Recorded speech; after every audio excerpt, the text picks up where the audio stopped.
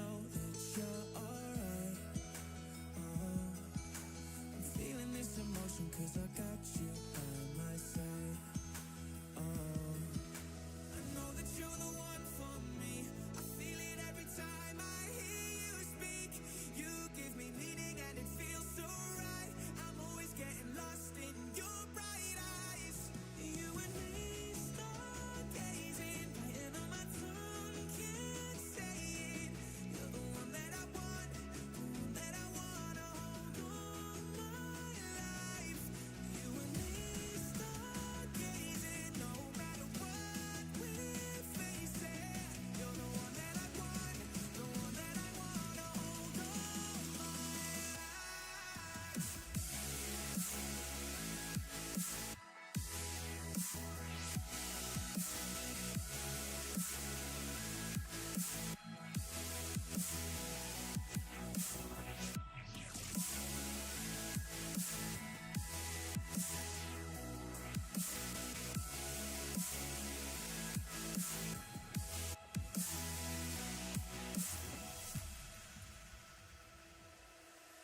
Every moment that we share feels like paradise. Oh, I see our future shining. It's a love that never dies. Oh, I know that you're the one for me. I feel it every time I hear you speak. You give me meaning and it feels so right. I'm always getting lost in your bright eyes. You and me stargazing, biting on my tongue, can't say it. You're the one that I want, the one that I wanna hold all my life.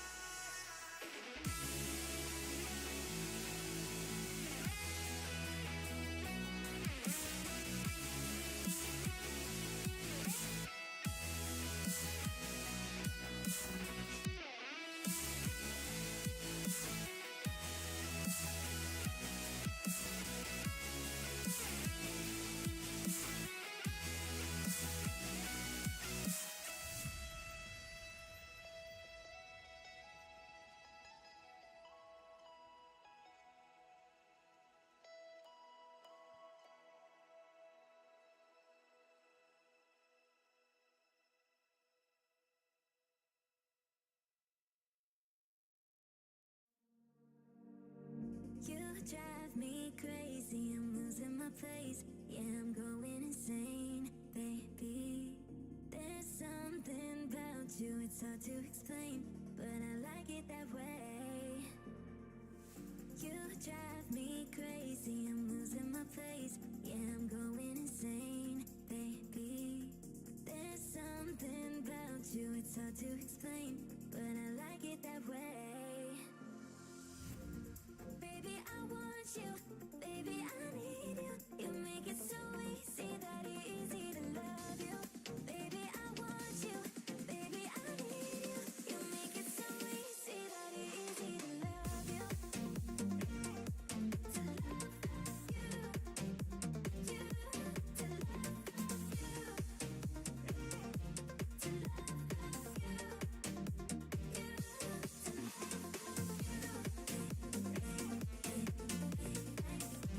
you.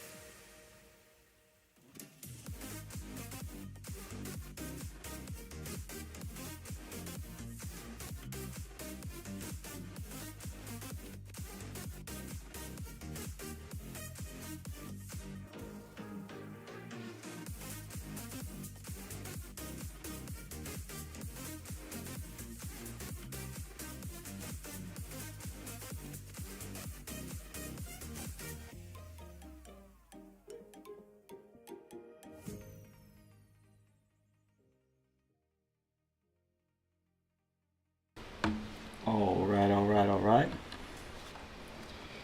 Hello, hello, hello. Alive. I'm still alive. I am. It's been a busy last week. I'll be honest, there was like a chance last night I could have went live. Chance the night when we got home from Tulsa that I could have went live for a couple hours, but the boy was tired, so I did not go live. I passed out.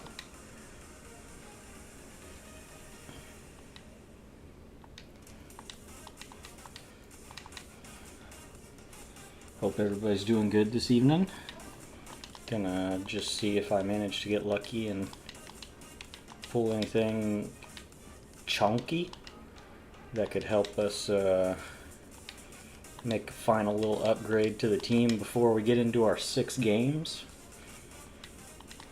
I always seem to have something going on, or I'm working and slap in the middle of the weekend classic, and I have to like play all the games in one night, play them in a couple nights, something like that. It is what it is, man. Hoping for a few quick ones this evening. I am in a lower division, so either going to run into some all-star demon playing on low Hall of Fame that beats my Badussi in 17 different directions, or maybe I'll be the one doing some beating. You never know. I don't find it real likely since I haven't played much in a week, but we shall see.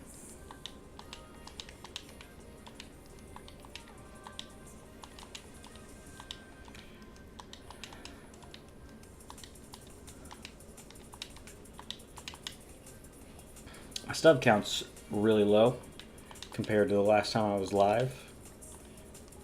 If anybody's got any ideas on why that is, what possibly could I have done? Could I have locked in?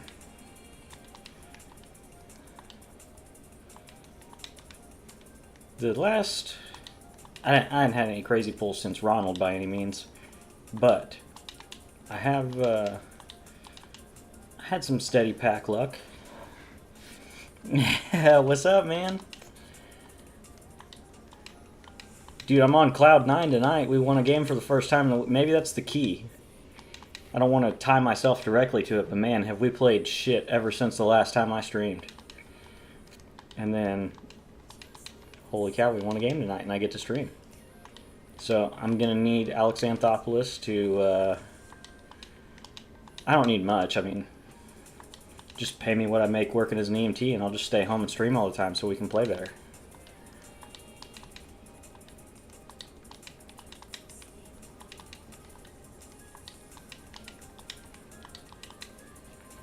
How are you doing, Jupiter? You've been having a good week? Man, it's been like literally a week since the last time I went live. Me and Tricky been texting back and forth during the shit show.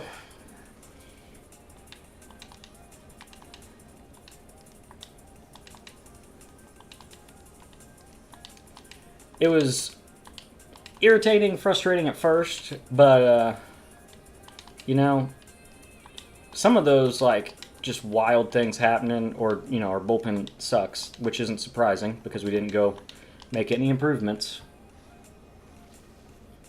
Okay, like I said, call AA, have him hire me as a, I don't know, morale consultant, and I'll dress up like Blooper and stream every day we play if I have to.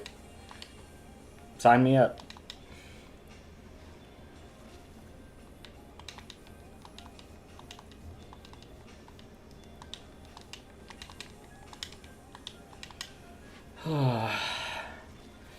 It feels so sad, my stub count being that painfully low. I just pulled the same guy twice.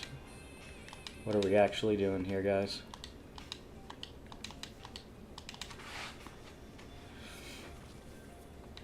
Yeah, I'm gonna be honest, man. I stopped watching after like what series was it even? I'm completely blanking now. It's like a childhood trauma that I've just blocked out of my memory now. The last week of piss poor baseball. I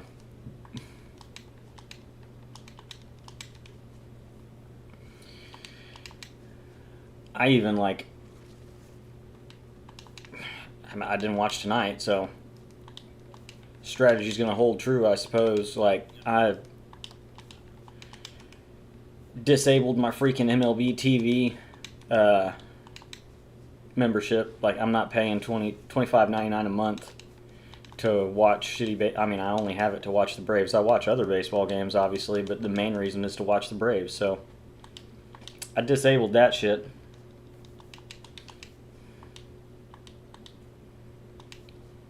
Do a little warm-up on Legend and get into a game.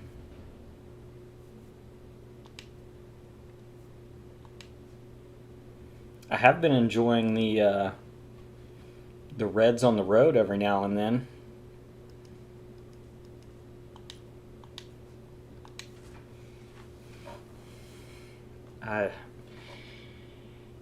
I suppose we can just get into talking about it since you're here already. The most frustrating part is that our starting pitching's been awesome, and at times our offense has been there. So I don't understand where the disconnect has been so much.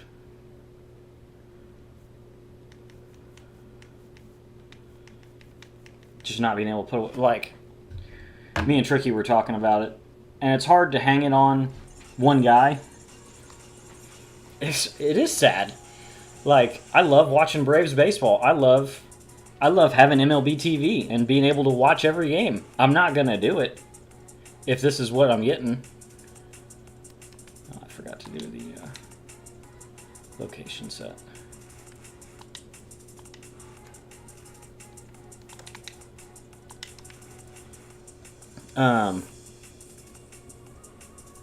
But the first Pierce Johnson loss, where he spikes the curveball in the left-handed batter's box, and we lose on a pass ball.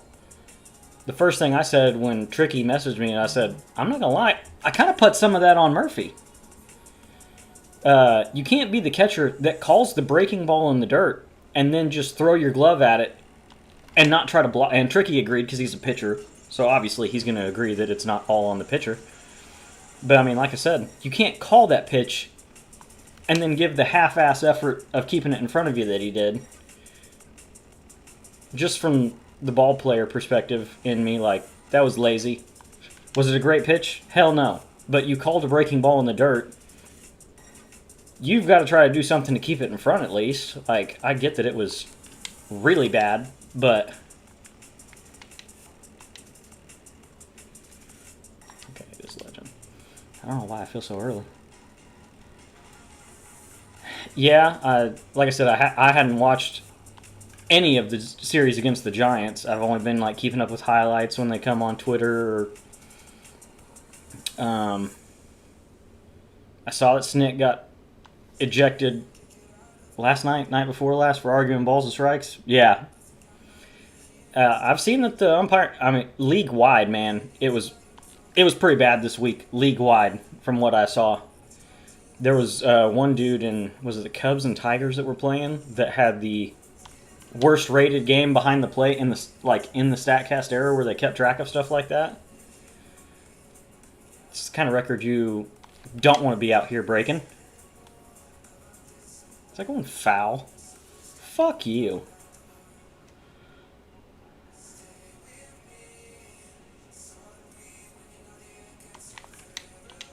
Okay, man. Could we fucking start squaring some up in fair territory, maybe?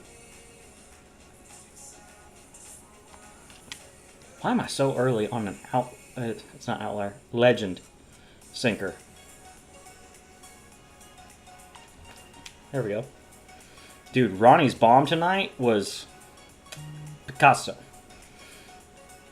Right center, Oppo, Taco, and he hit it, like, no doubt about it, pimped it right off the bat. I was like, That's the thing of beauty. You love to see that.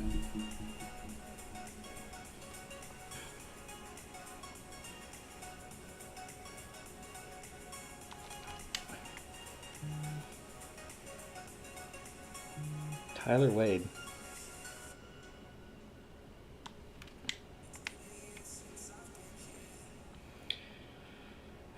Yeah, man. Back to saying it's sad to hear me say, but I'm kind of the same way with my college football team. Like, I let how OU performs eat me up and ruin my mood sometimes, and the Braves have been doing that to me lately. And so, if it's just a number on a score bug that pops up, every now and then on my phone, it bothers me a little less when we play like shit. So I guess if this is how we're going to play this year, I just need to not watch MLB TV.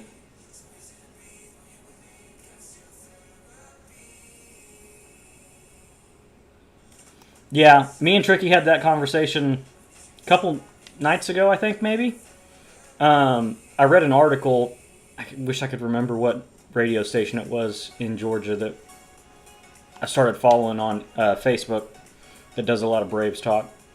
And the guy basically said, there was no world coming into this year that Snitker was in the hot seat, barring like a 18 out of 20 streak of losing games, and that's what we're in the midst of right now.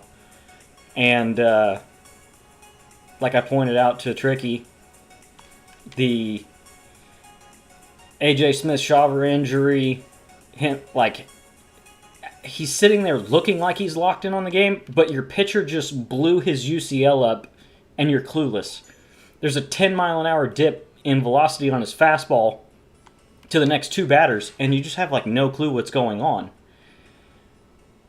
And the point that I made to Tricky about me finally kind of being on board with cutting ties with him, Ronald's a former MVP. We've got former All-Stars all over the diamond, Gold Glovers, Silver Sluggers, guys who are top. I mean, I'm a little biased because we're Braves fans, but I think we have quite a few guys on our roster that are top 5 at their position in the league, especially when they're at their best, which, granted, nobody's really at their best right now except Ronnie and our starting pitchers, but like you said, how in the world is this passive manager not lighting a fire under superstar caliber talent up and down our lineup? Bullpen problems aside. So, I'm kind of on board with cutting him loose, which sucks, because he's a career Braves franchise guy, so I hate for it to end so poorly. And bringing Freddie back to coach third base was just a weird choice. But another great comparison I saw, they talked about the year that Freddie got fired and Snit got hired. We started the year off fucking 9-28 or something. Or maybe it wasn't quite that bad, but we started the year off bad. We fired Freddie, and then Snit had an almost 500 season the rest of the year, and it was like splitting the season into two completely different seasons. And it was like building into the next year. If we're going to be shit and miss the playoffs, could we at least build towards next year at this point?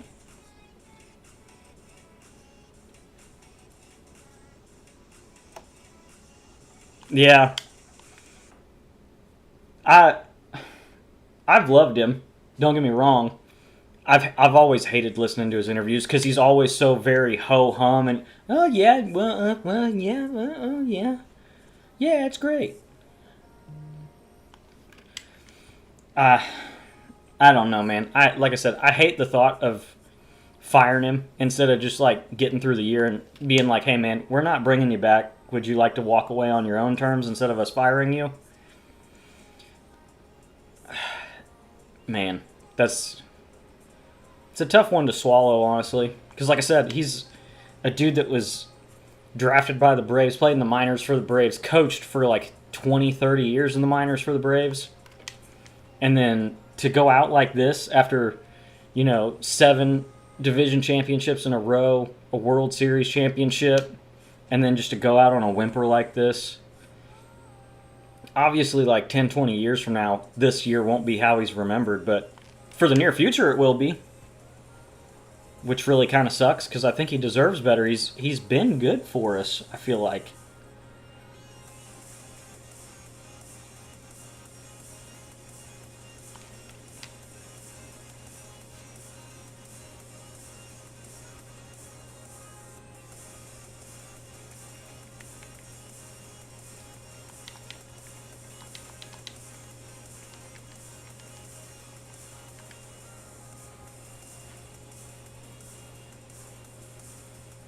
stinks. I saw a post on Twitter where somebody was criticizing Riley getting interviewed after the loss yesterday to San Francisco. And honestly, he said all you can say. Like, there's no way to explain the bad luck that we've had with, like, pass ball losing a game. An error in the fifth inning yesterday was the difference in the game. It broke a scoreless tie, and then we never put up any more runs, and that was they didn't put up any more runs either, but that was the game. Ozzy's error on a tough play in shallow right field ends up being the difference maker in the game in the fifth inning. Like, the Diamondbacks, that was a tough series as well. Merrill Kelly threw like the best game of his career. Like, what are you going to do that night? You can't hold that against us. There are so many freaking highlights of dudes throwing no-hitters that pop up that are against the Braves, and I'm like Randy Johnson's perfect game, and it's just like, why? Why in the world does it have to be us?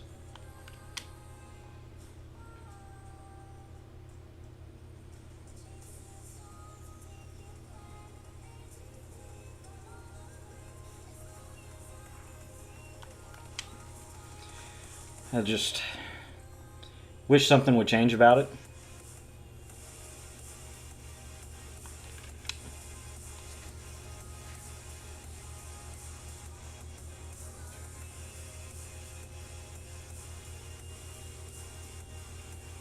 But like me and Tricky talked about a week ago, before June started getting rolling good, we've dug ourselves into a hole that it's crunch time now.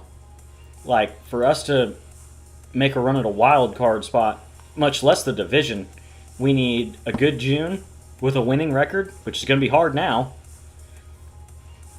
And we're going to need a good or great July to make up any ground. Fire sale, shut the fuck up. I will say, I brought it up. I think Jupiter just dipped out of here for a second because I saw my viewer count go down one. But honestly, man, I feel like one of two options is a must at this point for us with how poorly we're playing. And I'll explain it, but I'm going to throw it out there and see what you think first.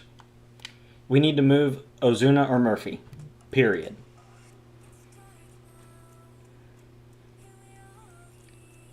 Crazy to say move one of the best hitters on your lineup for the last few years. Especially he was hands down our best hitter last year when Ronnie was out. But he hits free agency after this season. So if we don't have an intention of re-signing him and the season's going the way it is, we don't need to keep him. And then what does that do? That opens up the ability for Murphy or Baldwin to DH when they're not catching. Then you fix the problem of not being able to get both of them in the lineup on the same day. Or, if the intention is to bring back Ozuna, because he's still kind of a bit untouchable across the league after, the domestic situation and the DUI, then move Murphy. It's time to move Murphy. And I don't know what we do backup catcher-wise. Maybe we move Murphy and get another young catcher who's not developed. I know, because we extended him the moment we traded for him. We extended his contract like 3 or 4 years. Before he played a single inning as a Brave, I'm pretty sure we extended him. Which I think is through next year, or 2 years from now. I don't know. But Drake is also content. Imagine what we could get for him. If somebody wants a former all-star gold glove catcher that needs to fill a hole at catcher, if we sit here for a little bit and think about it, I'm sure we could think about, teams that are looking like they're making a postseason run that need a catcher. It's tough.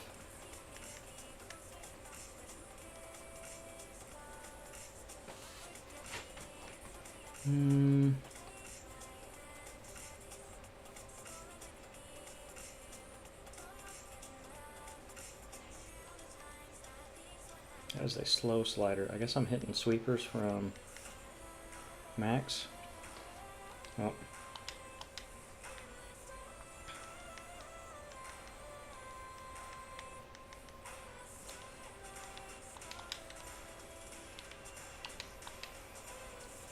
did it do that again? Like I said, I know it's tough, and it's kind of tough to even think about the scenario where you're moving Murphy, but brother, Drake's playing too good not to be the everyday catcher. So now you're overpaying Murphy to back up, relieve him. Well, and then like you and me talked about the other night, I really didn't like seeing the catcher call a curveball in the dirt and then throw my glove at it instead of dropping to my knees and trying to... That's the winning run on third base. You got to smother the shit out of that thing.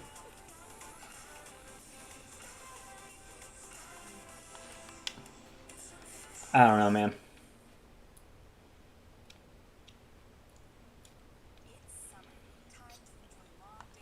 I don't know about Sale moving because, granted, he's turned around.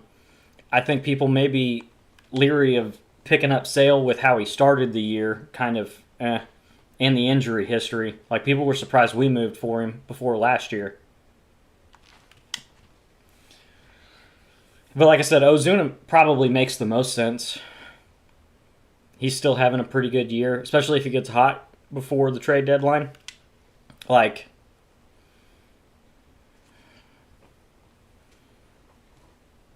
if we're not planning on signing him this next offseason, why on earth would we keep him in that slot in the batting order when you could be letting Drake and Murphy just continue to hit, and then maybe Murph works out of a bit of the funk that he's worked into the last month?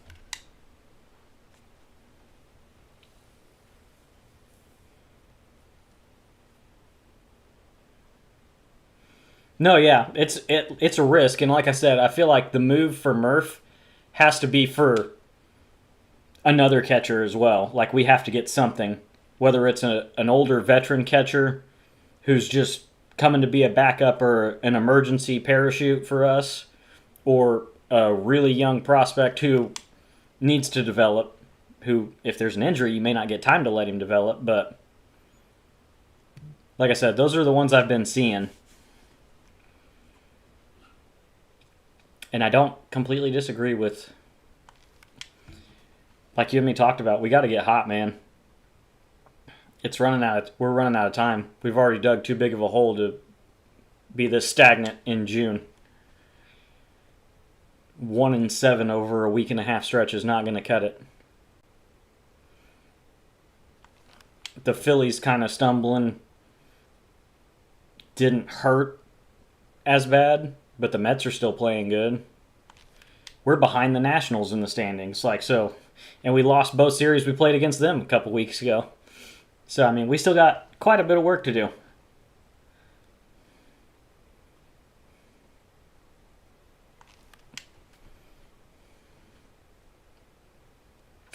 Just a real pickle, Dick.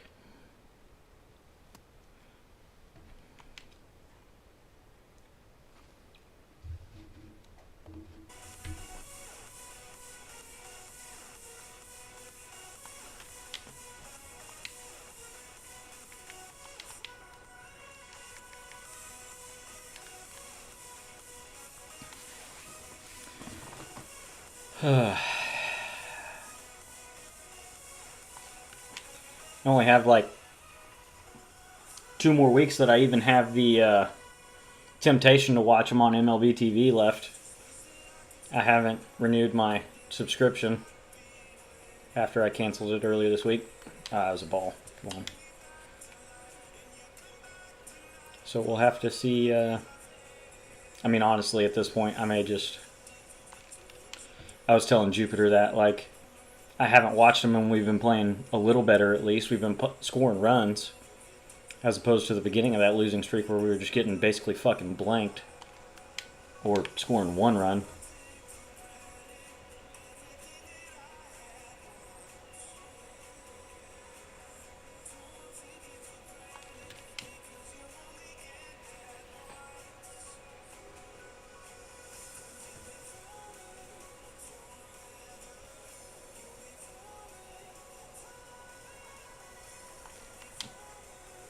What was a strike? Okay. I was pretty tempted to take that. I fucking would rather do this against a Slider than the sweeper. Okay, there we go.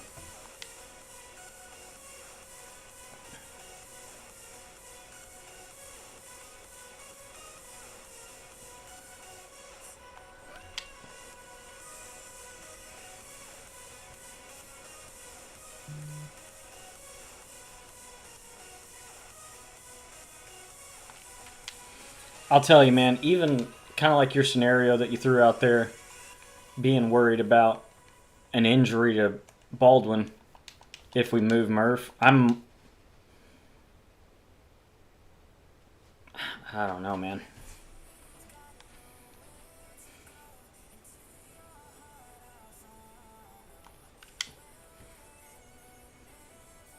Like I said, if we have no intention of re-signing Ozuna or lowballing the dick out of him, where if anybody else makes an offer at him, like, he's proved over the last 3 years at least that non-contenders could go out and throw some money at him and he'd be a quality DH for him. Kind of like people have been doing with Jorge Soler the last 4 or 5 years. Like, he hadn't been picked up by any playoff contenders, not one time. People could argue the Giants the last year and a half, but they also played like shit and never sniffed a chance at the postseason. And so if we're not gonna try to re-sign him, I feel like it's the one thing we could. He could improve almost any lineup you plug him into, because like we talked about the other day, he's, other than Shohei, I think he's the best DH in baseball.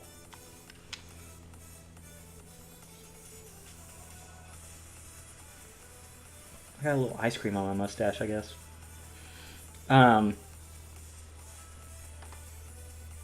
Even if we start playing better, I don't think it's a bad move, because we could probably get something good for him if we moved him.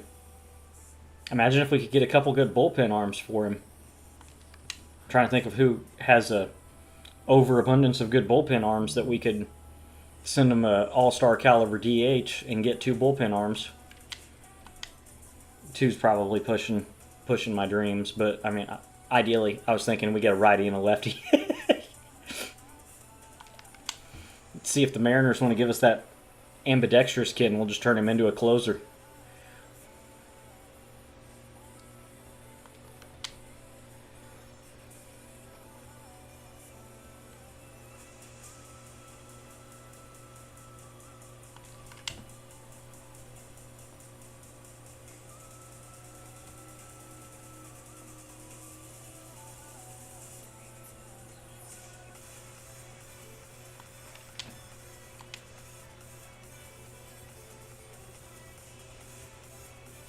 By the way, if you haven't been doing it, I wish Jupiter was here.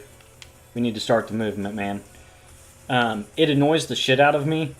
I know he's started more of the games, but when you go to do the All-Star voting, that Murph is our candidate that default shows up instead of our rookie that's hitting over 300. And so every time I vote every single day. I write in Drake Baldwin at catcher instead of Murphy. Because honestly, he's still leading the Rookie of the Year race, in my opinion. So why in the world wouldn't he be the starter for the NL? I'm trying to think of who's got a catcher in the National League who's having an outstanding year this year that you could justify him needing to be over Baldwin. Which, I wouldn't doubt it, even if he's a substitute late. I know it's kind of tough, unless you're playing a lot of nationally televised games and they're starting every single game, to get a rookie to make the All-Star game just off of merit alone. I was thinking about it yesterday, I think, while I was at work. Kind of need Ronnie to get carried by namesake, which granted, he's playing really well, but that may help. I think Tatis has cooled off really hard the last week or two. There for a while, there was like 4 big names who were all pretty hot, especially once Ronnie came back and started his tear. But Corbin Carroll's having another amazing year. PCA has been playing like his hair's on fire since the year started, and Tatis was playing amazing. And so Ronnie came back from injury and was like 4 out of 4, Which, granted, I know starting in the All-Star game is not everything, but... And honestly, Ronnie may turn it down now that I think about it. After coming off the knee injury, and him... he came out in an interview, like, right before he came back, or right when he came back, I don't remember which, and said he was going to steal a lot less bases now, trying to stay healthy and avoid basically the Mike Trout disease. Too many lower body injuries, and all of a sudden our speed's just going to be used for doubles, I guess. We're not going to be a threat to steal bases, which kind of sucks. But with him saying that, I wouldn't be surprised even if he did get selected to the All-Star game, even as a starter, if he turned it down and said thank you but no thank you. Or if he, you know, obviously accepts it but says, yeah, I'm not going to play. And so he suits up, comes to the stadium, especially since it's in Atlanta.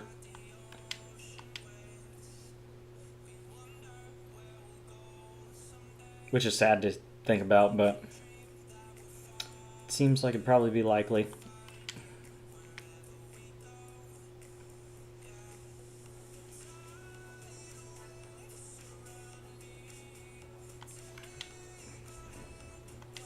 Okay, let's hit some breaking balls and then get into real gameplay, which could be rough because I haven't played ranked since the last Weekend Classic and Hall of Fame.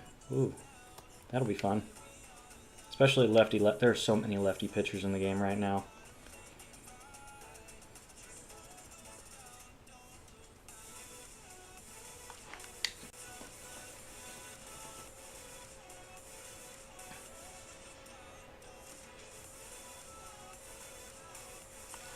That was a ball.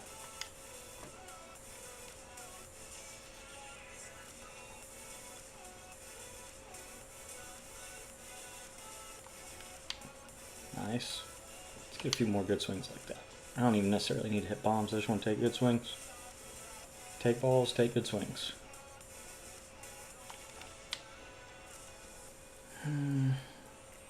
Not great. Felt like it should have been better than the result I got there. But that is the launch angle of MLB The Show.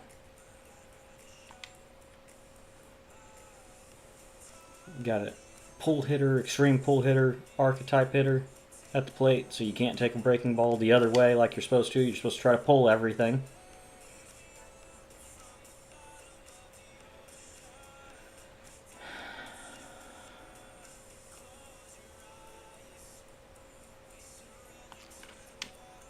Really good swing there. Yeah, we may end on that.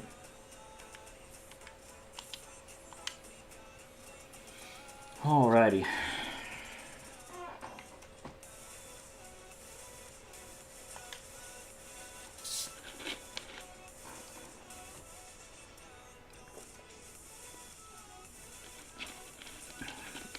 Alrighty.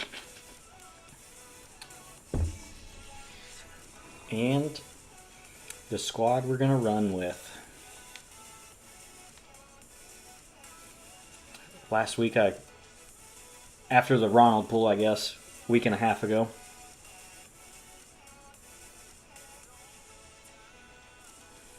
Yeah. That's what me and Jupiter were talking about. I don't know if you saw it, but... Well, I think maybe you and me were texting about it. If he can't light a fire under a former MVP, Gold Glove winners, All-Stars, Silver Sluggers, like, we've got talent top to bottom in our lineup. Rookies of the year. Our starting pitching's been fine. Like, if he can't light a fire under them and start winning some games, he's not the guy. He's been fine, and apparently our talent's just carried, but it's looking like he's not doing a great job of managing right now. We've been making piss-poor decisions with the bullpen. We've been giving guys multiple chances to fucking lose us games. Pierce Johnson goes out. And I understand you want to try to let guys get their headspace right after a bad outing. But Pierce Johnson spikes a curveball in the left-handed batter's box. Gets no effort from Murphy. and then he's the one that's out there and gives up the bomb to Chapman to lose the next day. Although our other option probably isn't much better, because then you got fucking Igloo out there throwing bullshit-ass cement mixer sliders that just get hit into another fucking zip code. I don't know. I don't know what the right answer is with the bullpen. Other than maybe go fucking sign some people in the offseason. That'd be great.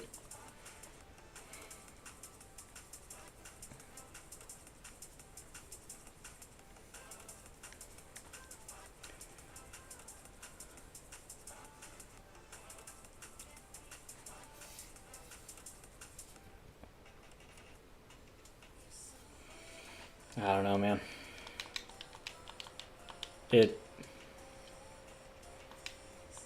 It is what it's going to be. So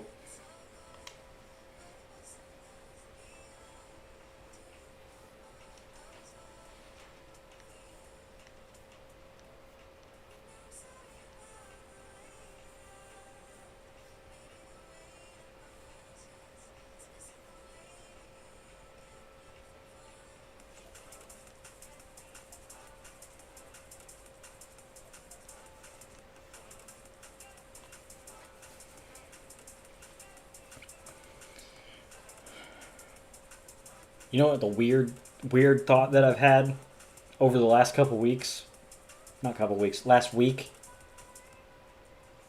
Who do you think they appoint the interim manager if they do fire Snit?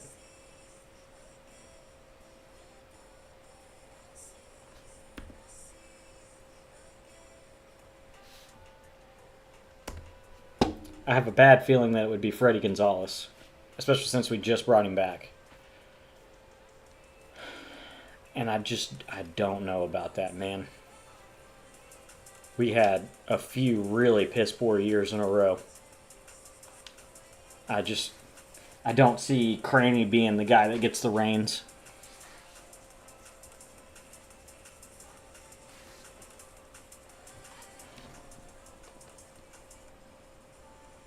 Yeah, it was nice.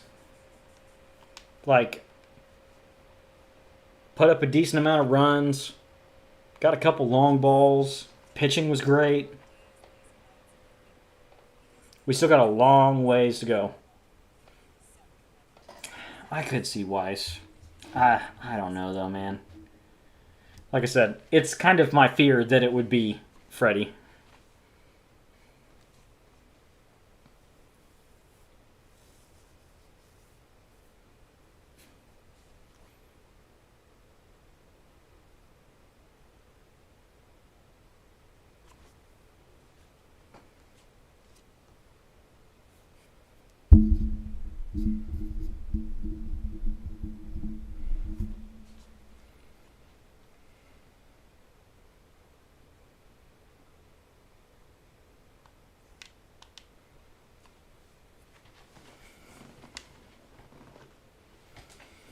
We'll just have to see, man. Like, in an ideal world, let's just start fucking playing better baseball. How's that sound? Wild thought.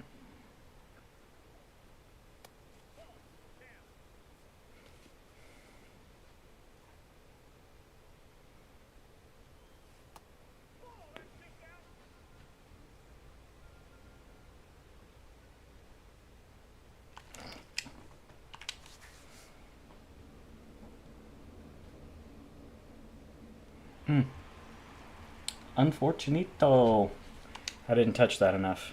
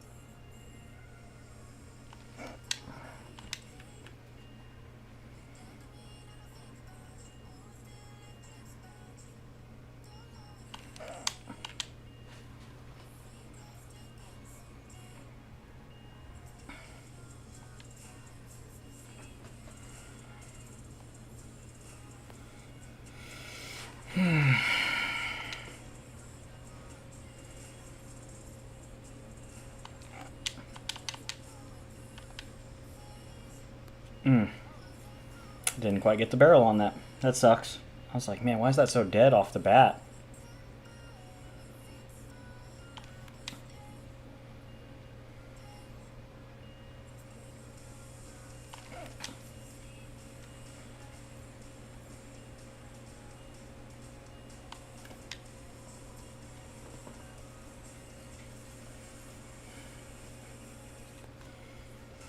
Alright, an early run's nice.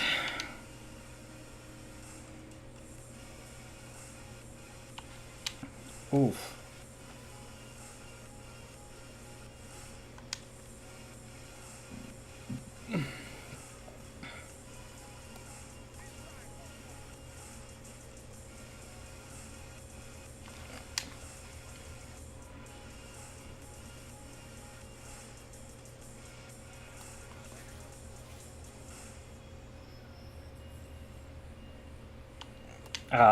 You gotta let that go.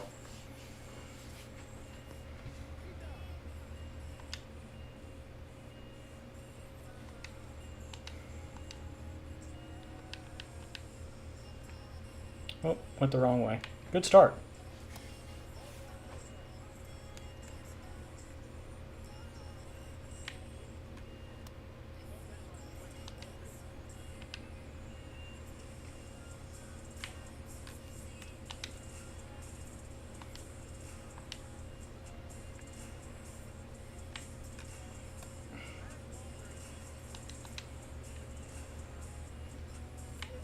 Pinpoint is lagging already. That's fantastic.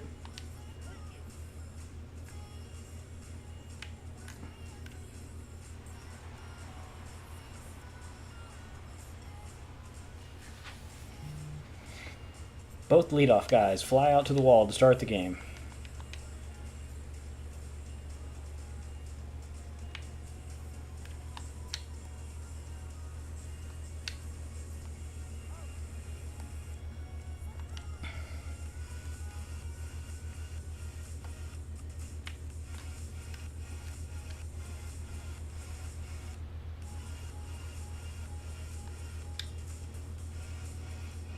Guy's gonna swing. We like it.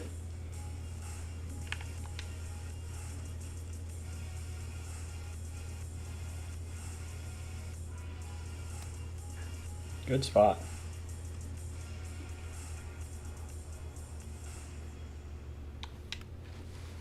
Okay. He hadn't thrown that for a strike yet, so Screwball's going to be an auto take for a little bit after this. He hadn't thrown a slider near the zone either. Too geared up for a fastball. It definitely feels like I haven't played online in a week. Ambush helps. And it's barely touching the ambush zone. Goodness.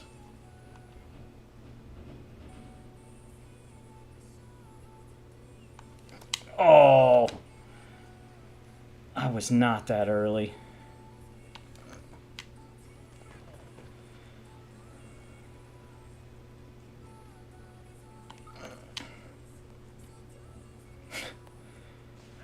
Good Lord. Auto dive, double play. It's good to be back. It's good to be back.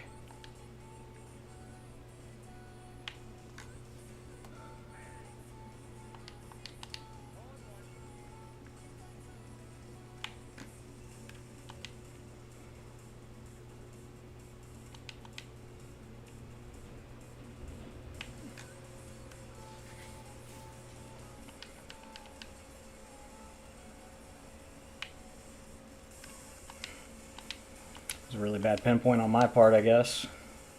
I didn't feel like it was that bad, but it sure hung. And, whew. Okay. Yeah, I was gonna say, that was a fucking ball, brother. Guy swung at every pitch I've thrown so far.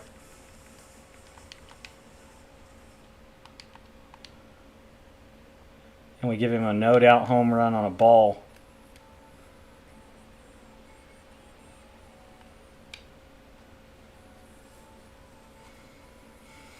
It kind of feels like that's how this is going to be anyways. I'm going to have to string a few hits together for me to get my runs. And I'm going to deal with the fucking bullshit home runs anyways.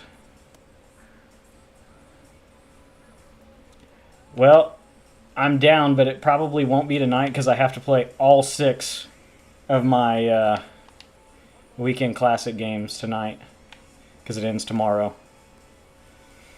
But I do have it downloaded. If for some reason I blow through 6 games really fast, I'm down. Otherwise, it'd be tomorrow night probably that I would hop on with you.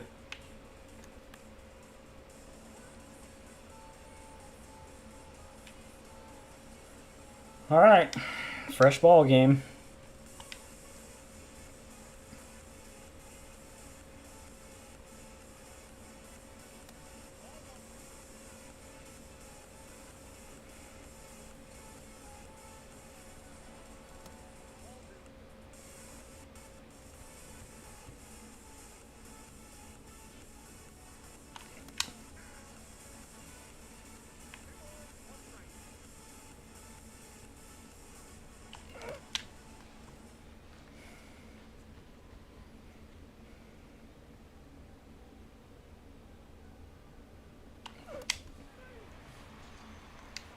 Is there a hole in my bat?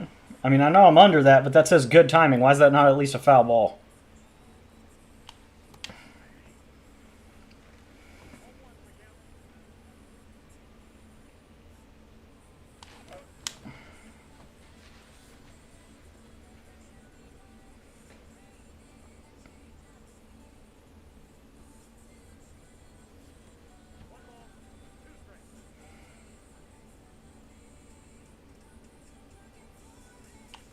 God, I'm not seeing his slider at all.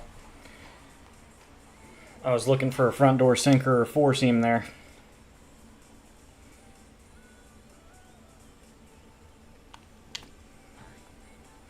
I thought that looked like a slider. Good God, I'm all over the place. That's why I spent all my stubs to get him. Ugh. Lovely.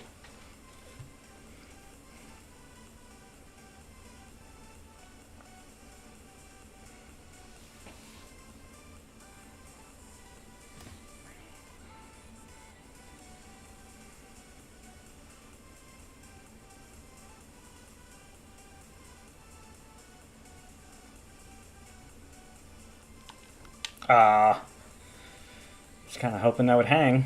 It didn't.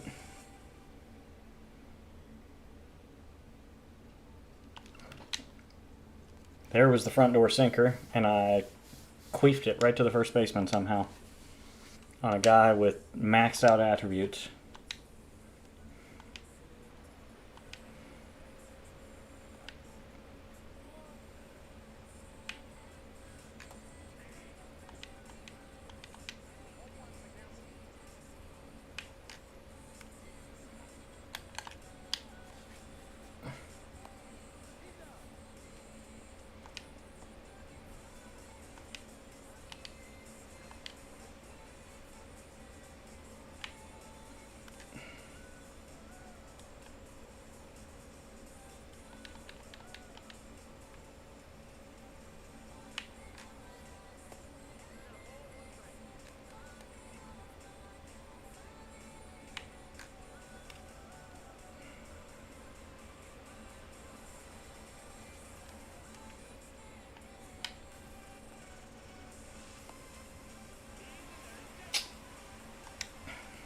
Tough. With a capital T.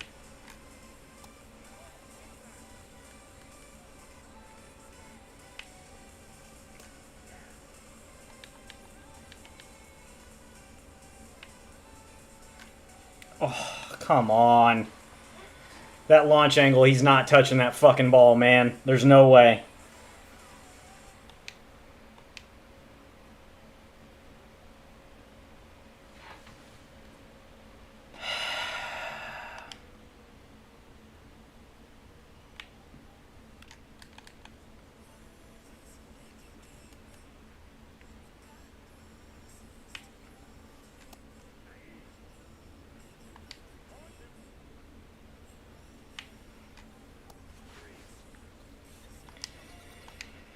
I have not been pitching good with the meta pitchers so far this year.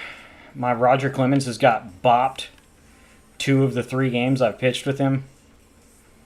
John Donaldson always seems to get, like, even if I win the game, he gives up a ton of runs. I don't understand.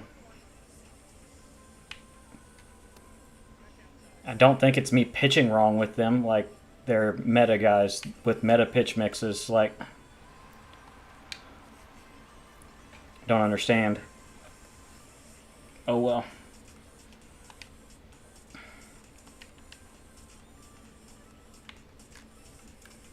Dude.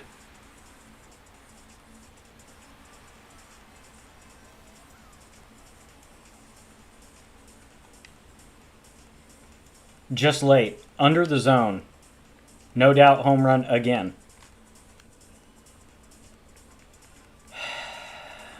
And I'm sick of this shit, man. Can we move on from this fucking bullshit where we literally just run an outfielder to bunt? It's like Juan Pierre's back in the fucking game. And he got a fucking base hit anyway. So just swing the fucking bat, you stupid cunt.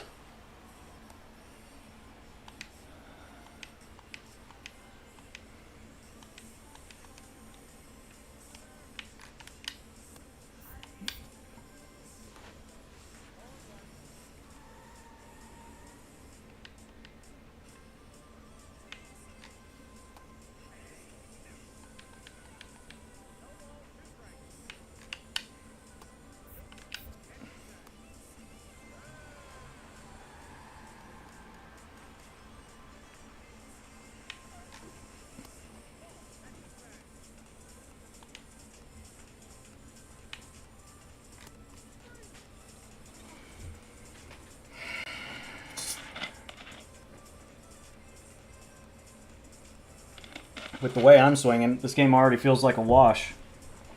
5 runs is going to be a miracle for me against fucking screwball throwing Satchel Paige.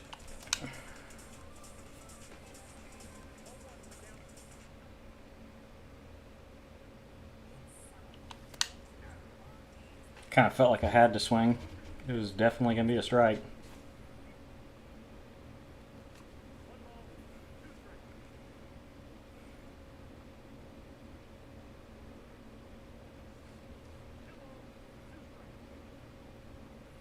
Rough pitcher to face the first time I play ranked in 2 weeks. Outlier fastball, low 80s, upper 70s screwball, slider, curveball, sinker, like, and off meta pitcher, if that makes sense, I guess. He's got meta pitches, and then if that had been a 4-seam, good God, to the moon, Alice.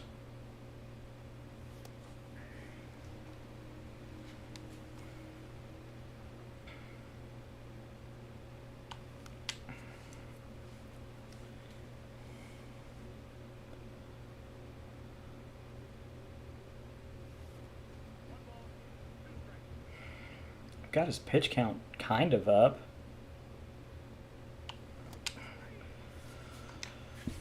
I don't think I'm that early, man.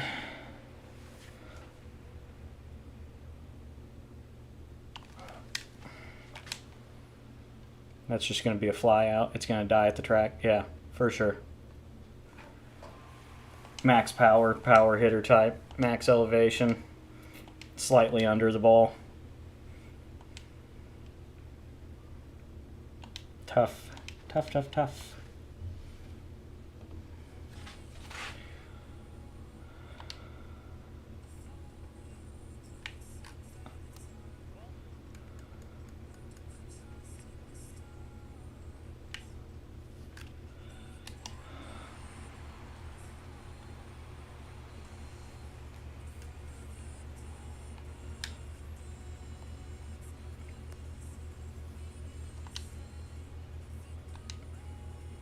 Where'd that miss? I mean, just as middle as you could probably get it.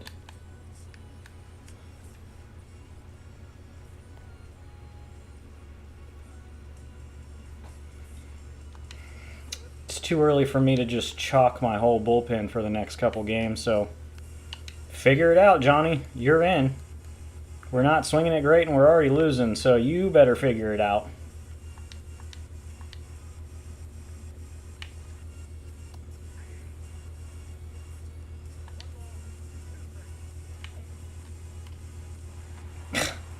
Early swing, and Jason Dominguez gets no fucking read on it.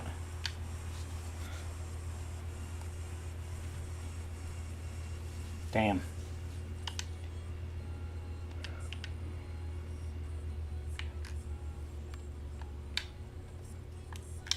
Too slow to get a double play. Well, we got two. I'll trade the run for the double play there.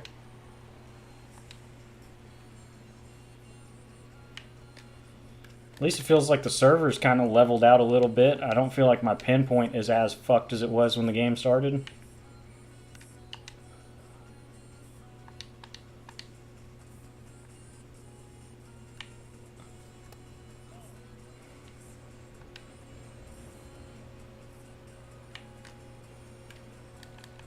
He's sitting back on forkballs pretty good.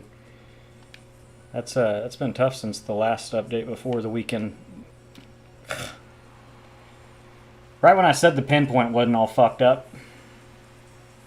Just couldn't have hung a fucking slurve any higher.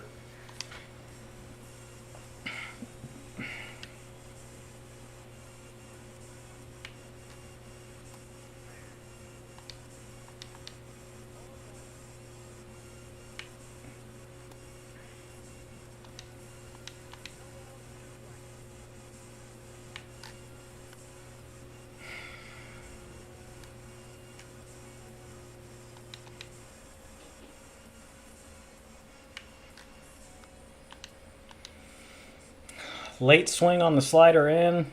Gets a foul ball and a slider in the other batter's box. Man, John, you fucking suck. You probably should have been the dude I replaced in my rotation. You stupid, worthless bitch. Home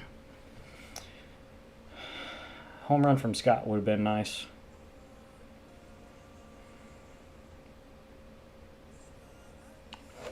Oh, I missed it. He threw exactly what I was looking for there, and I missed it.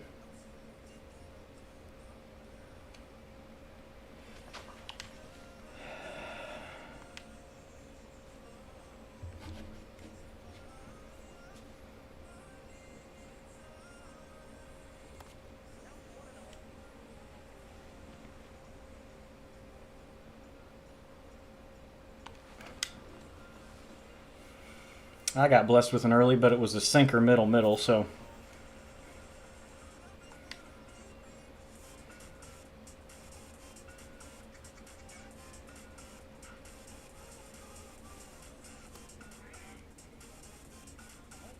Threw me a couple sliders last at-bat, and I struck out swinging. Okay. And we're going to pump fastballs this time.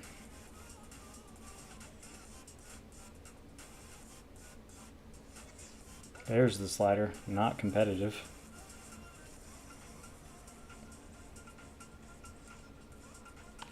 Good sinker. Awkward spot. I really wanted to take it. It was a strike, though. Damn.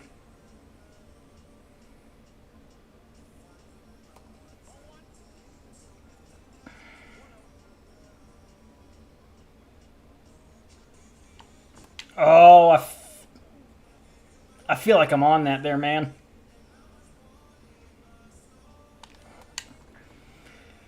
And then I didn't see that one well. I thought that was closer to being a strike.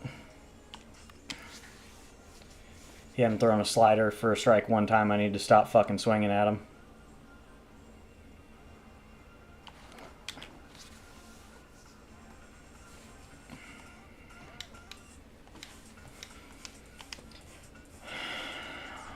Five hits, 2 solo home runs. Gil Hodges keeps going the opposite way on me, so let's jam him in a little, see if maybe that messes him up. And what do you know?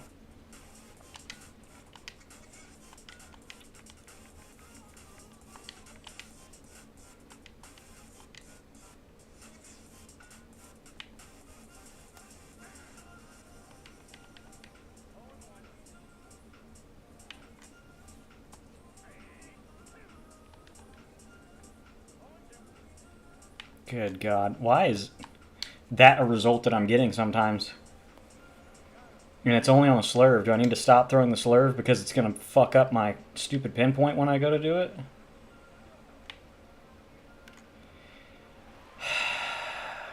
Early. Out of the strike zone. How fantastic, man. This dude isn't getting enough given to him. He's already beating the shit out of me. I feel like the fucking first scene out of Super Troopers. Pull over. I can't pull over any farther. Beat the shit out of him. He can't beat the shit out of me any... Like, he could. On cue, he times up a fastball away.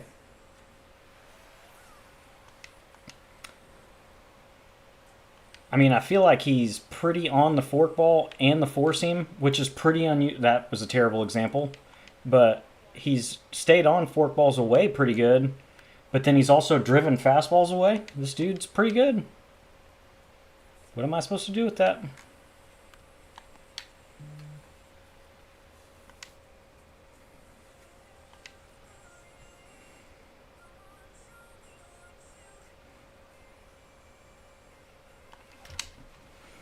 Well, it's a great debut for Corey Seager.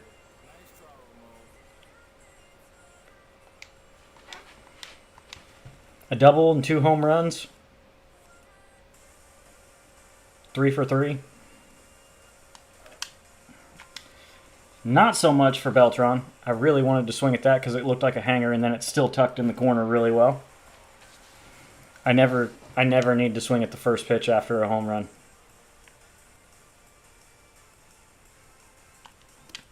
And he throws it below the zone. Yay.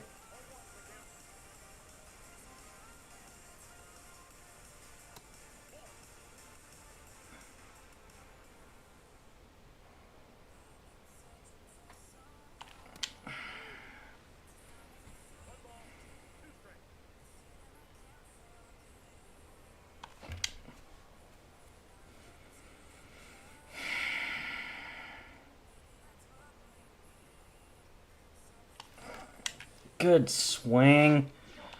He may not have bad ball hitter. God, that sucks.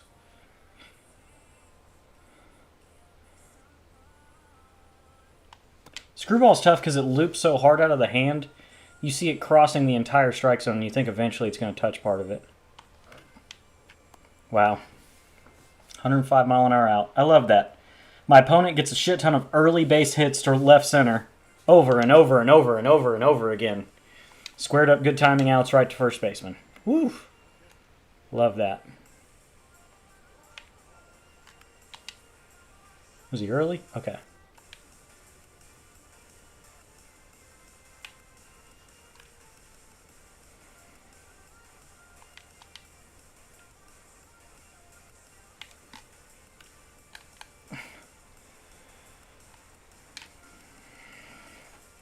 Scott Rowland freaking stuck in the mud somehow with 99 fielding at third base.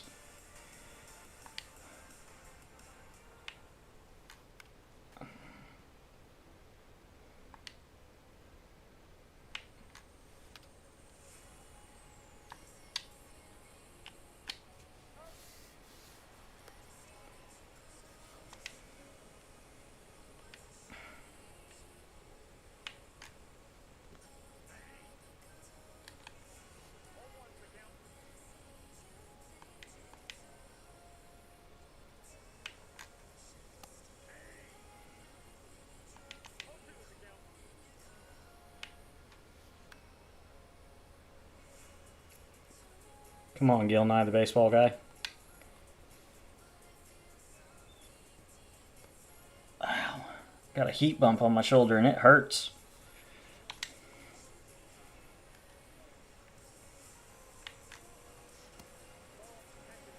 James Woods got 2 hits. No, he's got 1. Okay, I thought he had 2 hits off of me.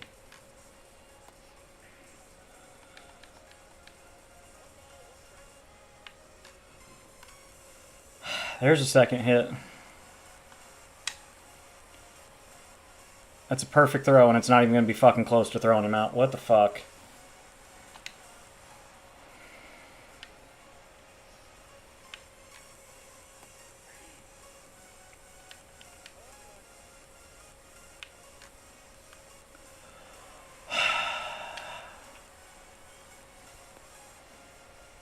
I love that that's a rewarding swing for him.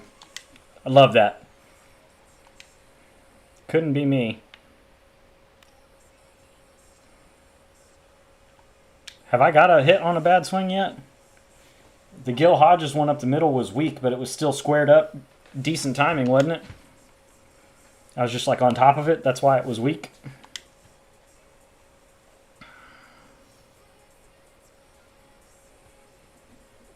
Please go to a lefty.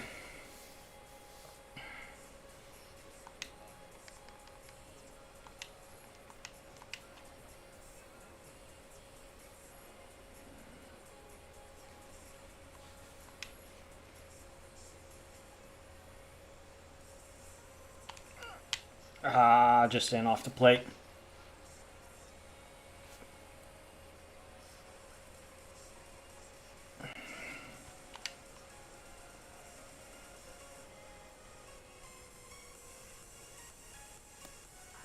Four seam down and in. That's a bold pitch.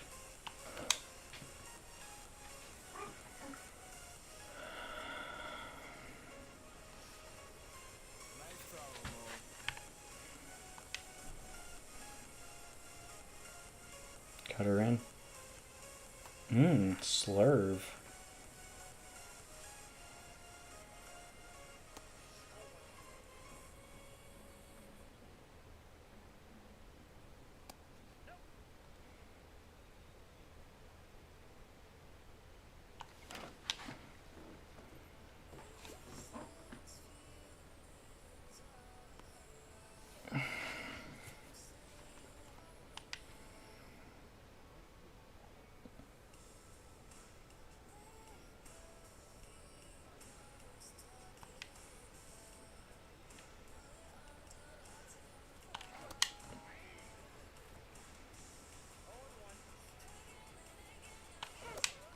Where in the fuck is that a swing and a miss?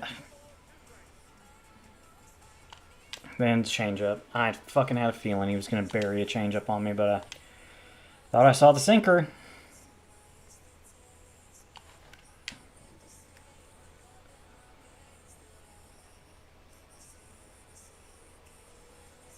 We're losing, so let's push it.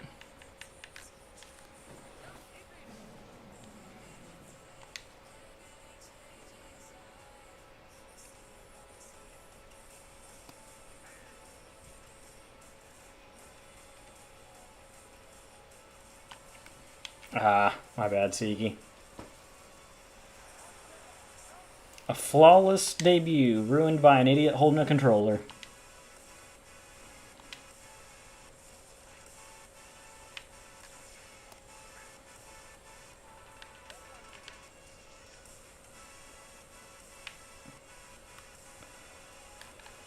Another early hit for Aaron Judge. How fucking great for this guy, man. Another ball as well. That's awesome. And I wonder why I didn't fucking play a single ranked game this season.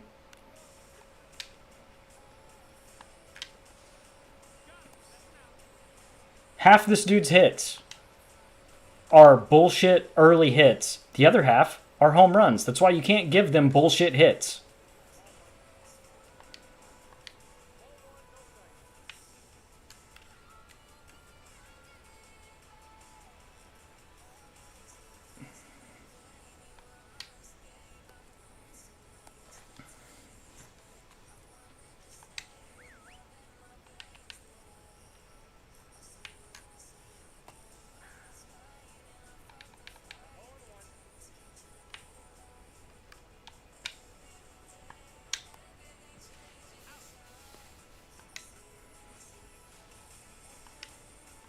Who's he got coming up? Beltran, Brian Roberts, James Wood.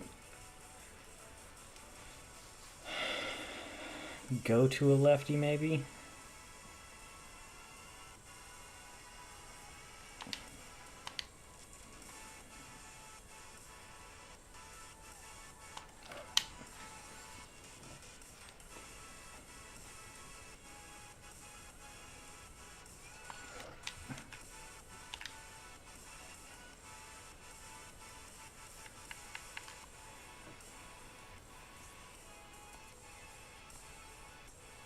This is the shit that I've brought up before where it's going to make me feel like I'm in it, making the game feel a little competitive, and it's really not.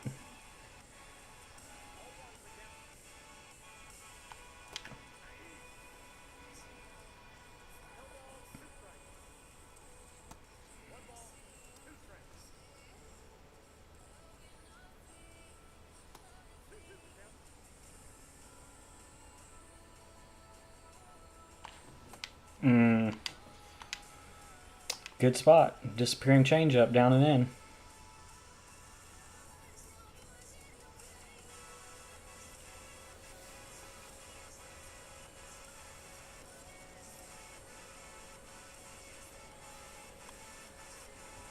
Another disappearing changeup guy. I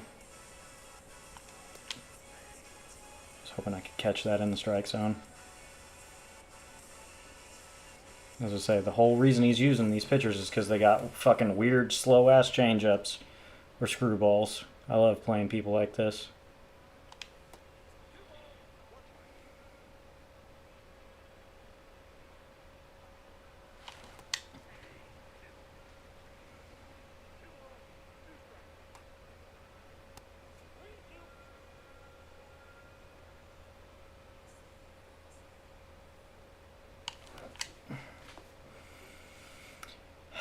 Just another perfectly placed pitch. That's awesome.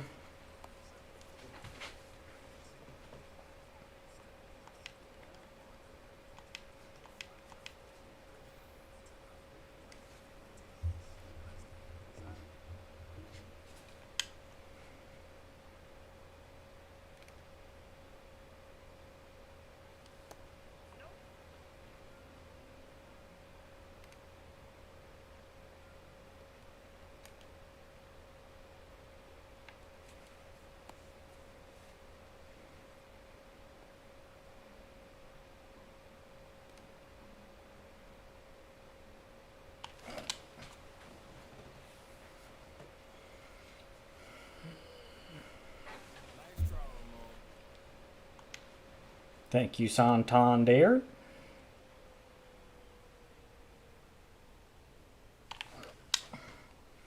Of course. Every pitcher in this video game is prime Greg Maddux. They're the best fielding pitcher that's ever existed. There's no ball that ever makes it up the middle. This dude has 5 more hits than me. I totally feel like I would be winning this game if it wasn't for the fucking... Nah, yeah, you get to stay out here. You're dead for a while anyway, so fuck it.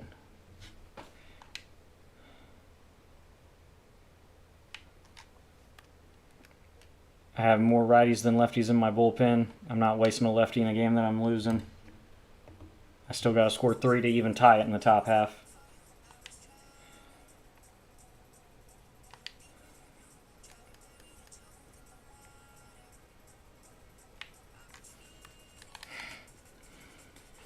All of his bad swings have either been hits or foul balls, man. That's tough look for a game. A whole game. Start to finish. There's been a lot of really bad swings. I've only got 5 fucking strikeouts on Hall of Fame. With outlier slider John Donaldson.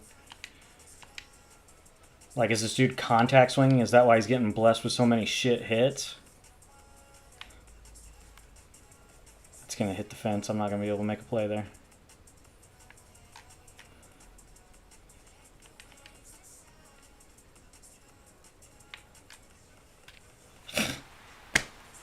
Perfect throw.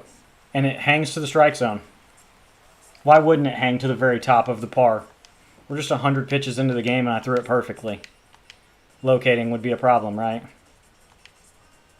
2 outs now in the last half inning. Like, I'm not wasting a pitcher here.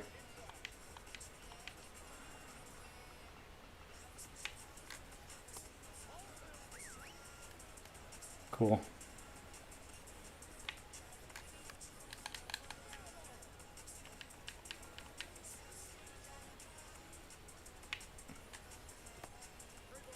Give him a check swing. He swung at fucking everything. Why wouldn't we?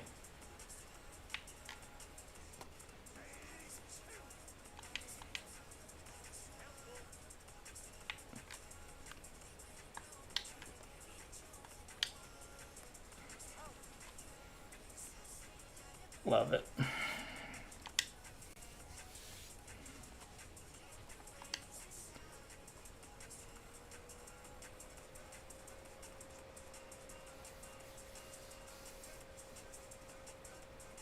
In spite of how poorly every RNG flip has gone for us this game, I feel like we're set up half decent for the next couple because I haven't wasted any bullpen arms.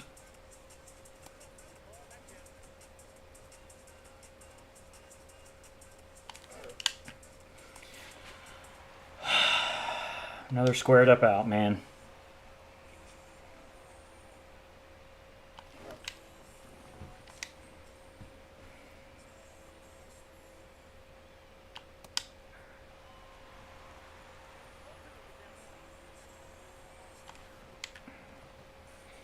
And I'm frustrated at this point, just fucking swinging at everything. That's great.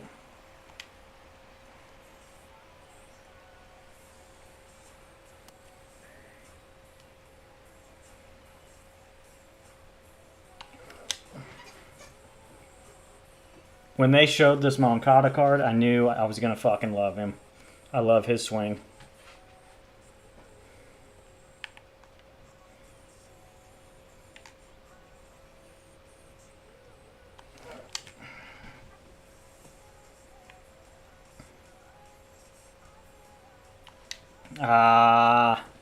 Don't get too excited because he threw exactly what you're looking for, dipshit.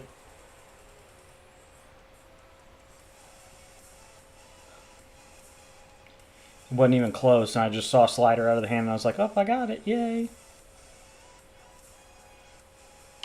I swung through that one. Lovely.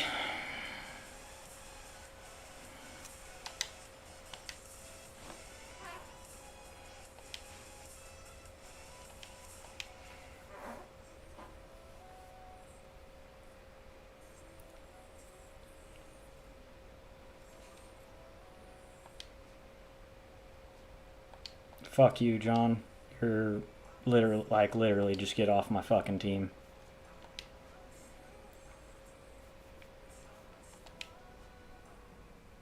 Yeah.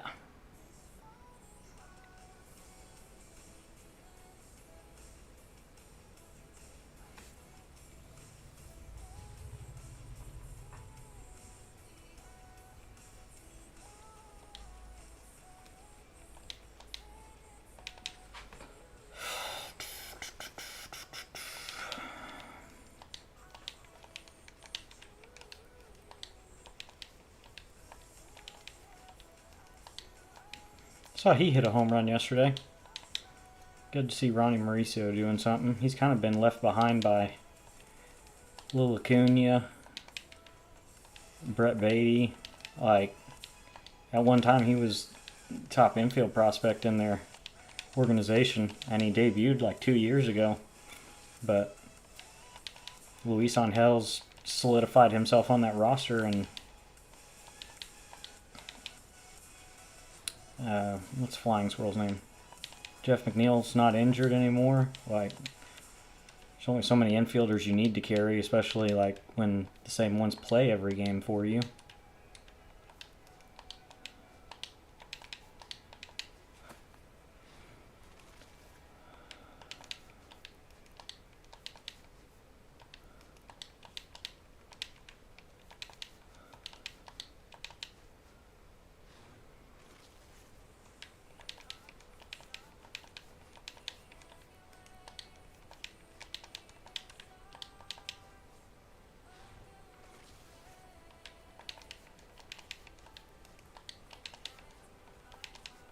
Tink Hintz.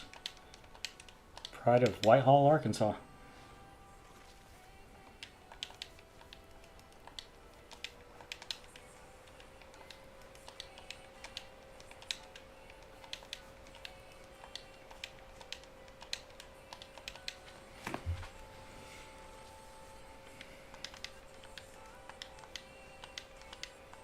Scroll down for the love of fuck.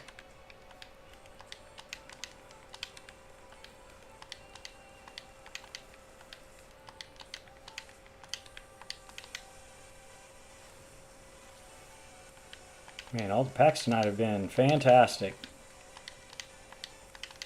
I got to do the 100-hit mini-season thing while my daughter was napping earlier. And got absolutely nothing out of that as well. I'd really like to get 5 wins to get both those packs with the new players in them. Make some money off of them. Have them for a collection that comes up Friday, but we got to win out to do that now. 5 straight wins after that performance doesn't seem likely.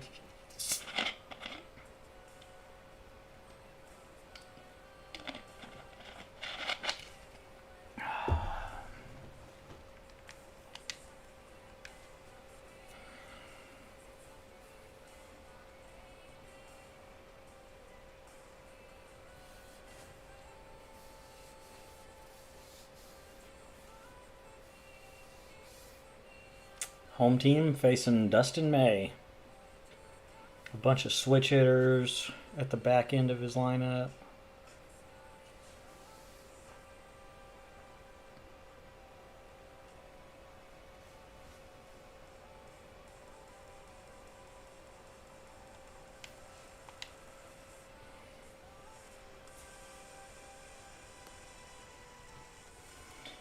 I just got to start and I just lost my first game in typical MLB The Show fashion to a guy that got like 6 or 7 early hits, and anything that wasn't an early hit was a home run. So that was tough going for game number 1, man. Not to mention he wouldn't strike out. Like I said, he got a bunch of early hits.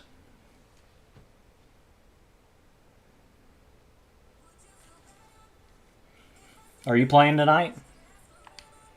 I know most people probably got to already get their weekend classic games in, but I had a birthday party for my niece and nephew in a different state, so I spent all day Friday driving to Oklahoma, Saturday morning at a birthday party, and then the rest of the day Saturday driving home.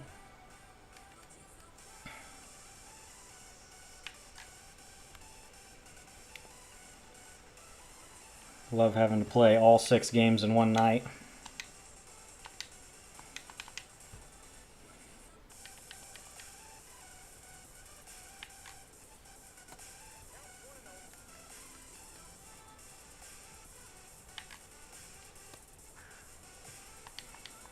I hope I like this Nate Pearson card.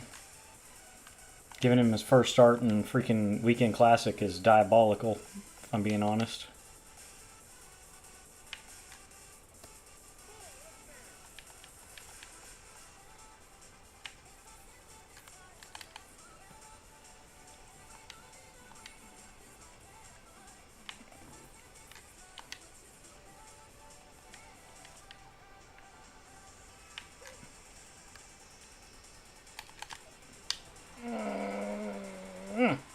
Wow, thank you, Gil. That's my second yellow throw tonight he's dug out for me because I'm too fucking anxious about the play that I'm trying to make. Not playing for a week was also not great. Didn't play anything for a week that had to do with this game, and haven't played ranked since the last Weekend Classic.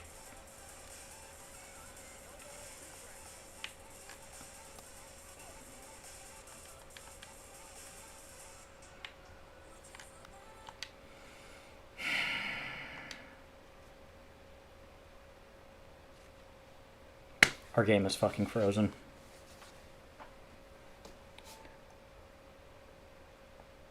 Brother, I have to win all 5 games to get this fucking Weekend Classic pack.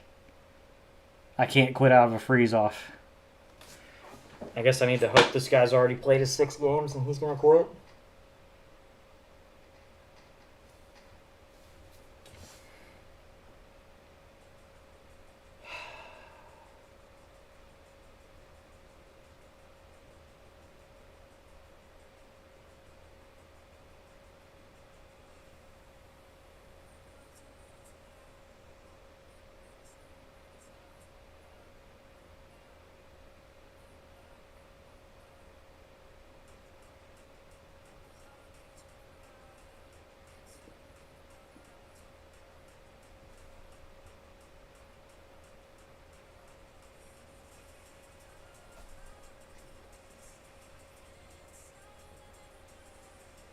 My pitcher's energy is cooked because I've thrown pitches.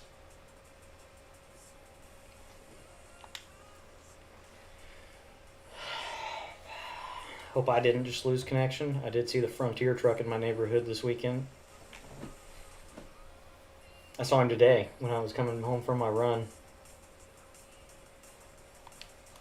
That helps us get through 6 games faster, too. Shout out to that fucking guy. I hope that wasn't one of his 6 games. It was one of mine. I couldn't afford to just back out of it, or I'm never going to get these fucking rewards I need. I have no stubs left after finishing collections. I can't get anything out of my fucking packs. We got a giant collection coming Friday that I'm not going to be able to do. Not putting real money into this game, so...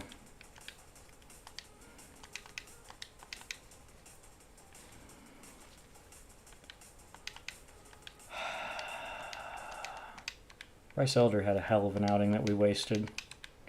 Yesterday, day before yesterday, I'm trying to remember what it even was.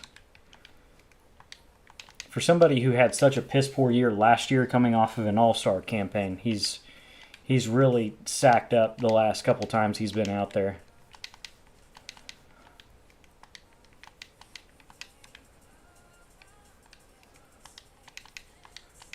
I mean, at least they're guaranteed golds, I guess, so that'll inch my fucking stubs up.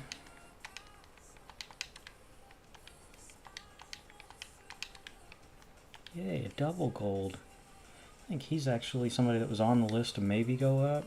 Framber just had a pretty good outing, I think. I don't have stubs to invest either. I really needed to invest, but I really needed... My lineup was so righty and switch heavy. Like, I really wanted to get Seager.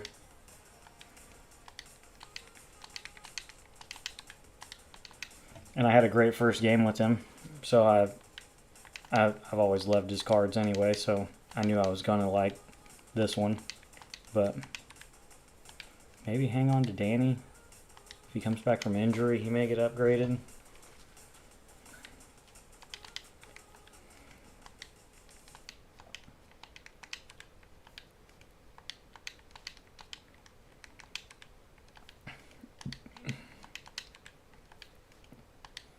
Hang on to Devers because he's been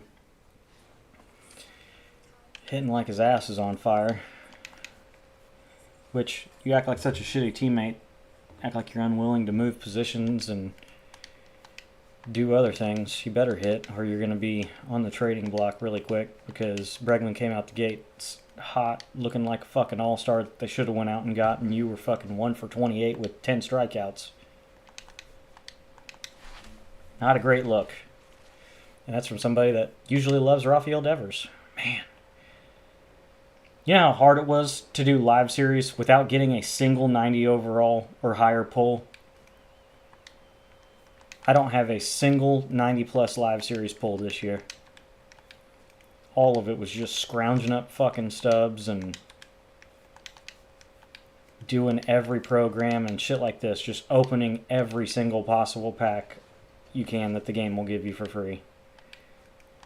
That's my pull out of the ballin' packs is 3007 Eovaldi.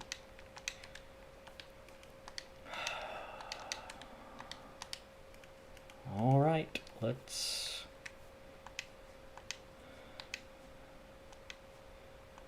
try to get another one going.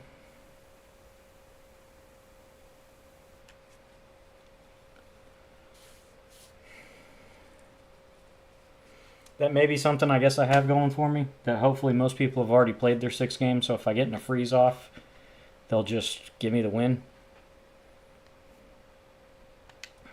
Go with Scooble, I guess, see how he does.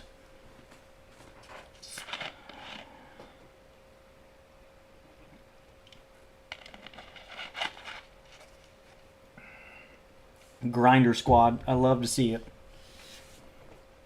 Awesome logo, too. The Philly Fanatics, the second best mascot in baseball.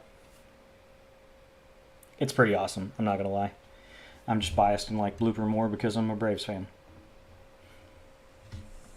The Philly Fanatic is objectively hilarious.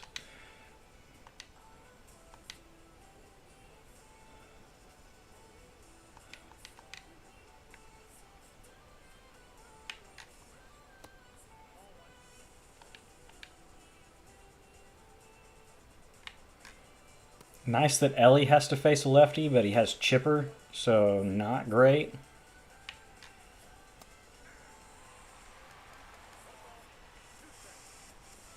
That was a really bad pinpoint.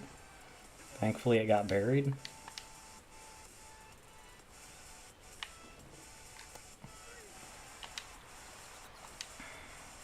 Brian Roberts is also worse against lefties, so that's cool.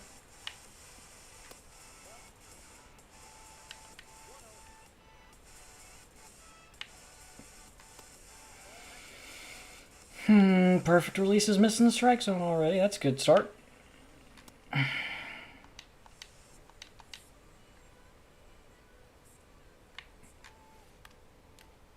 Buxton taking the worst jump ever on a ball clearly hit to your throw arm side. Jesus. He's just not good enough defensively at the primary center field to justify him not playing out. If I'm going to have his bat in the lineup, he has to be out of position in right or left. And with how slow this Jason Dominguez we got is, I don't feel like I need to be playing him in the secondary. Good start. Could we score a few runs and get an early quit? That'd be great.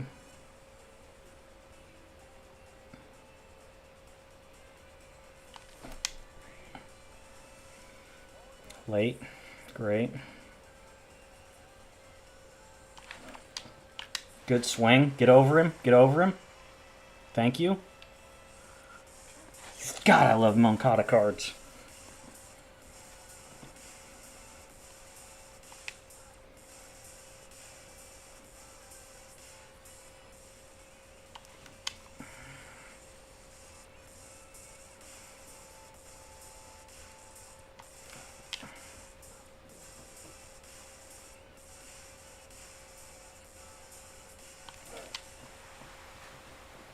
I love Seager cards. That's his third home run in 6 at-bats. 7 at-bats.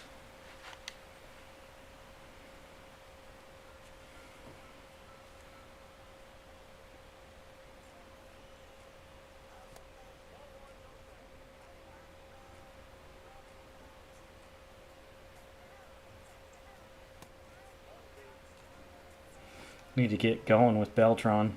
It's clearly the best card in the game. I'm hitting low 200s with him. I mean, I'll take what I can get, I suppose.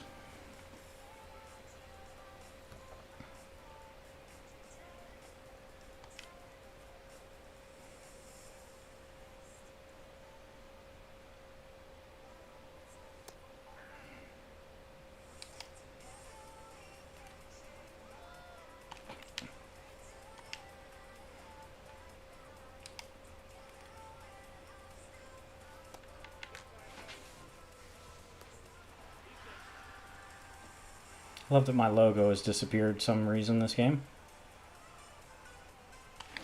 Oh, come on. All my fucking foul balls are outs too tonight. That's great. They can't just be a straight foul back to the fucking screen there.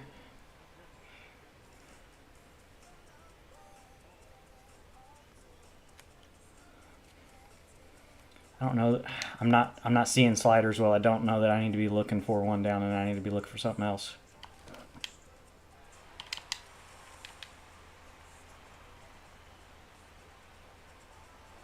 First hit tonight with Yasmani.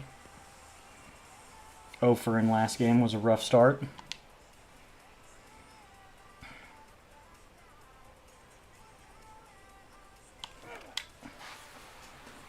Much better offensive showing. I must be on All-Star. And he's out of here, isn't he? We love that.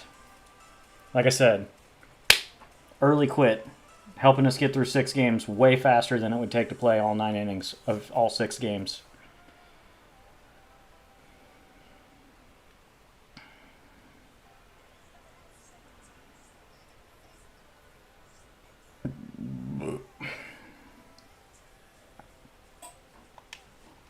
I hate that he deleted Schwarber's home run. That really sucks.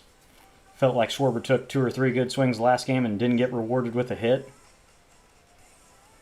There has to be a way to code it in the game where if your opponent quits before the ball lands or before the feedback is registered, that it can count as a home run.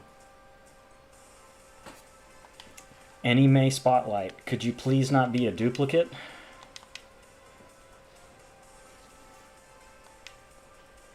Danny Colon would be cool. Third baseman. Oh, is this the expensive boy? No, it's the other one. Damn. Churio would have been so sick. I think that gets me another pack, though, doesn't it? That gets me another pack.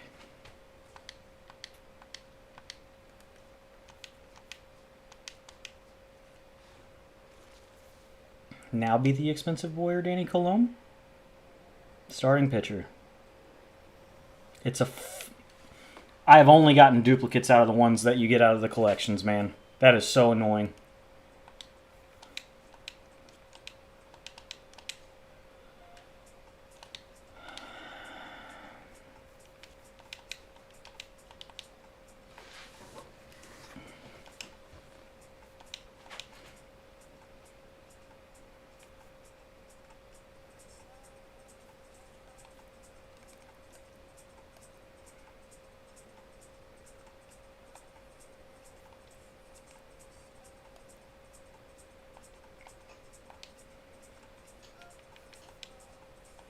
Griffin Channing just sold. Yay.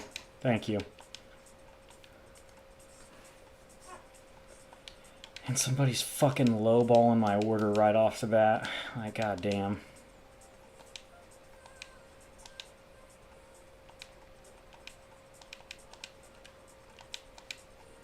I'm not fucking playing this game with whoever that is. I'm just gonna leave it. I gotta go play games anyway, so. I'm not going to events. Playing ranked, dumbass. Alright. 2 out of the 5 wins we need.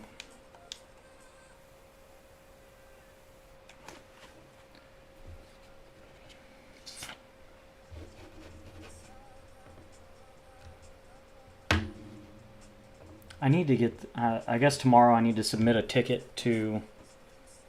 whatever the name of the fucking company is, owned.pro, because I've done everything I can think to do to fix my new subscriber alert pop-up, and it won't work. Well, I'm not winning this game. I fucking can't hit John Donaldson if I had a gun to my head. I always fucking suck against him. I sucked against him for the last 2 years. At least last year they gave us a low overall to start the year, and they didn't give us one till the final set. This fucking free dickhead's gonna be in everybody's lineup until they got 99s to use. And we're playing at the fucking spring training park, aren't we? Playing at a prison. I'm facing the hardest pitcher in the game to face at a prison. And I'm throwing fucking Dustin May.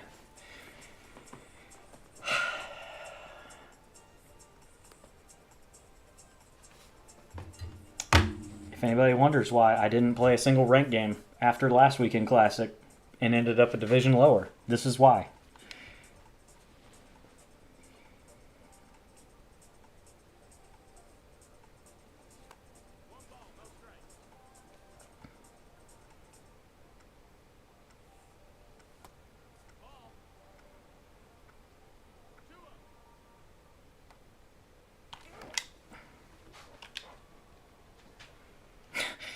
I mean, I know I'm just late and a little under it, but man, that was nowhere close to the fence. And I felt like it jumped off the bat pretty good. That's tough.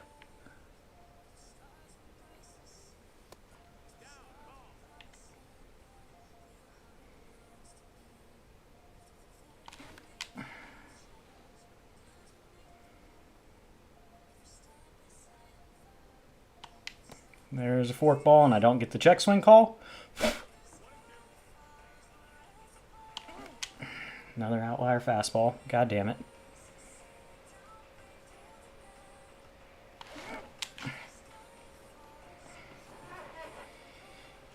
Fucking slurve. So I'm super early instead of fucking timing up the slider.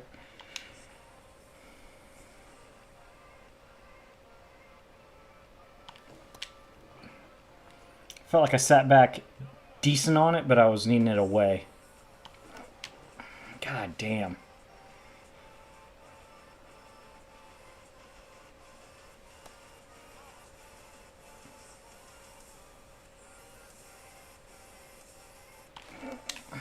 Slurve, not a slider. God damn, that was sharp for a fucking slow breaking ball, though.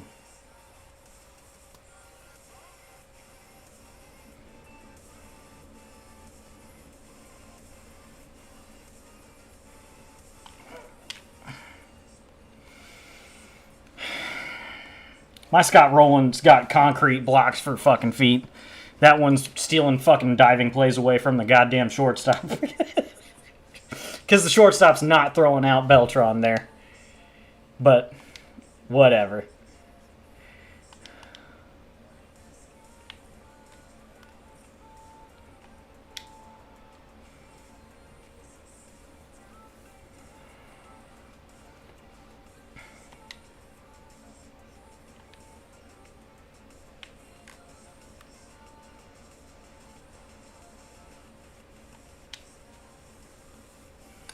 Nice, efficient start.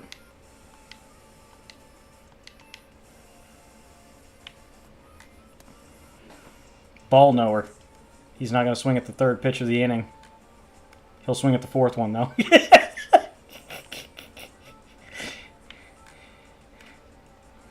He swung at every pitch except for the one that would have ended the inning. Prematurely.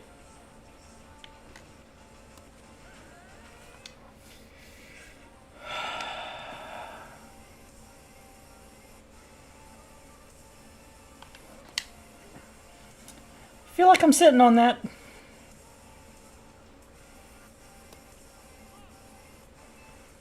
Gil Hodges is having a terrible start.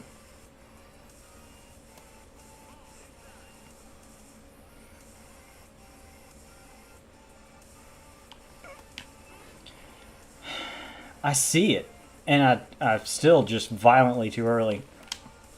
That is tough. 95 backdoor slider.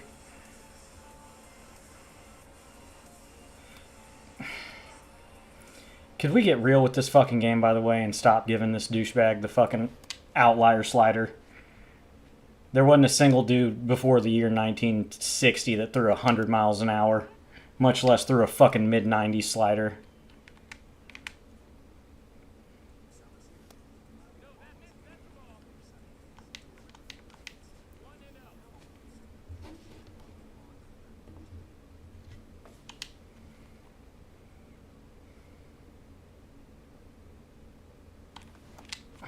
See, I'm fucking sitting on it and it doesn't matter.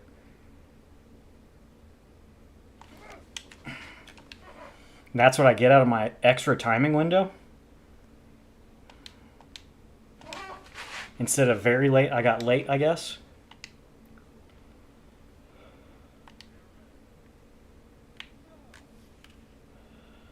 And he gets an early, off the fucking strike zone hit. That's this fucking game in a nutshell, man. I had a good half of an inning, and the guy quit. And now I'm right back to doing this horse shit.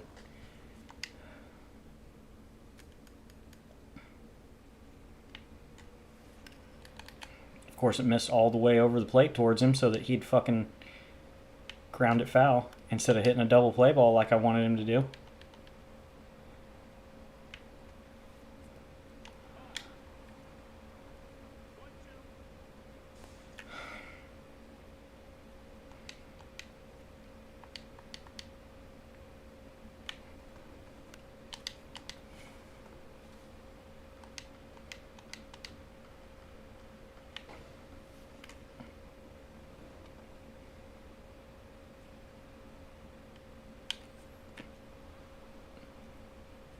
It's a perfect throw, and he's going to be safe. All my perfect throws never throw anybody out. By God, I missed the blue zone by the tiniest little bit, and Aaron Judge's slow fucking ass moves up 90 feet.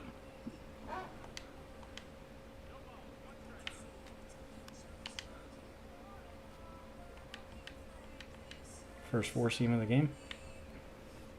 Not competitive. Cool, cool, cool.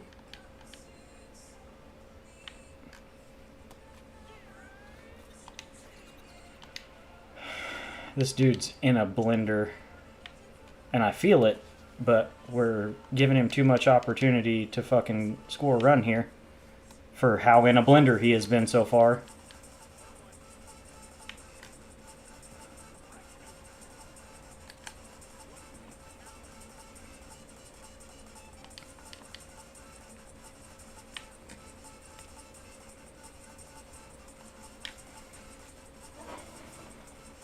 A fucking early out of the strike zone single comes all the way to third to threaten a fucking...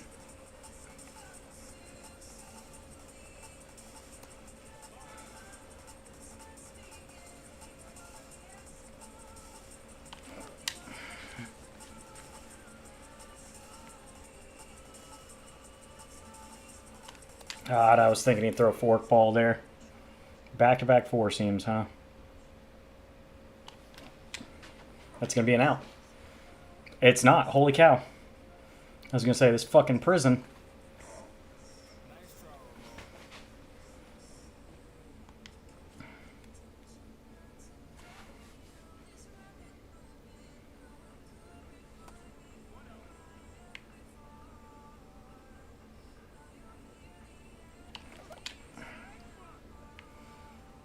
Let it go. I mean, that was a borderline strike.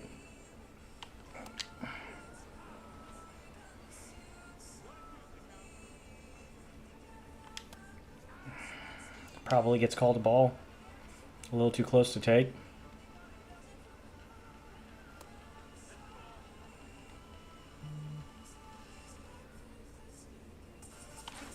Fucking slurve.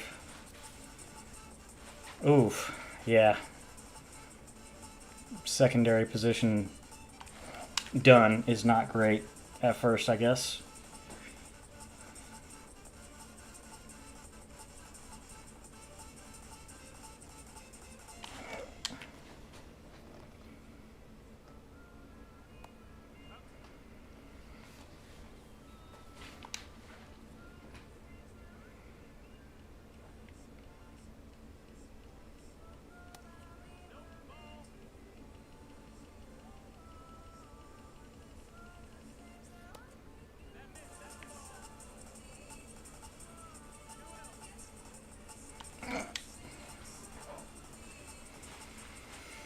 Thank you, Moncada. First home run with him? Hell yeah!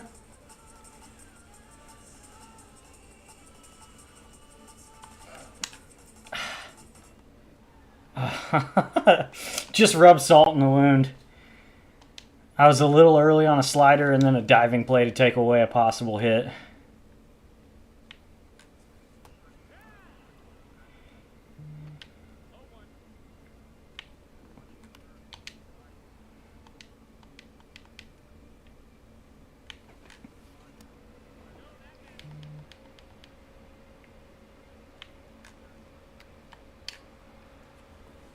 Throw the ball, please. I hate preloading the throw and watching that stupid, lazy bullshit.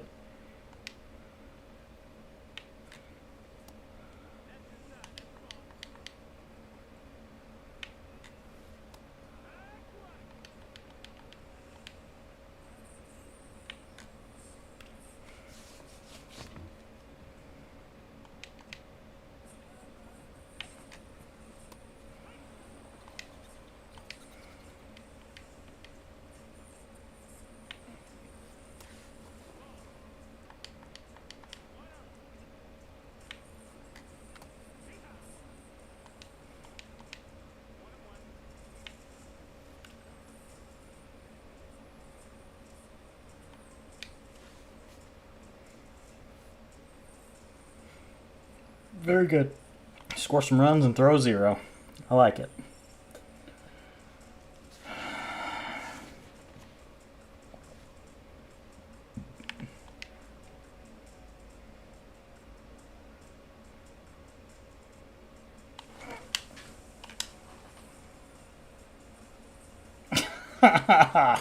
One left fielder in the game that catches that 6'9" fucking Aaron Judge.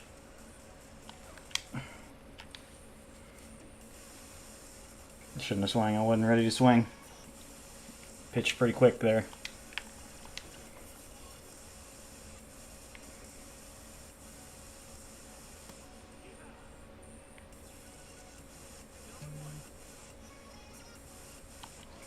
Yep, fork ball. I was going to say, I was thinking he might go to another. He's been doubling up on four seam sometimes. There it is.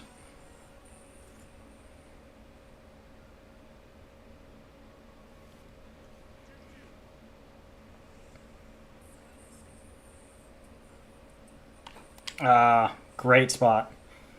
Hesitated right out of the hand because I thought it'd be a ball.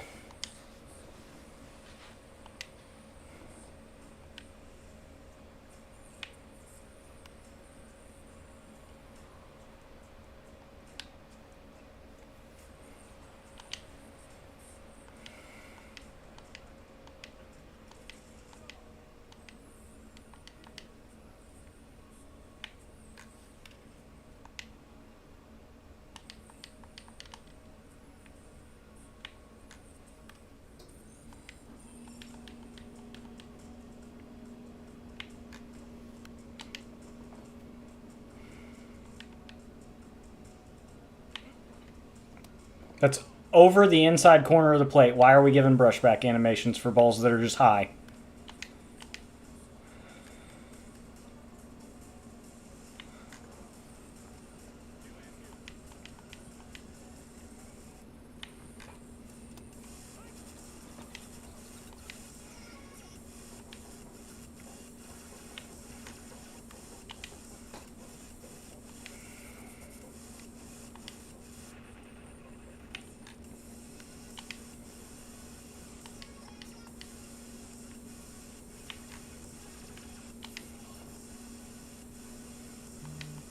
Throw something weird, see if he takes it. Yep. Up and away sinker.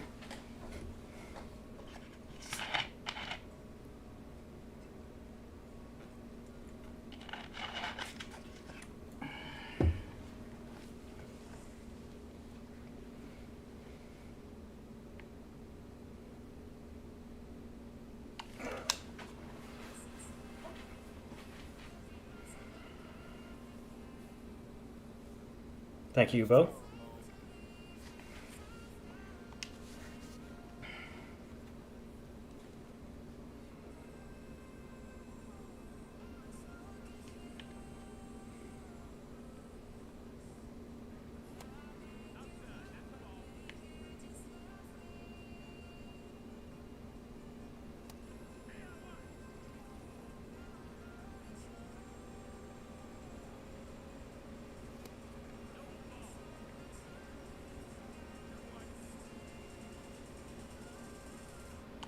God, I saw it. I still chased it.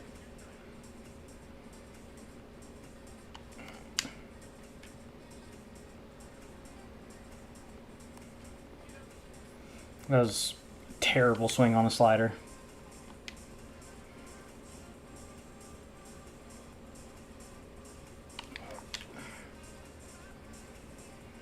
He's switching up his pitches pretty good because I thought for sure he was just stuck in this rut of up and away four. There's the up and away four seam, but it was the second pitch.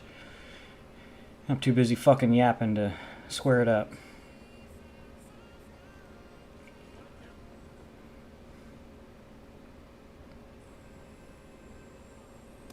Good pitch. Up and in sinker.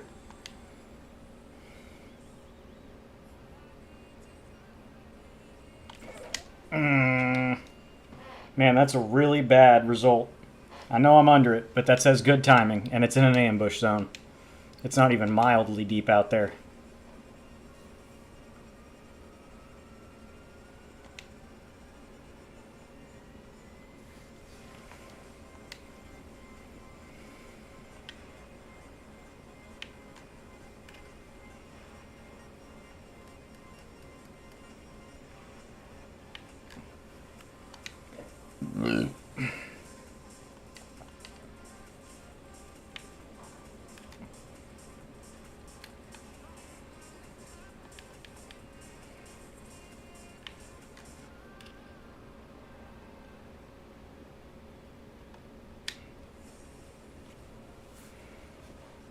I love that you took your time getting rid of a preloaded throw. Thank you. That's great.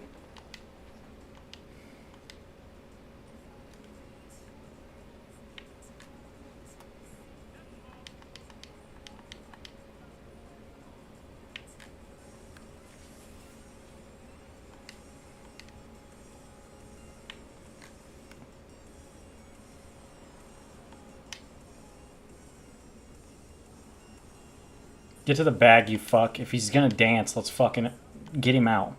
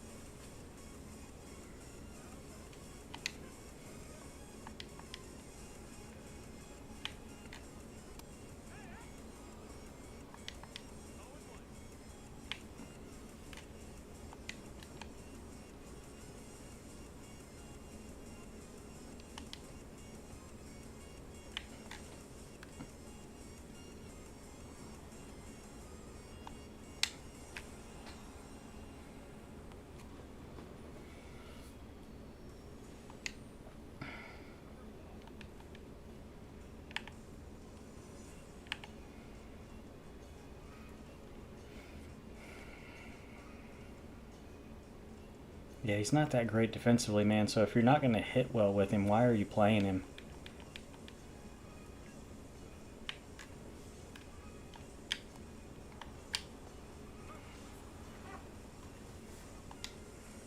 Alrighty. Got out of that without giving up a run. Good spot.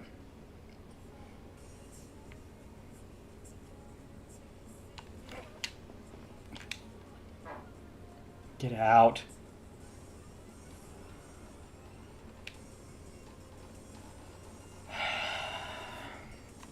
Kind of capped that, I think.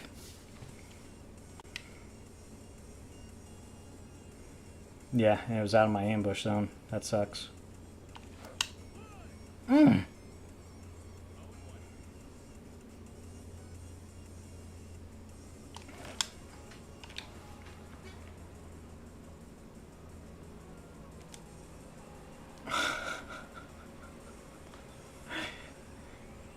I know perfect is the thing, but could I have put a better swing on that ball? The answer is no. It's in an ambush zone as well.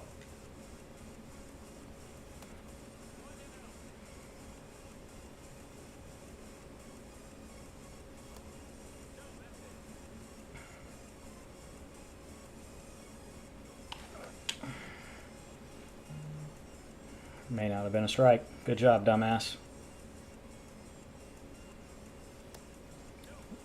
Upstairs forkball?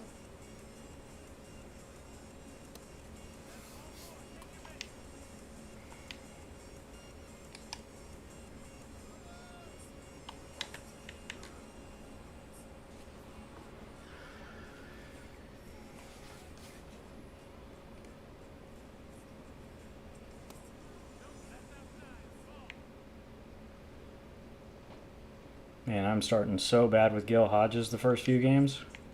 What are... Okay.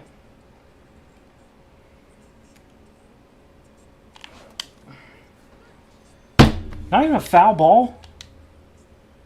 102 contact, 102 vision.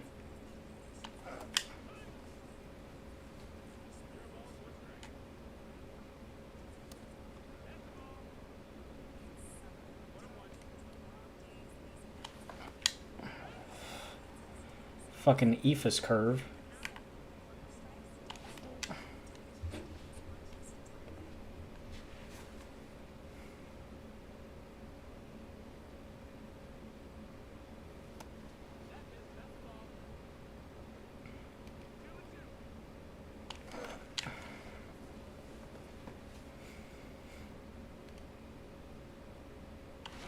I felt like I was pretty close to hitting the shit out of that.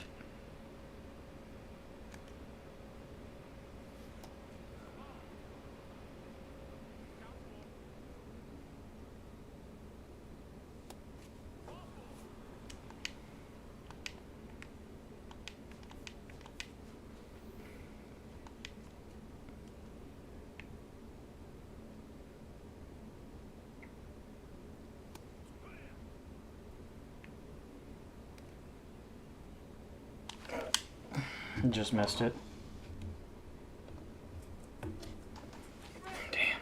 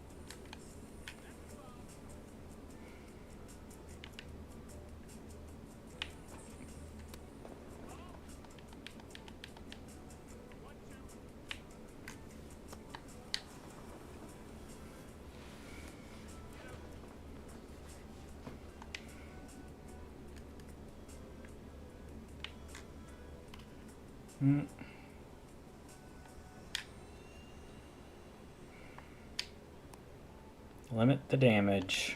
2 out base hit.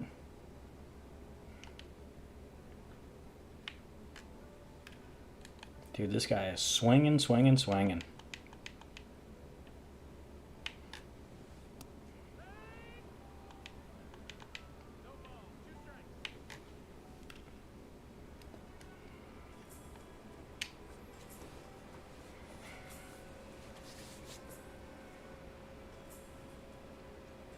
We have the same number of hits. I just have 3 solo home runs on perfect perfects.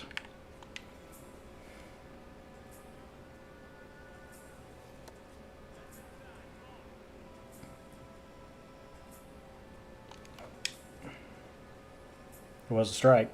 I had a feeling he might. Oh, that was out of the ambush zone, wasn't it? God, you fucking bitch. It's going to be another fucking line out to Aaron Judge. I will say, I should have about 3 or 4 more hits this fucking game. And Aaron Judge has been the fucking person that's caught all of them.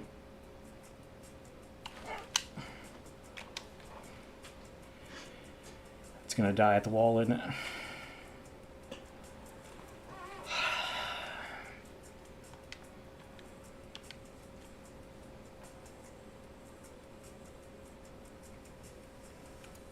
I think I bring in a lefty, make him make a move. Dozier's also worse against lefties, so is Ted Simmons. Make him get rid of both those guys.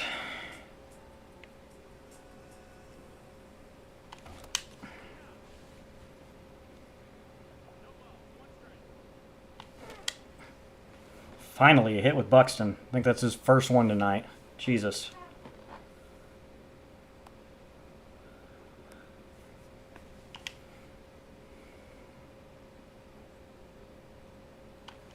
Oh, Moncada, I'm sorry. That was me. That was me.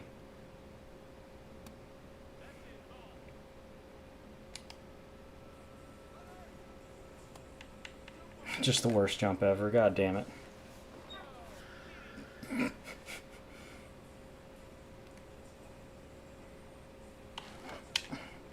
If that had got up the middle for a fucking RBI, I might have shit my pants. Okay, so he's probably not platooning Bryce Harper. Adam Dunn will get a platoon, I bet.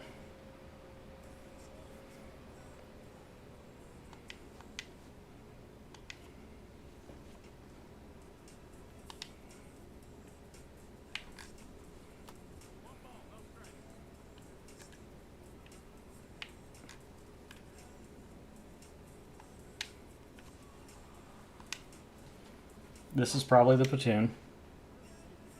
It's not.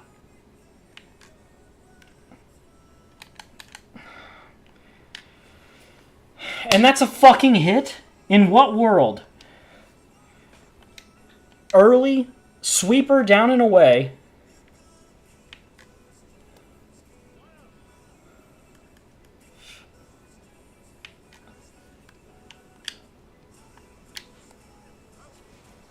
God damn. Unnecessary bullshit.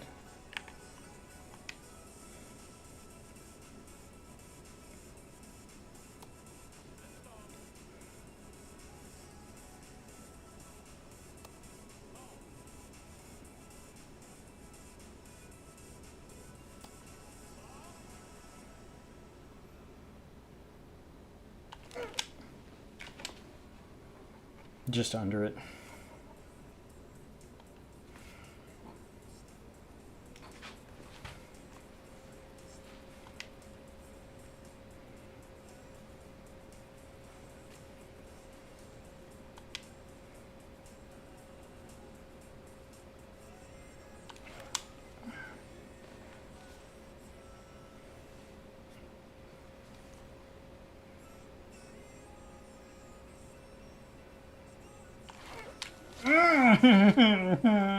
I'm way under it. Okay. Okay.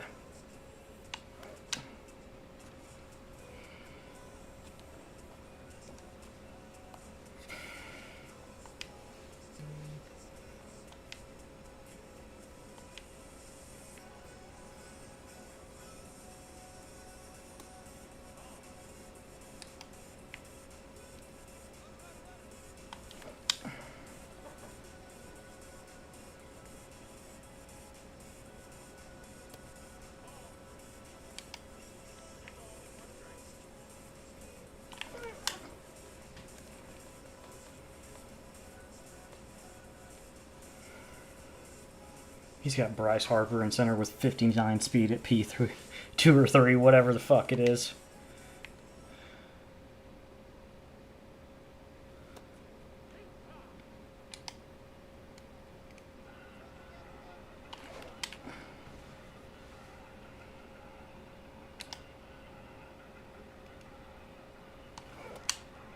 Can't even foul the ball off.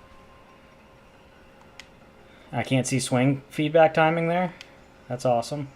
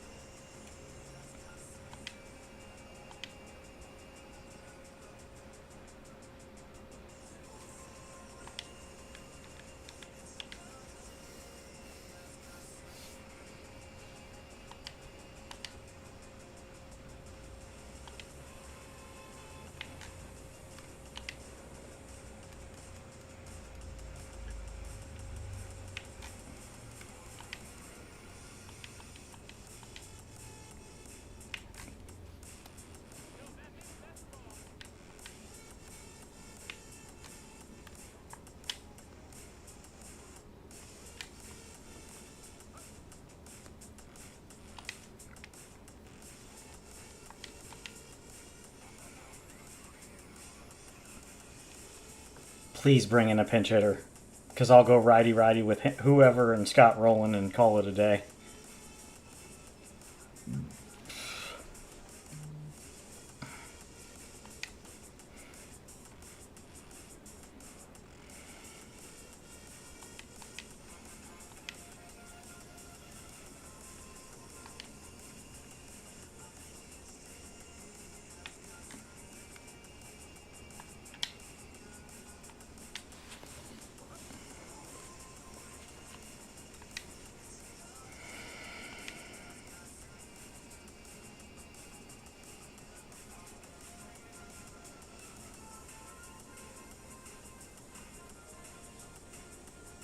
Surely you're bringing in a righty.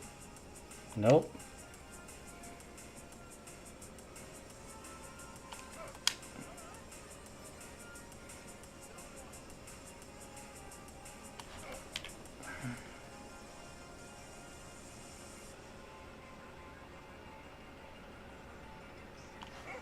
God, he throws the ball so fucking weird. How does SDS let pitchers in the game like this where it looks like the ball comes out of their fucking elbow?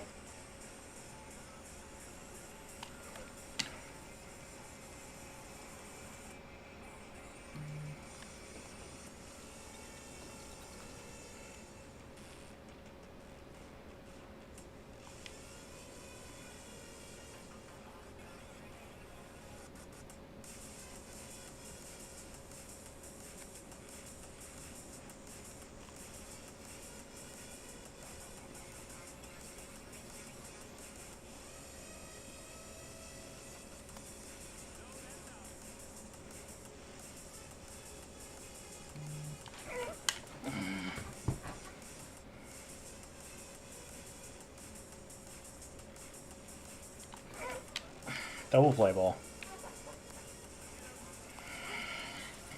92 right at the third baseman. Squared up.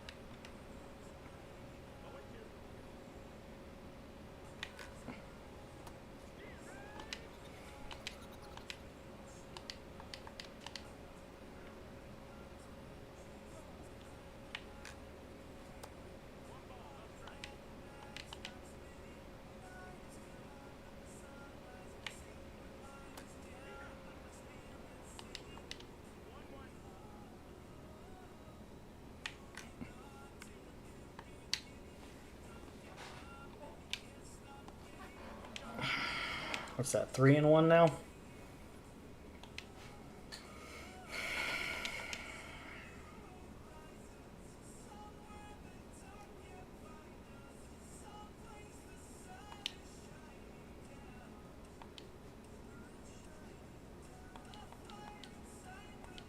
God, just goes P1. Woo. In his Ophir premiere. I think I got 30,000 stubs there for that win. Or no, I sold Eovaldi finally, I guess.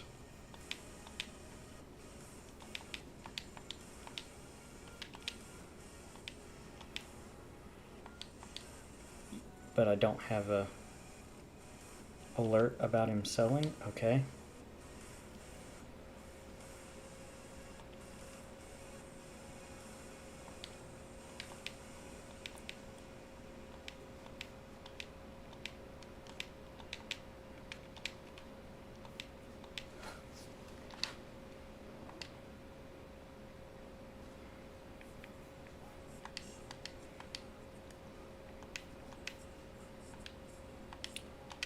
Hip hip Jorge.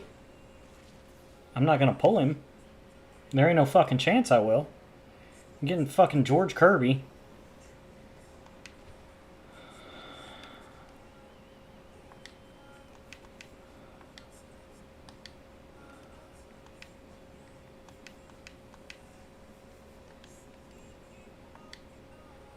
Yay, somebody just fucking lowballed me.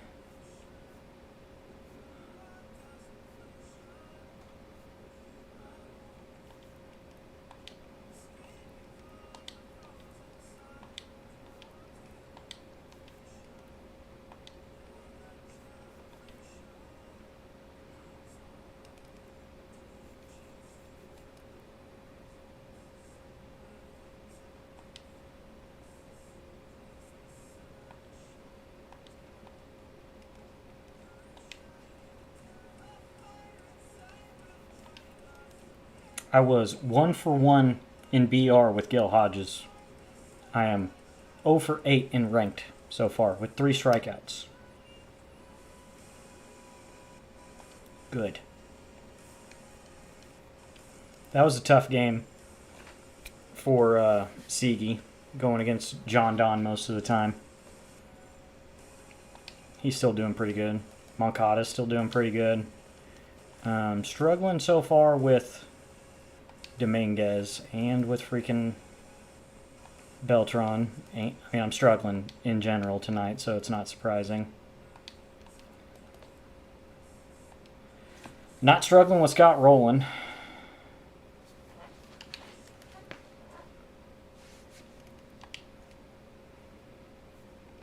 Hit a dinger with Bichette.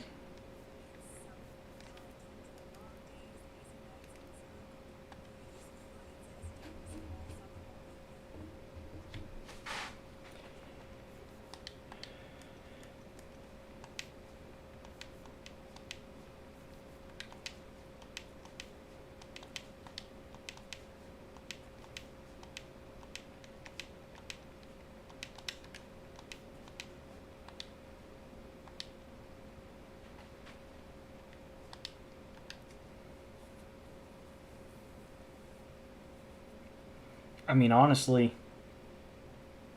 he's not a great fielder, so it's not a great platoon option. I'm trying to think of what I could do to help Sigi out so I'm not leaving him in there against fucking Randy or John Don or Scooble. I like his swing enough against lefties, but, like, it's still fucking tough on him, man.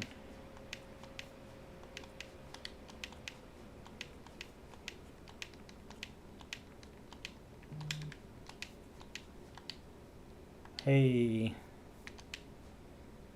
Danielle. Coulomb. I do believe this is where I part ways with Gregory Soto, man. I didn't love the, or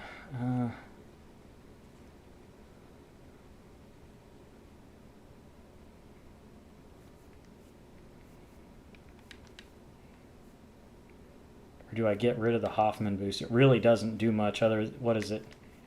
3 hits per 9.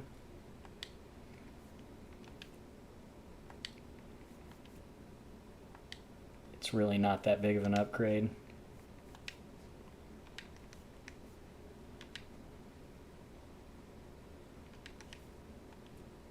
And then I got 4 and 4.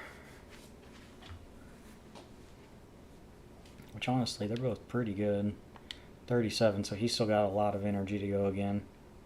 25, so he's a little sleepy.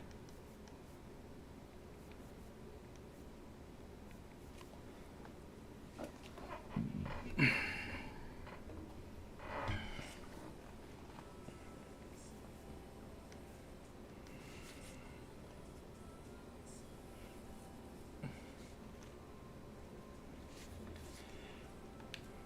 feel like after a few wins in a row, I need to throw Roger, or do I save him for Game 6 in case I lose to guarantee a good performance for a win?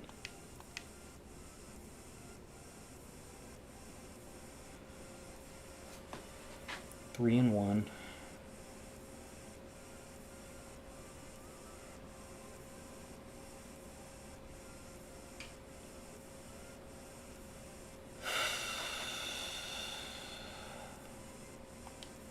I mean, honestly,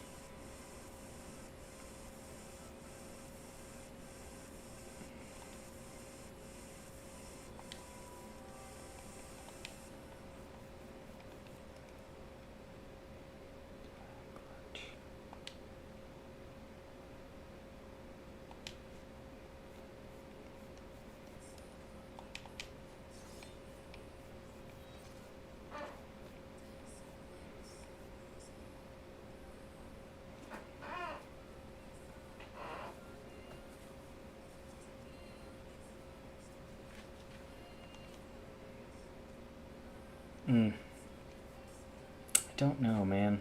Don't know.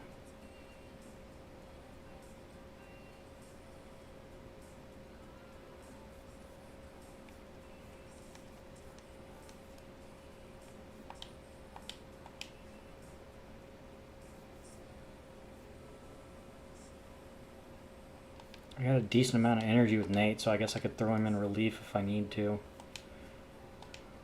Or if I'm getting shelled, then I can bring him in to eat a few innings. I think that's what I'm going to do. I'm going to pitch backwards and throw Al Leiter and save Roger for my 6th game.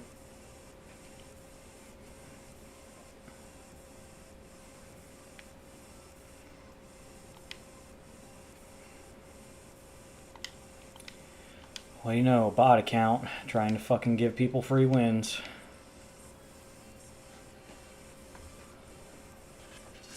Didn't match with the right person, so it just left. I didn't know until a few days ago that's what was happening.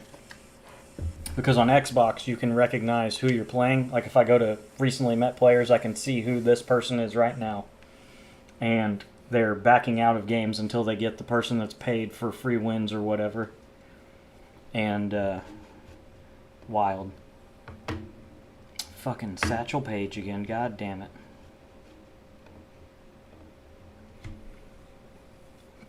Maybe I'll hit better this time.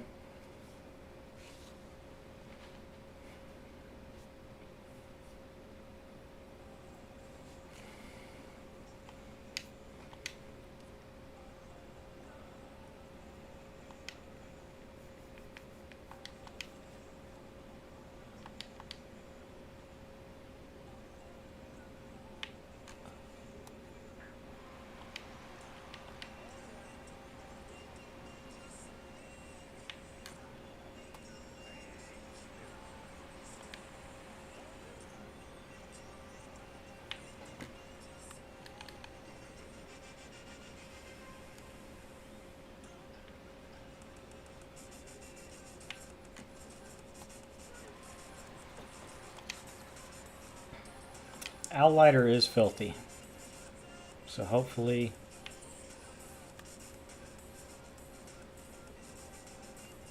God, and I have a good center fielder finally.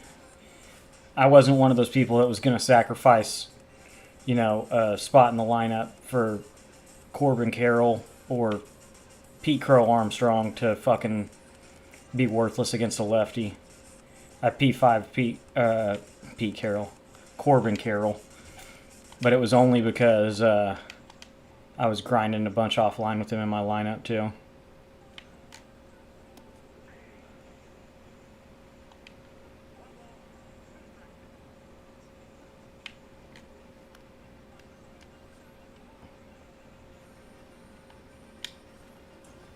Okay.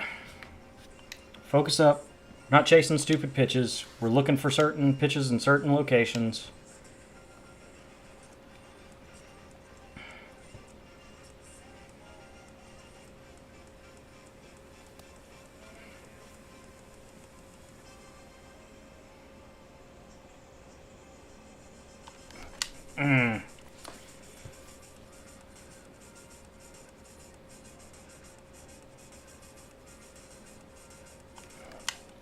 A little late.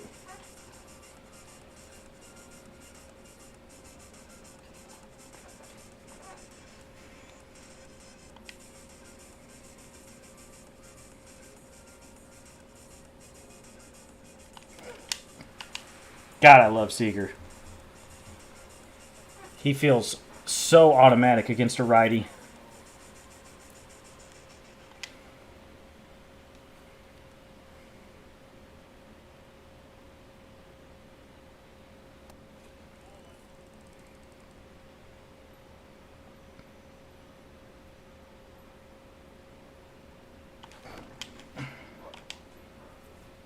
Has that got enough legs? I don't think it will. Yeah. Who we got in left field out there? Is that live series Yordan Alvarez or is that the chase pack Yordan Alvarez?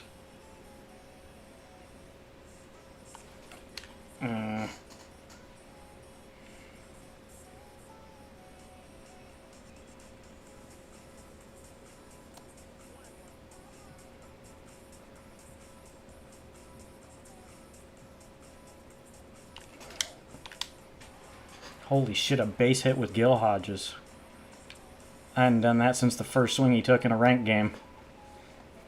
RBI single in the top of the first, and then I fucking just over.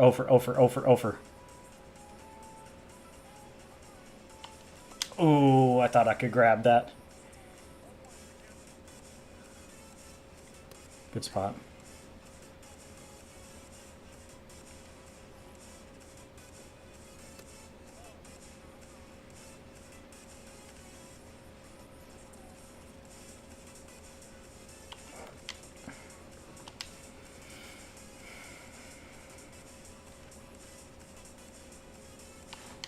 God, you gotta let that go. Just such a bad swing there.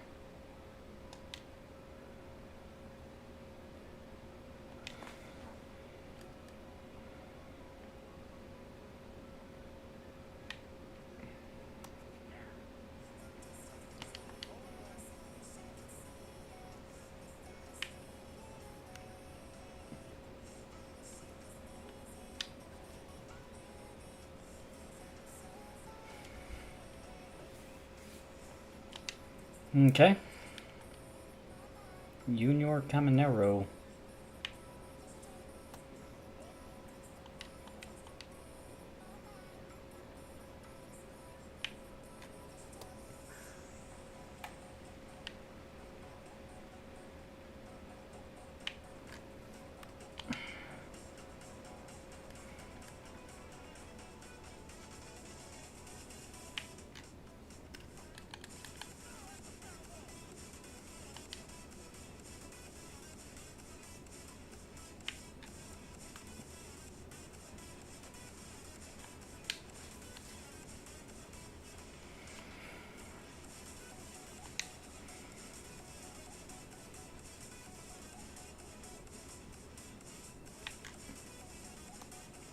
Okay. So we're seeing that I'm throwing some first pitch changeups, or you just auto took first pitch. Okay. Still pretty free swinging because that is probably a ball.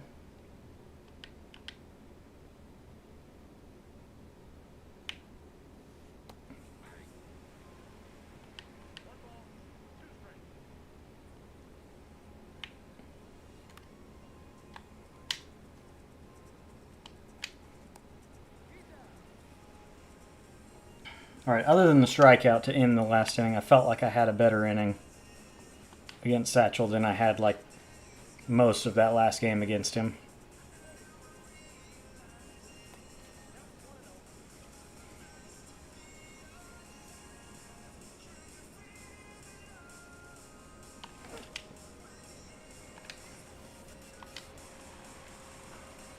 I'm sure he's annoyed about that because that's a play that gets made a lot by first baseman.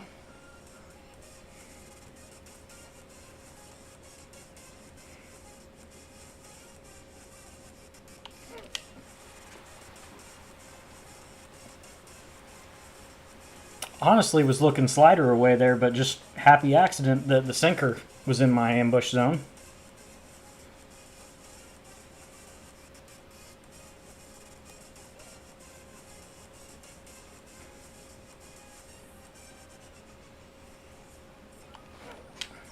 A little early. Damn.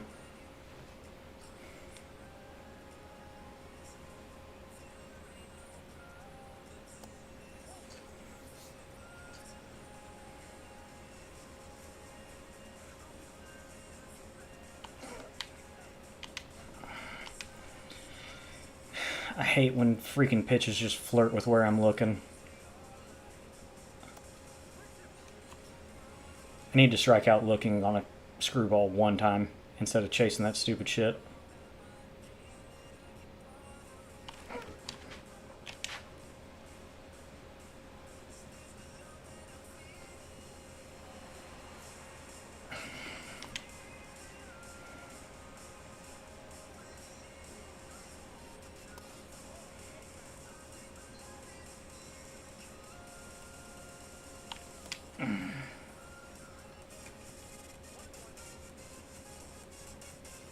Wow, he went front door slider. Damn it.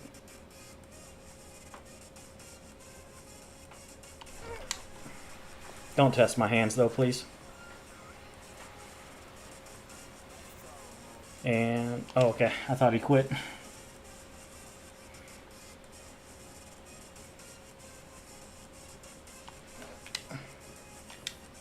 That was a heat check swing. I shouldn't have done it. I thought he might not have any confidence.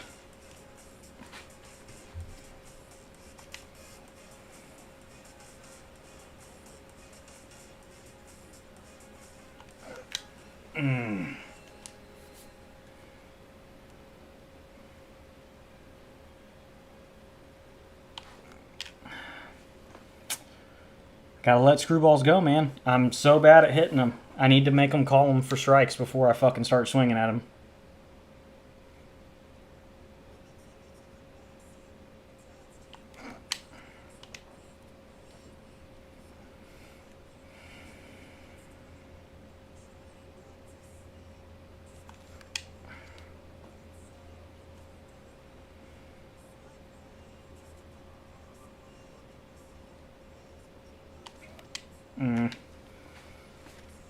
If you want to just go straight nothing but gas, buddy, we can do that. I'm just going to adjust and start hitting it. It is Chase Pack, and he's got P4 JT Realmuto as his catcher. Interesting.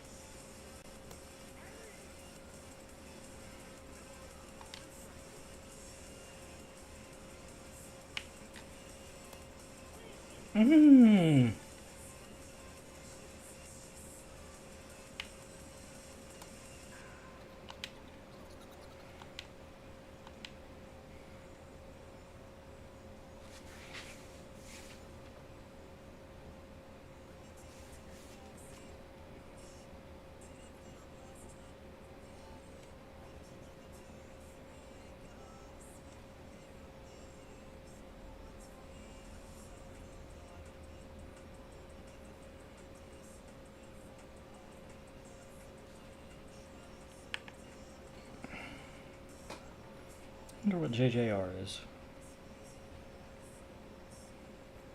Maybe it was his team name and I missed it. Something, something. Something Jr.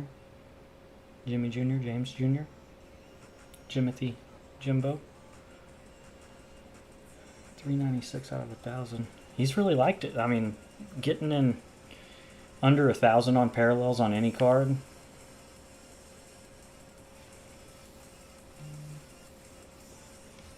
Josh Naylor walk-off grand slam. Okay. Weren't they playing the Dodgers?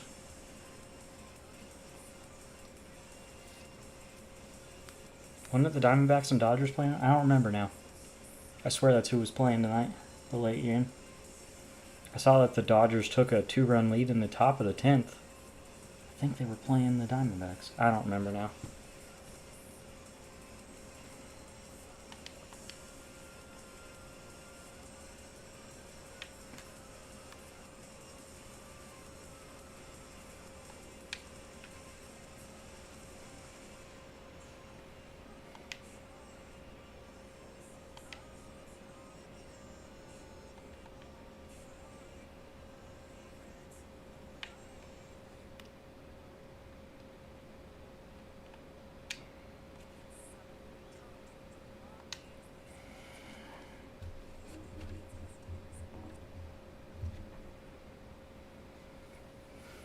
Unless they were playing the Phillies, because, well, this dude wasn't necessarily a Phillies fan, I don't think. Yeah, he's a Diamondbacks fan. Okay. That would make sense. If they just hit a walk-off grand slam, he paused to celebrate and watch.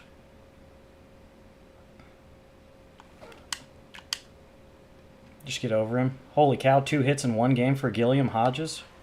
Why did he just, like, stumble going around first base? That's weird. It may just be one of those really slappy swings that I've got to get used to. I don't know.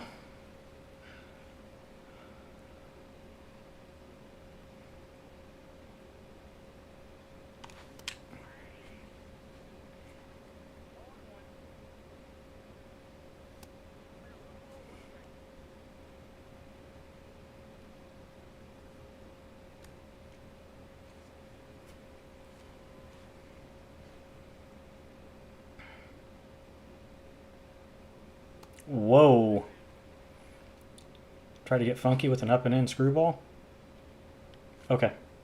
I was going to say, you were about to get timed out anyway, buddy. I'm sorry. I'm sure you were celebrating your Diamondbacks walk-off win. I'm excited for you.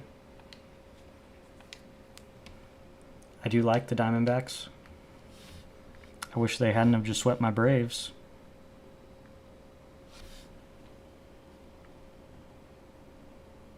Oh, Mariners. Okay, that's another good matchup. Holy cow. It was a tie game when he hit a walk-off. Whoa. That's pretty sick. That's pretty cool for them.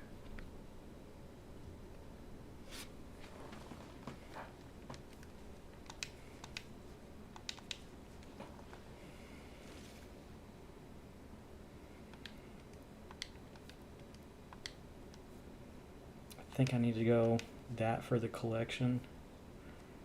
And I'm going to go second half instead of all-star for sure on that one. If I have to buy the other one. I'm not going to. I'm going to win this game right here. We're going to go 5-1. Hey, 4 wins is a first for me in Weekend Classic. I split the first two, 3-3 both times.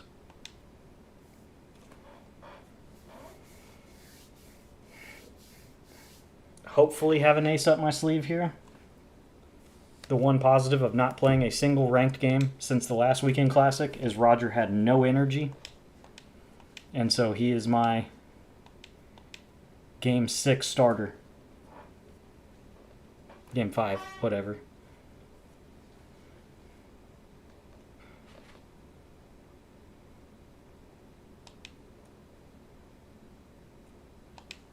Yay, and the bots are out in full force right now.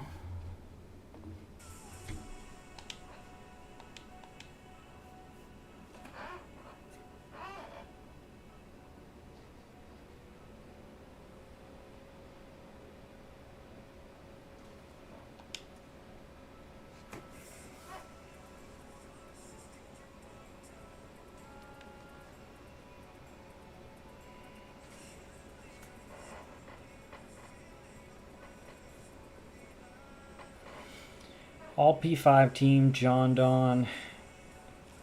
He's got a grinder squad, though.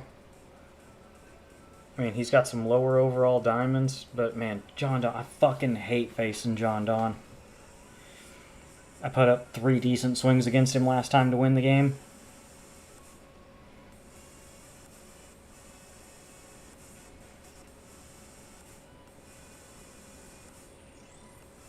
Pitching, we're pretty similar. I have a slight edge hitting. My fucking batting average has fallen almost 20 points in one night of Weekend Classic Hall of Fame play.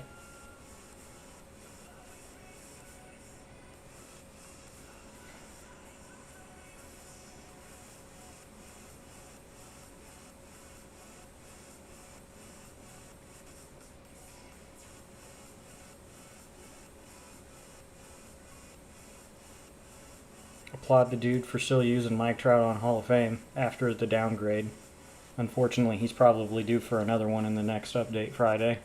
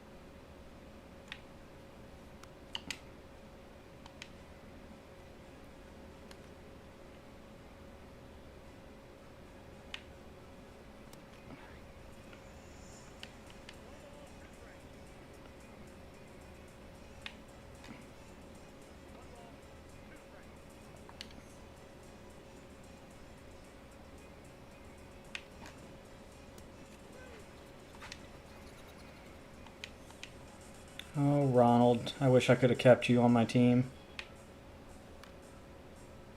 I would love to have you over Buxton right now. And then honestly, we'd probably be running Riley and Tom Glavine as our captain boost.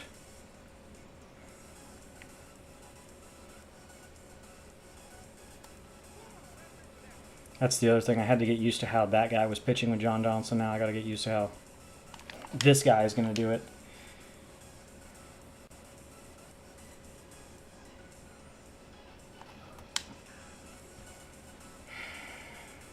Not a great at bat so far.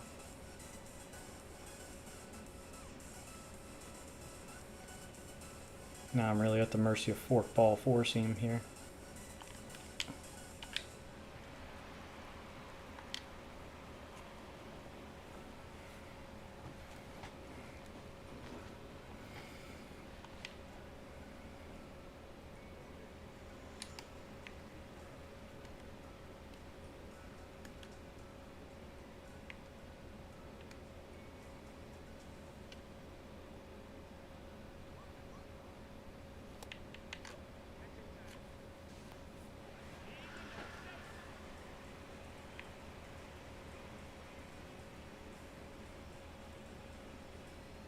Come on, Siggy.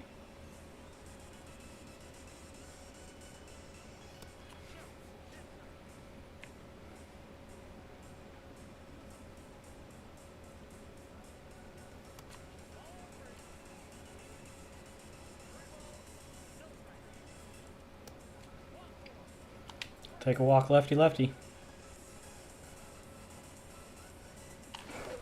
No!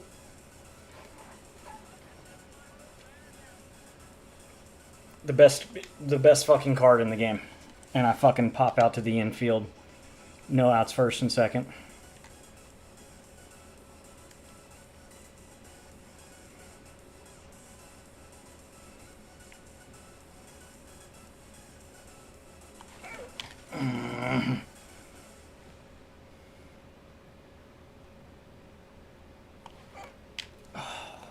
Didn't quite wait back enough.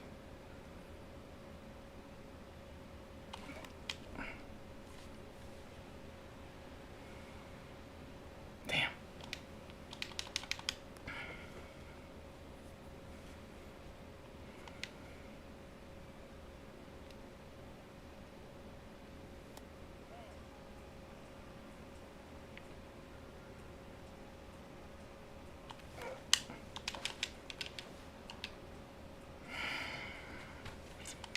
Back-to-back sinkers away. Damn it.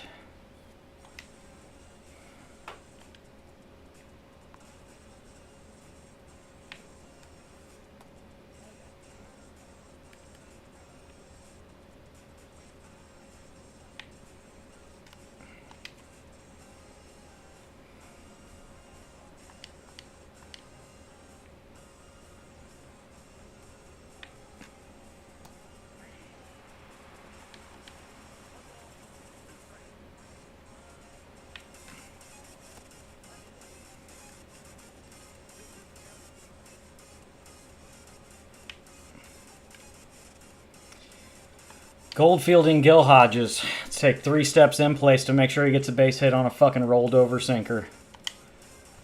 Early. On a pitch that's designed to get a ground ball. And I can't get an out on it. Yay.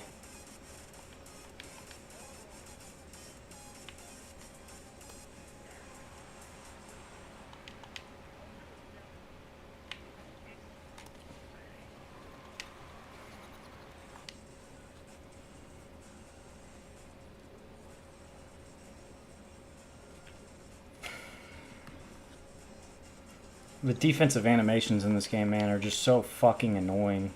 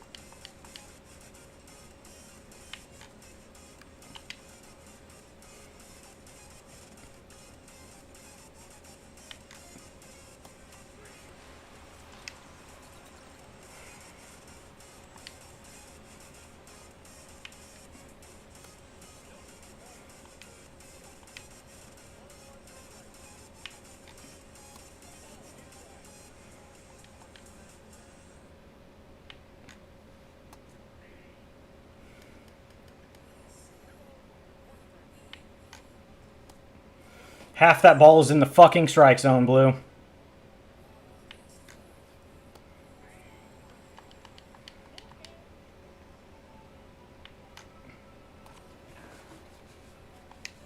I mean, I guess the best thing to do with Roger is pitch backwards.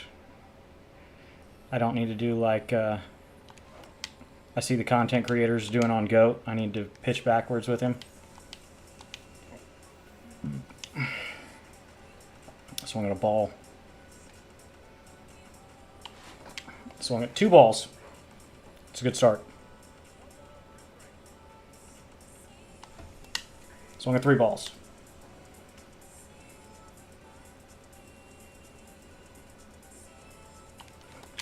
I thought I sat back enough on that. He's really staying away from righties until late. As soon as I say that, he comes in. Great.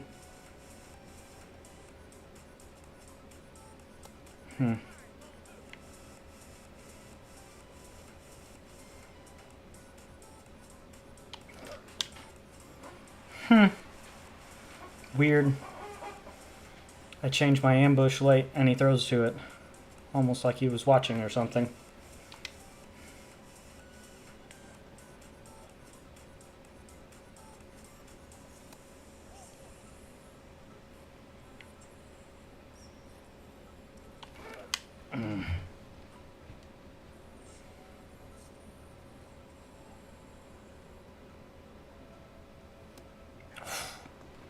Man, that's tough off the fork ball.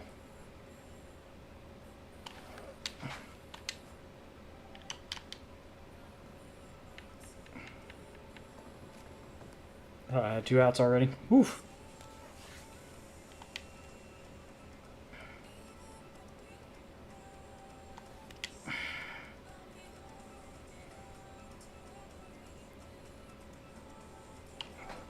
God, that looks like I can reach it and then it just fucking like disappears by a foot.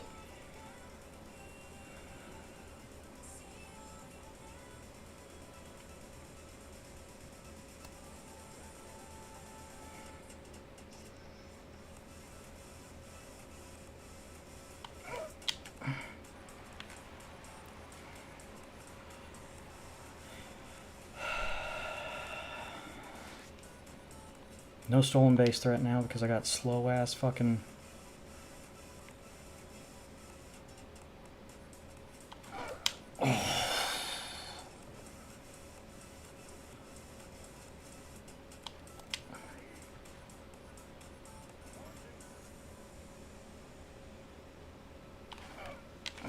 Hard hit right at somebody.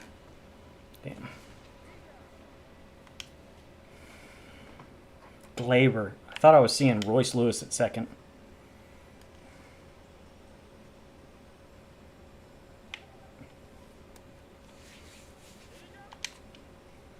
He's just swung at almost every single pitch I've thrown all night, so let's not call that. Cool.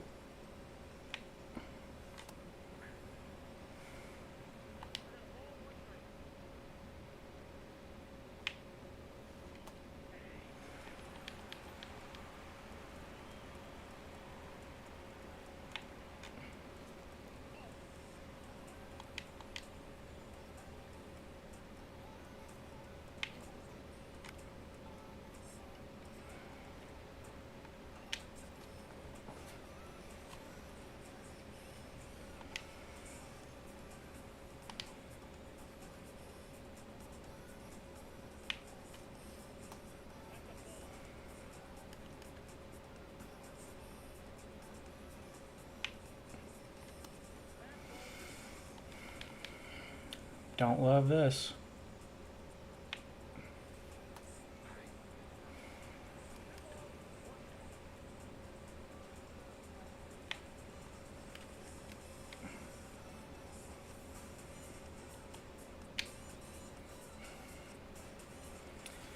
Live series Corey Seager playing way up against righties today.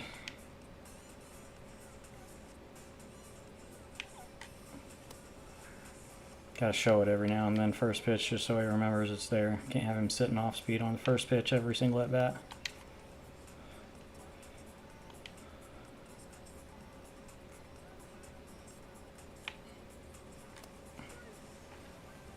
Didn't mean to throw that first strike, but it kind of worked out.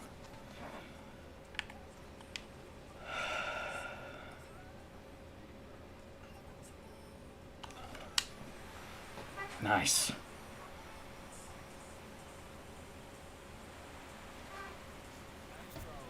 Little breathing room early. Still the first third of the game.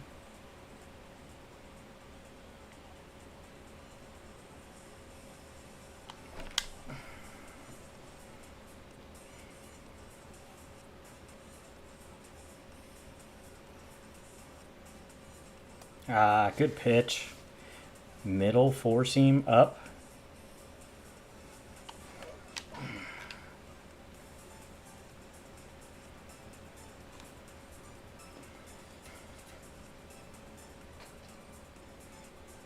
Love facing nobody but John Donaldson all fucking game.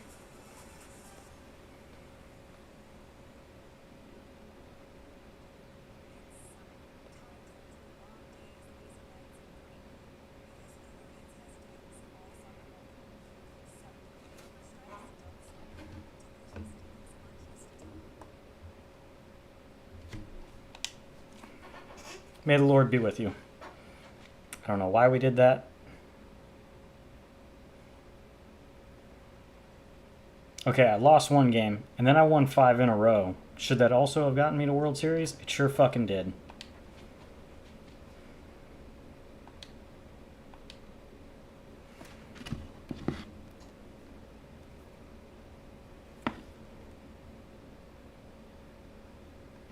I think that's my plan going forward for Weekend Classic. The going 3-3 and only facing top 3 or 4 pitchers in the game every single fucking game of Weekend Classic was pretty annoying the last 2 Weekend Classics.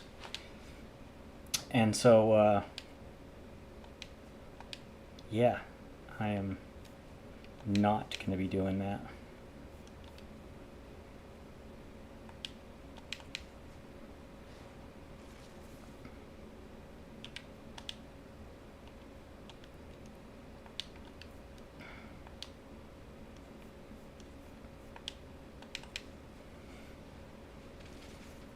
I think I'm going to take the one that I think I would need for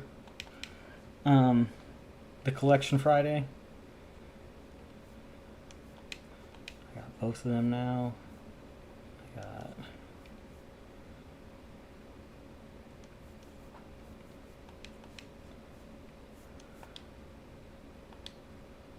Okay. Well.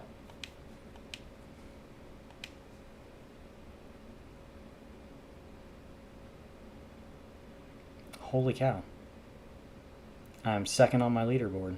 25 show packs and 15k stubs.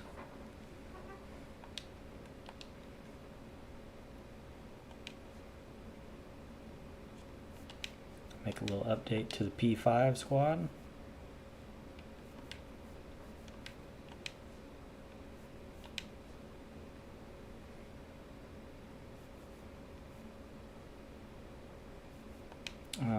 Fuck you all the way to hell, John Donaldson.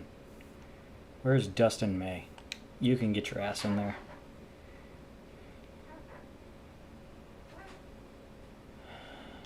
Probably more likely that he gets P5 than John Don anyway.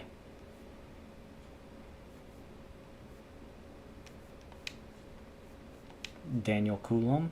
There you go. See, I don't know about Ben Joyce there. I'm probably not likely to ever play a game with the all P5 squad anyways. It's just something I used to do back in the day before sets and seasons started. I like it looks sick, and by the end of the year I'll have a good team that would be all P5. Ronnie was only +9 today.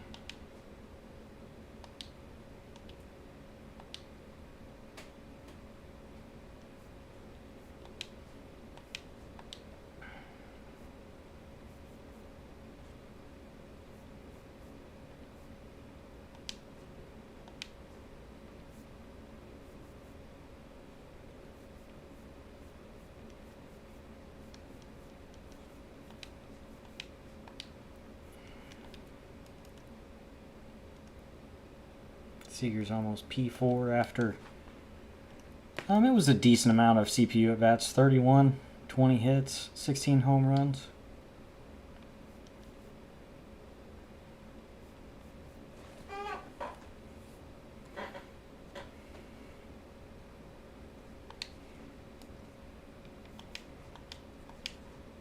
Do I chance it and try to play one more game and see if I can't get ahead of this guy? I mean, it's only standard packs and stubs, but it is a little early. I could play one more game.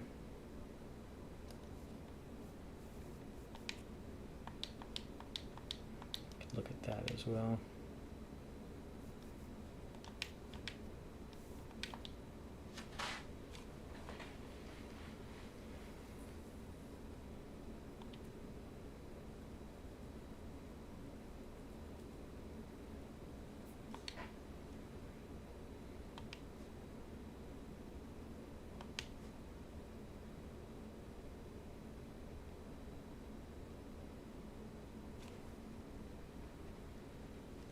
I mean, it's kind of getting... If you had the good Vlad, you could legitimately probably run a tier 2 boost and still have a pretty good looking God squad.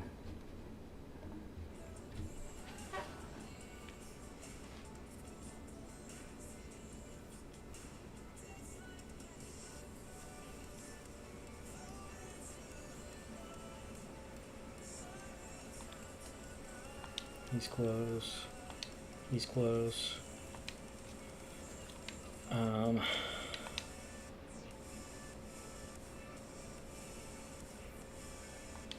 Honestly, you could run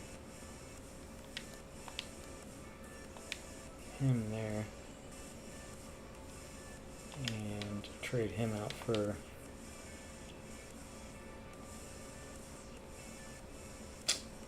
honestly, there's not really another great switch hitter option. He's just lowish contact that I'm not crazy about.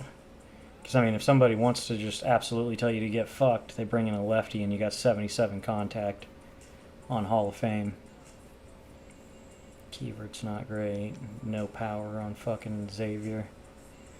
Which is annoying because then they supercharged him a week after that card came out and made a good Xavier card out of the supercharge.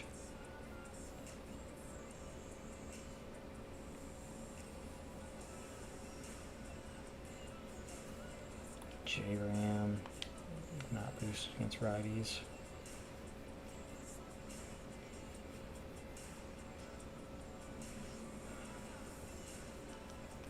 He's not a candidate. He's not good enough across the board against both sides.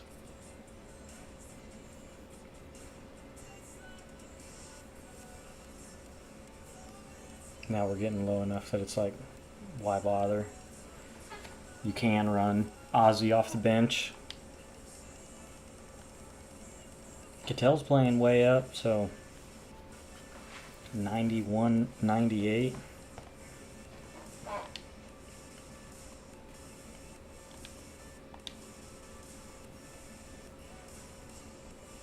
Cattell may be getting upgraded to a 90 overall, I guess. He's been pretty hot lately.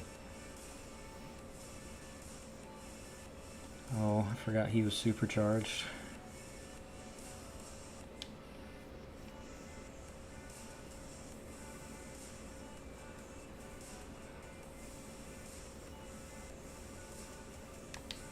Yeah, I don't know, man.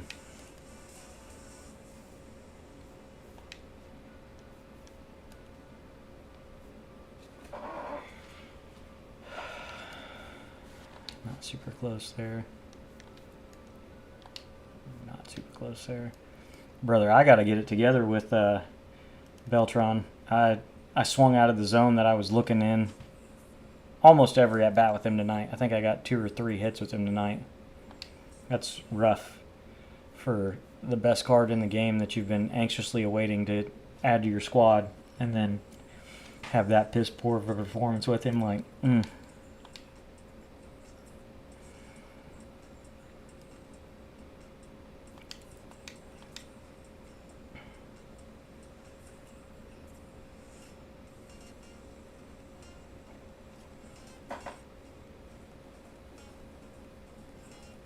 Do I go for one more win and see if I can't get first on my leaderboard? That would be cool.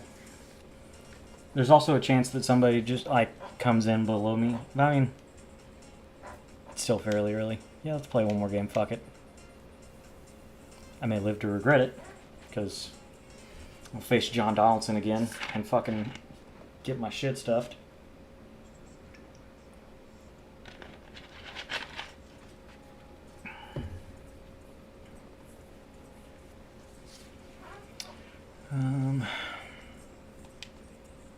Give Pearson a second shot.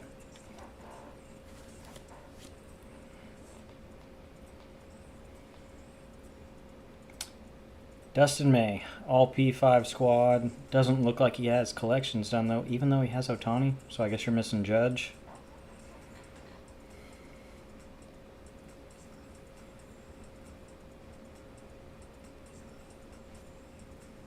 The Golden Touch Grass.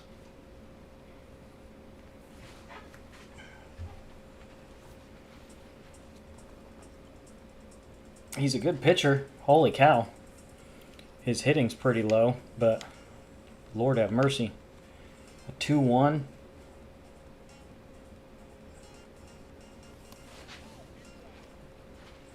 God, Dustin May throws like such an idiot.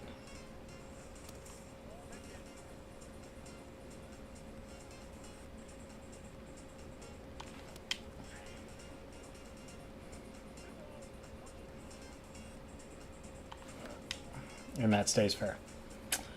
Early, in off the plate. Somehow a fair ball. Cool. Cool, cool, cool.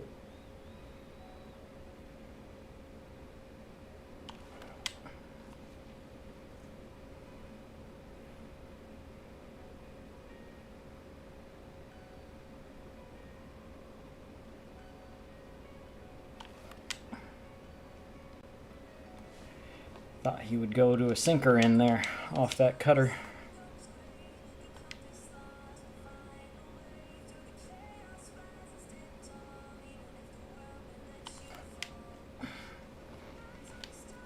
Okie dokie.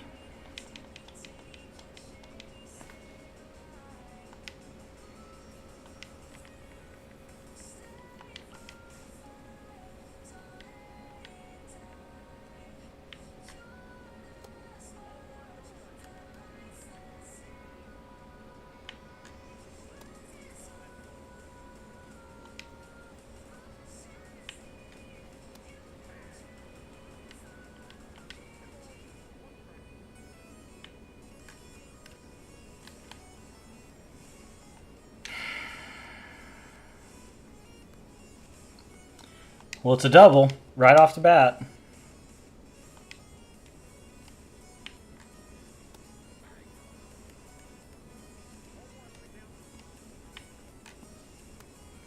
That was a perfect release, and you missed the strike zone.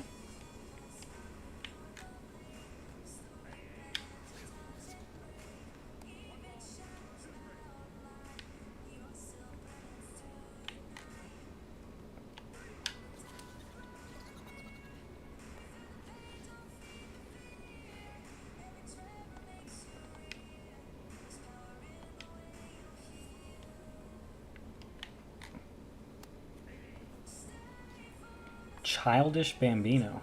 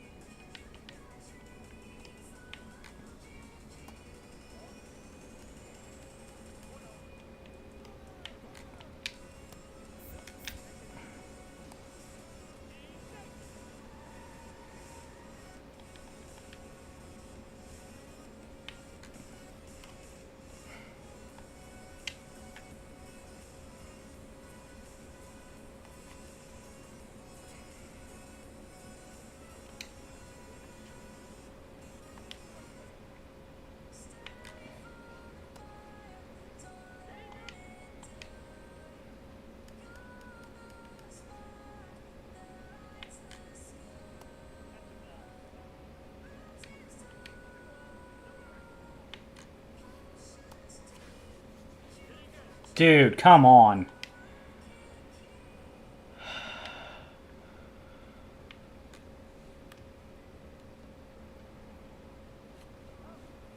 Jesus.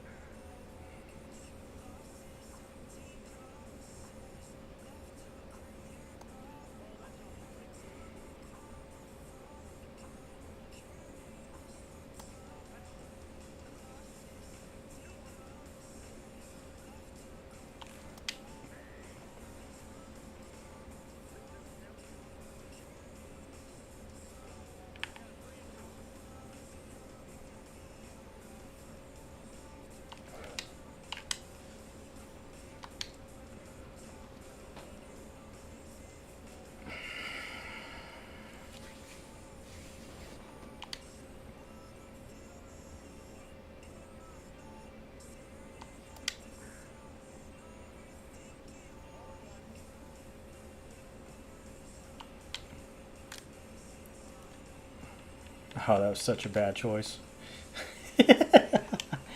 I thought it bounced far enough away, but oh well.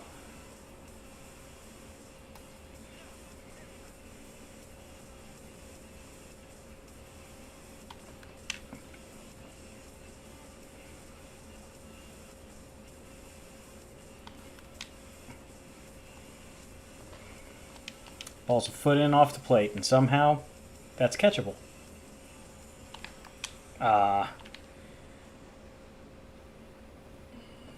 Didn't quite get out in front of it. It said I had good timing. It did not feel good at all, actually, so thank you.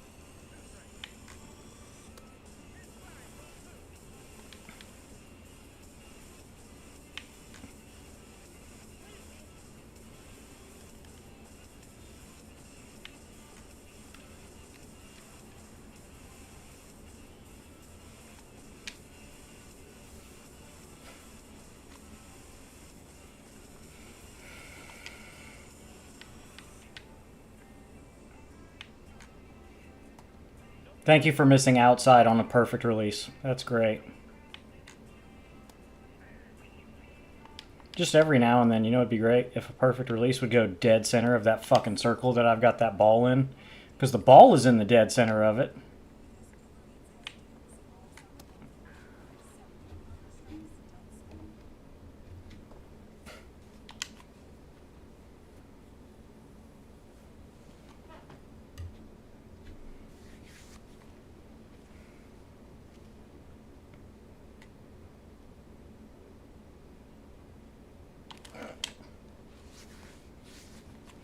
Man, that was a terrible PCI placement on my part.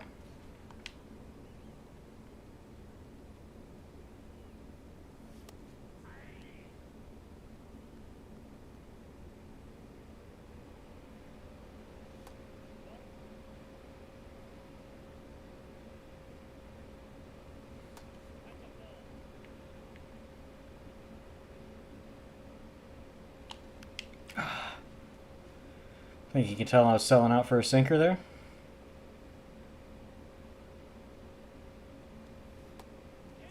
He sure could, because that was why I threw a changeup. Oh, force him.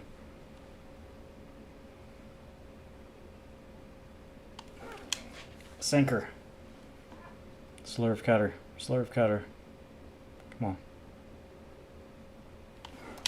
And I swing through that? There's sometimes I don't get the timing window on fucking pitches away. That's gonna stay in play and get caught. It almost did. Jesus.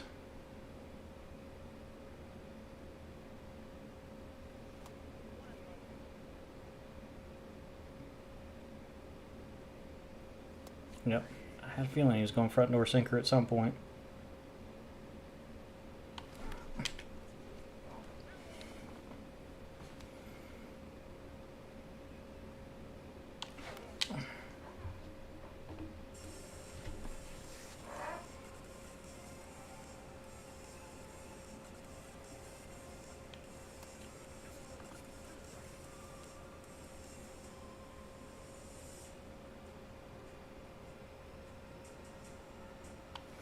Good change up.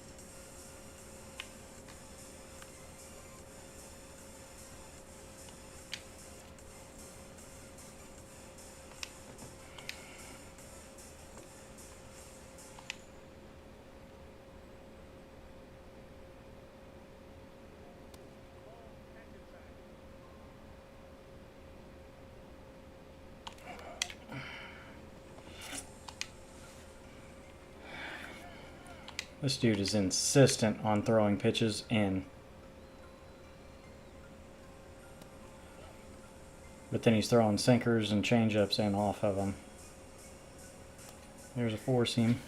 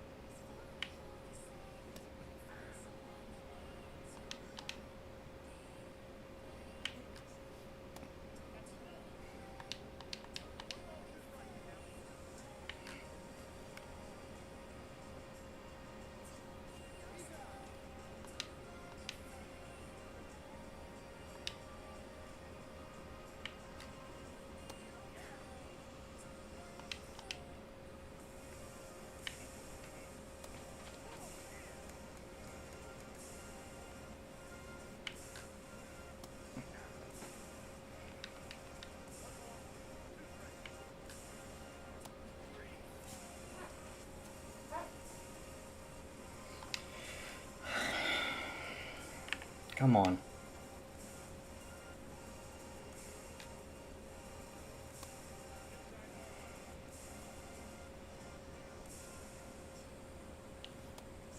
Four seam. Good God.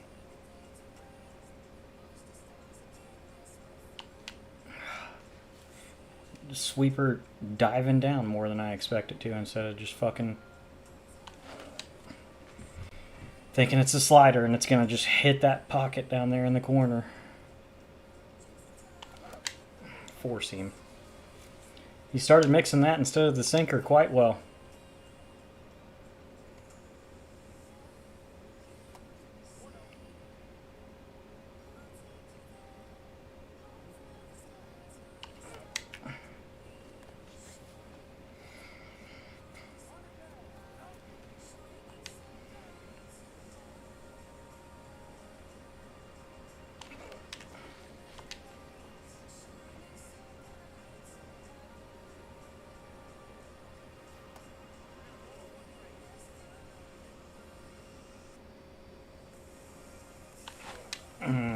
That was your chance.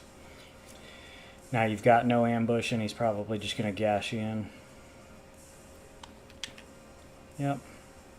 And you got to try so hard to be early that you're just fucking chasing something nowhere near the fucking strike zone.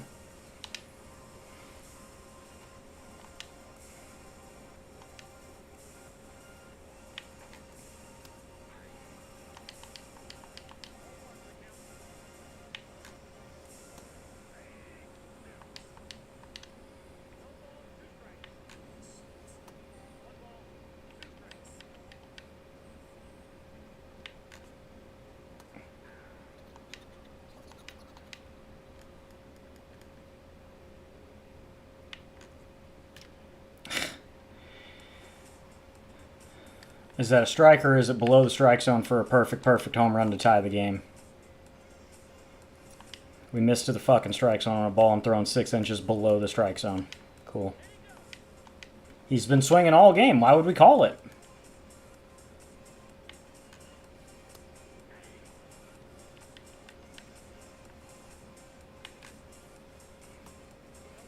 %30 of the ball in the strike zone. Out of strike. I was going to say, throw it for a strike one time, see if you can get him with it. Ooh, we sat back good on a changeup there. See if he's expecting gas, and we'll go sinker in.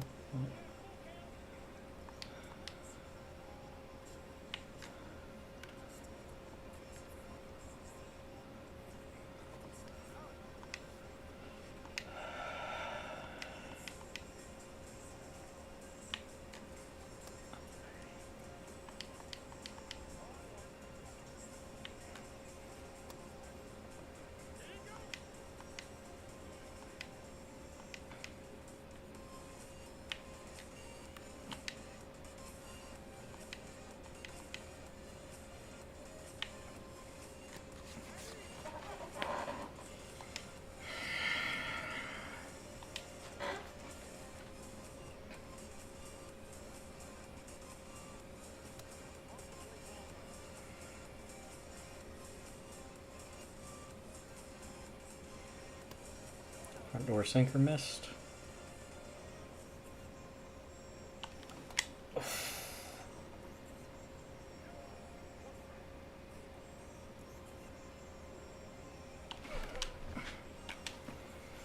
Under it too much. Damn it.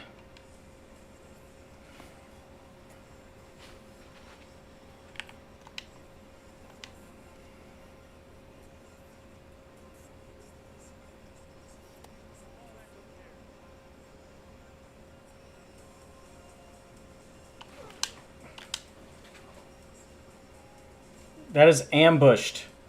Why is that so fucking soft off the bat?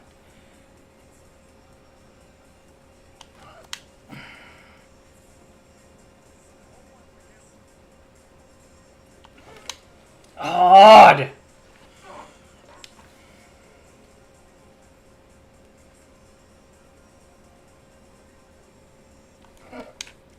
Good pitch, good spot. Was a strike.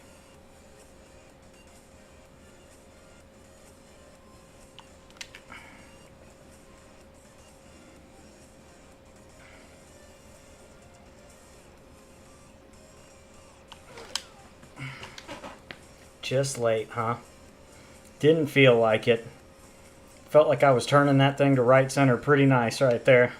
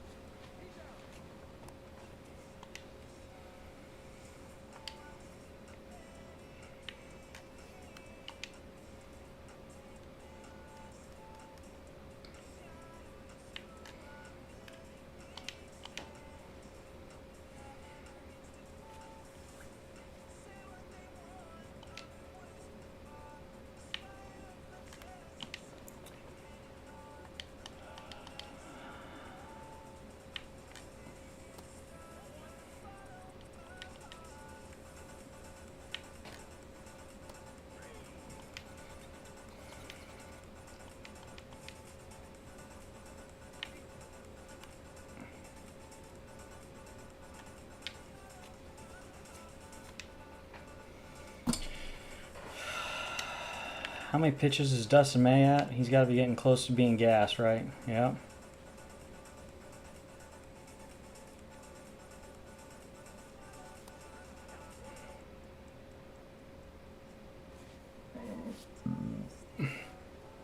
P5 only gets him from a 90 to a 93. That's fucking criminal.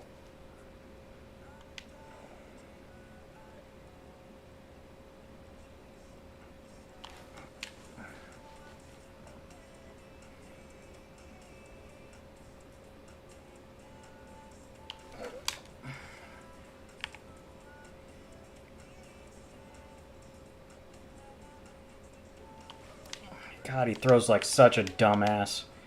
He has the shittiest pitch mix, and he still fucking eats me alive because he throws like a fucking idiot.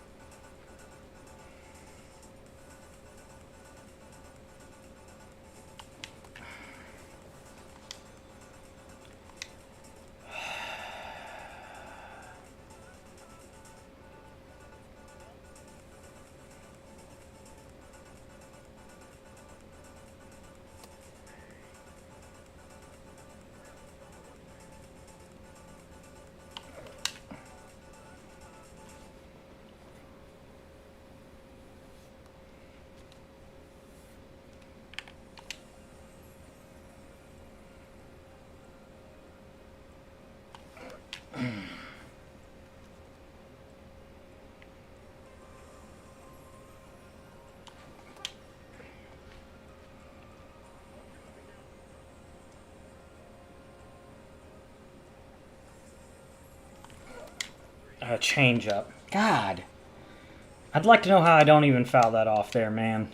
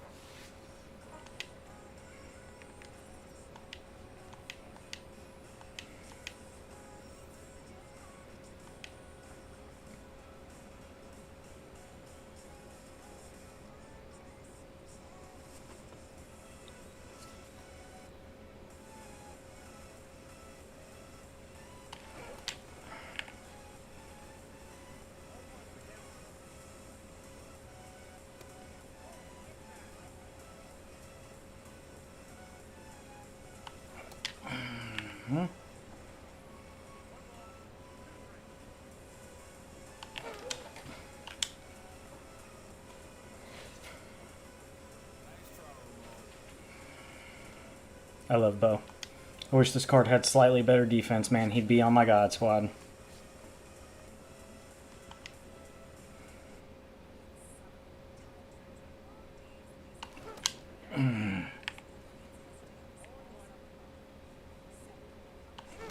God.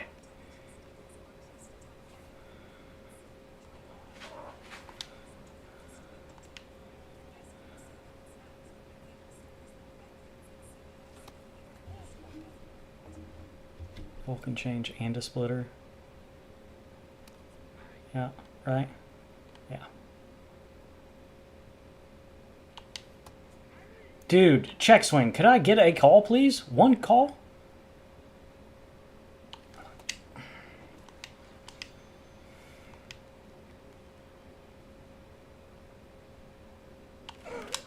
I had a feeling it was going to be change up, splitter down.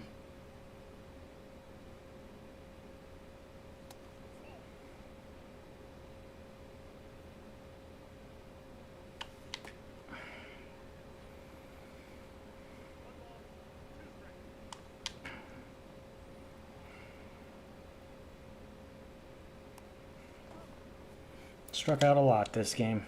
That's great. That's great.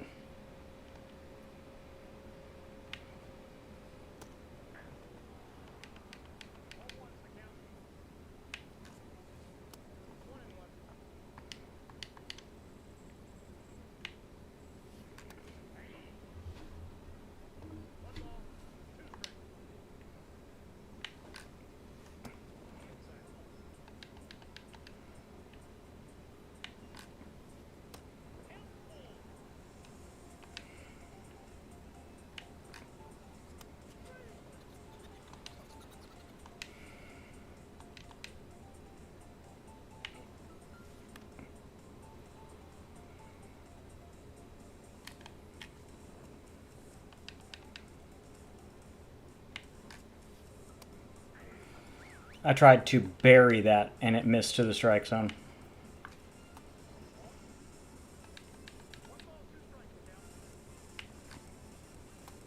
Call him. One time this fucking game, man. Come on.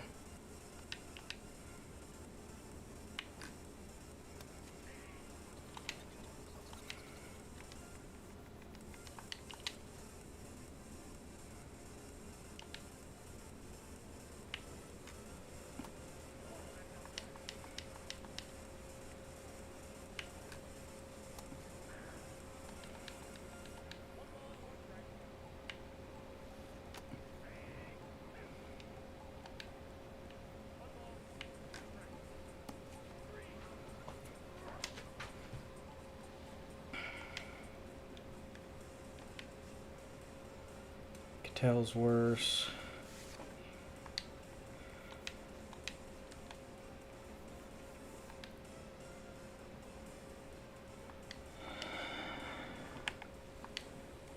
It's a tough one. I don't know what to do there.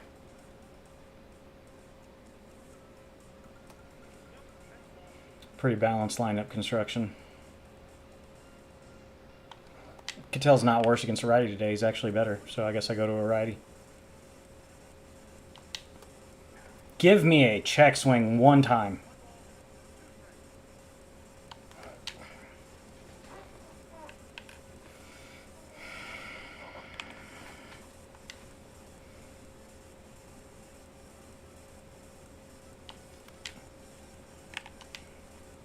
Too amped up, swinging at fucking everything.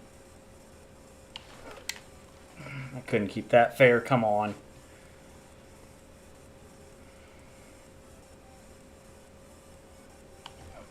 God, that is slow.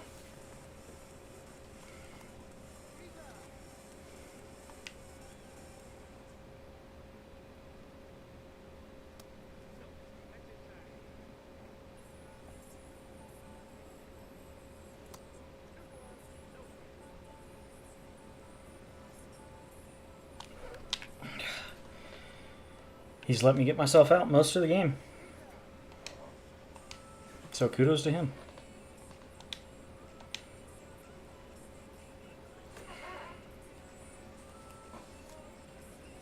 Go to a second lefty.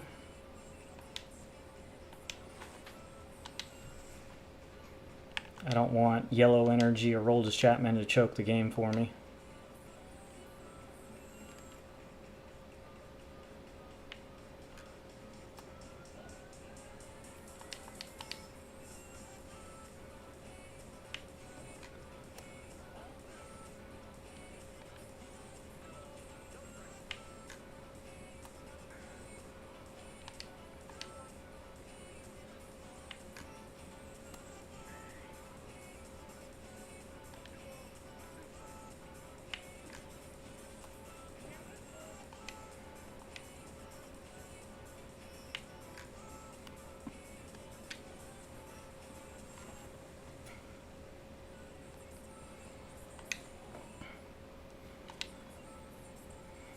You don't have a platoon for Soto on your bench, huh?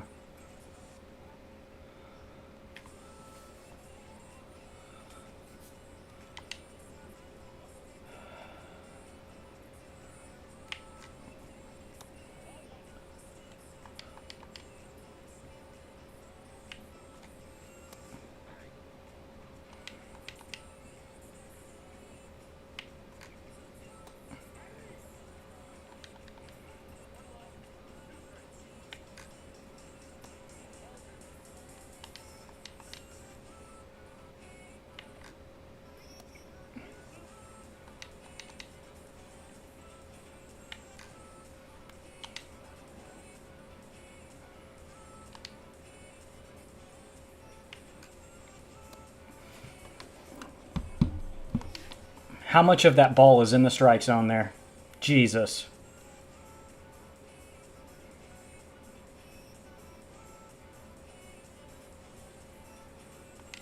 Yeah, no. We're going to fucking gas. Actually, we'll go to Ottavino, who can pitch against sinker cutter. I'll take him. Righty, lefty. It's fine.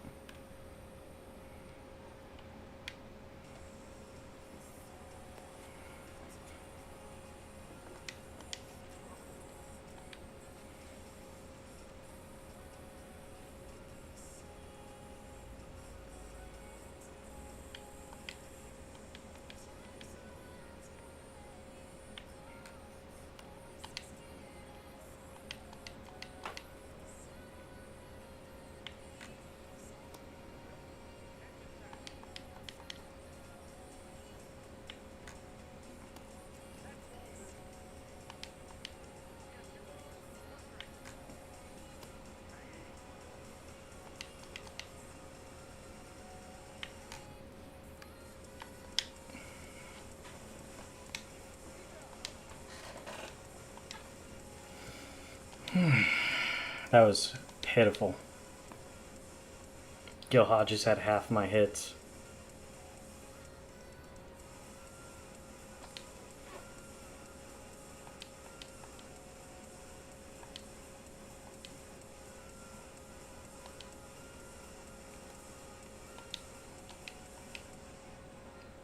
I dropped. So there's people still grinding, so yeah, I'm done. I'm not doing that shit with people. If I get something cool.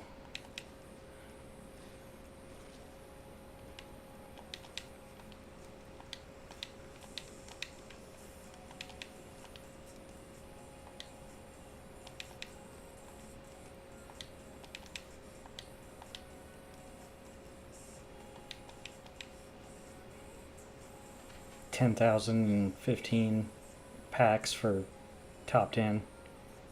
I'm top 5 right now, which gets you 25 and 15. Woo.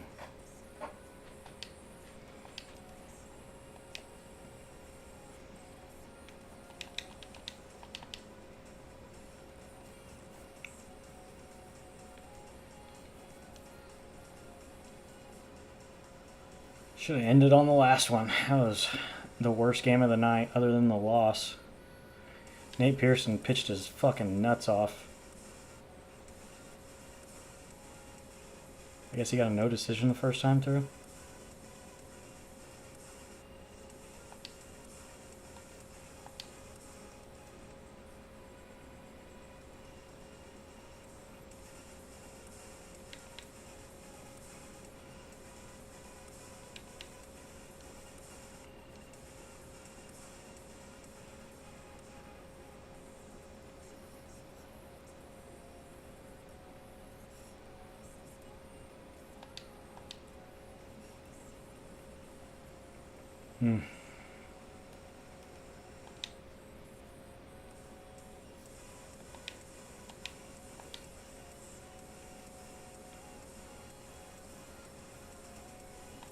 Loved it. Got like no play with some of my new guys in the lineup though. 53 away from, they're going to be dying in price already, yeah. I mean, I could make 20k probably off of one by the time I buy it back at the end of the season. And none of them really interest me.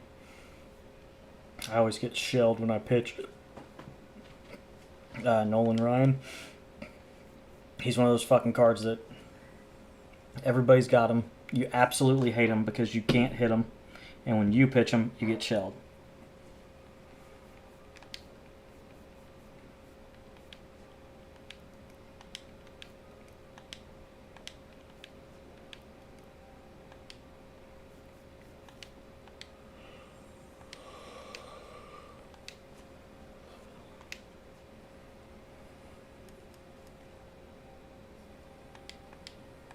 Actually, what I need to do is this Diamond Quest.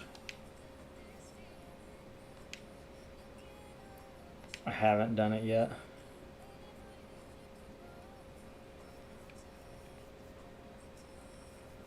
Not sure.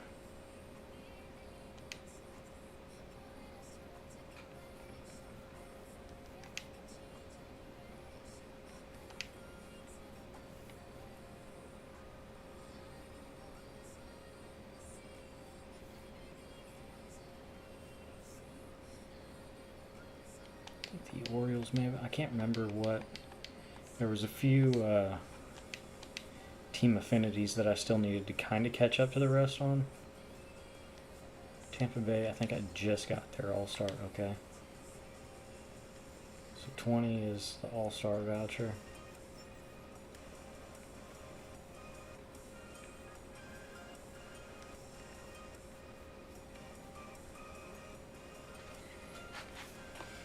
Nationals, Marlins.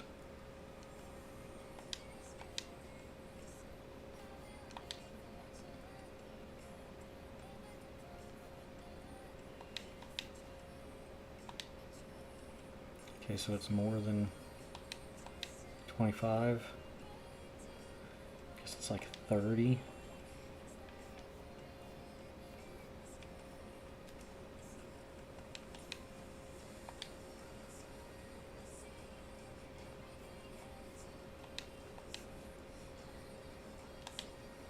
Yeah, it's about 30, I guess, to get the finest voucher.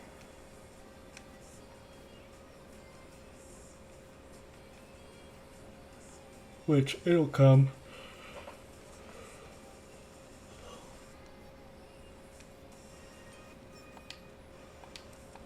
Honestly, I'm just gonna fucking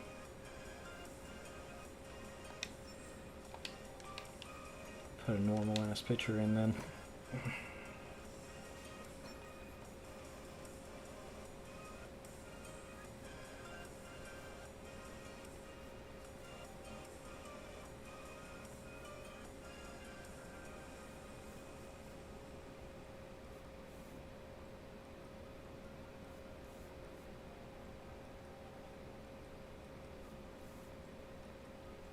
We're so far away from the finest vouchers that I'm sure they're going to add more missions to get us there, so.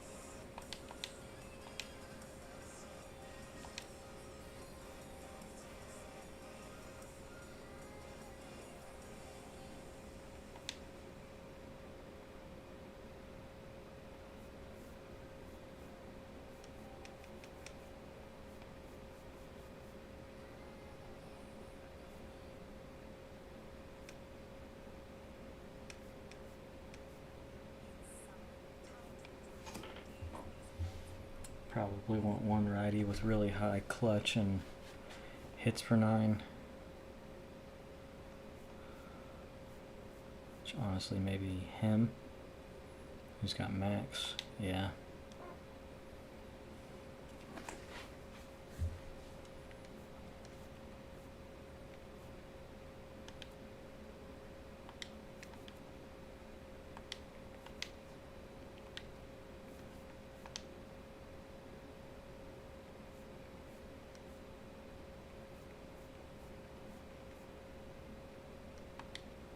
Leave the lefties, I suppose.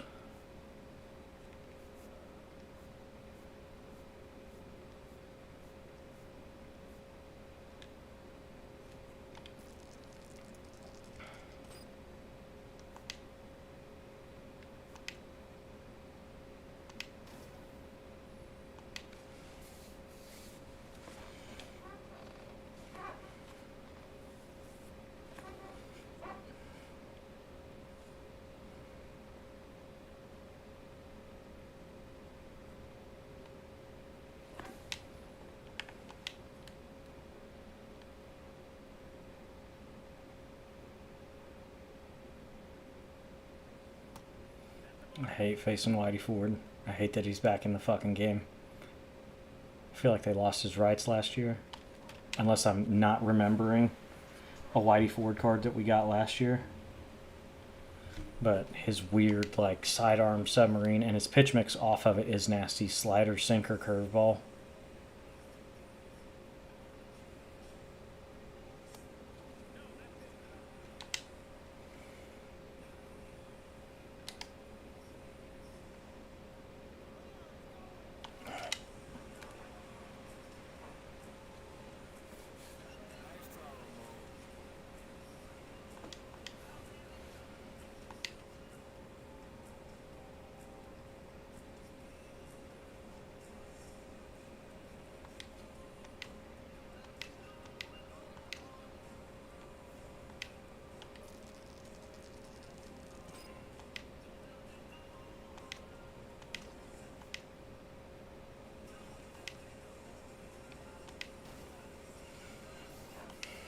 We're going to try to just complete the whole board, see if I can't get all 4 of the cards in one run.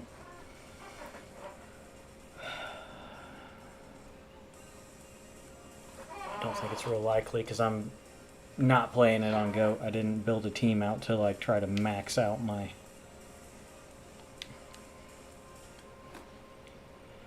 If this card would have got his live series pitch mix, talk about the grossest fucking card in the game.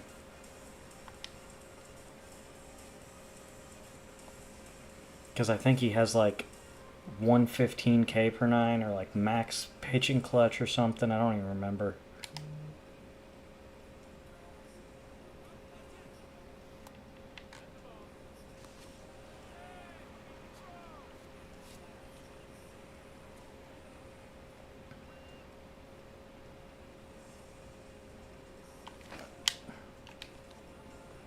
God.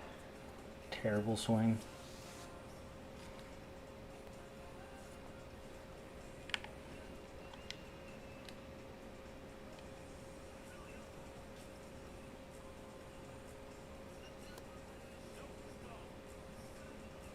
Why did that seem so much faster than the other cutters?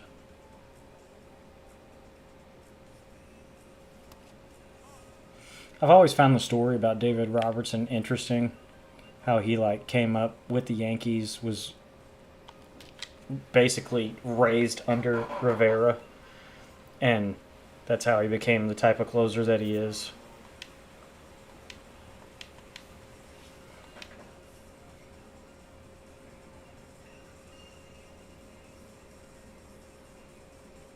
Oh. Well.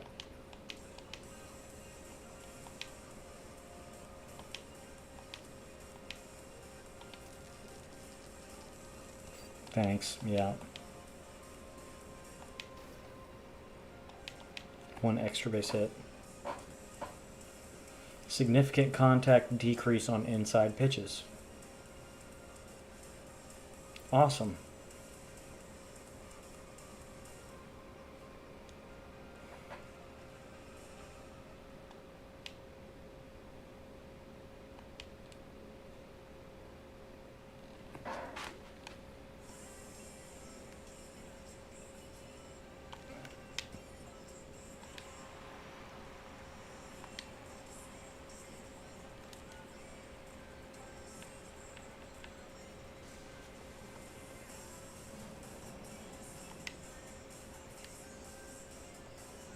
feel like this is, yeah, this is the fucking Tokyo one because he doesn't know a sinker, and his live series does.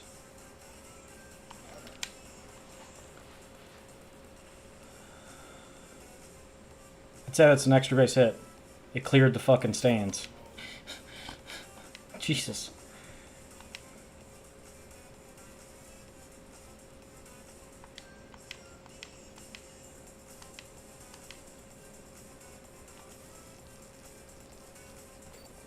That's awesome. Back-to-back ones.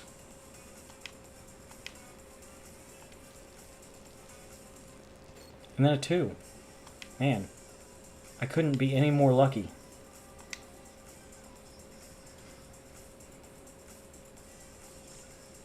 Strike out 2 batters to escape the jam. This is where my captain boost may screw me depending on who they decide to make me do this with.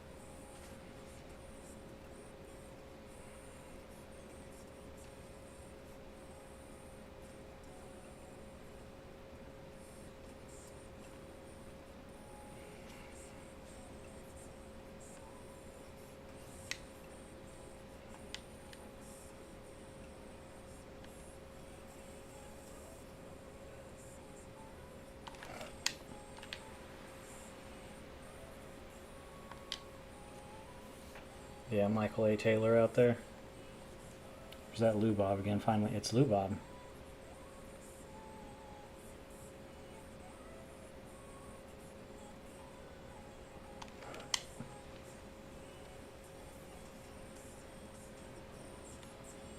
Man, that's pretty rough. Pretty good swing there.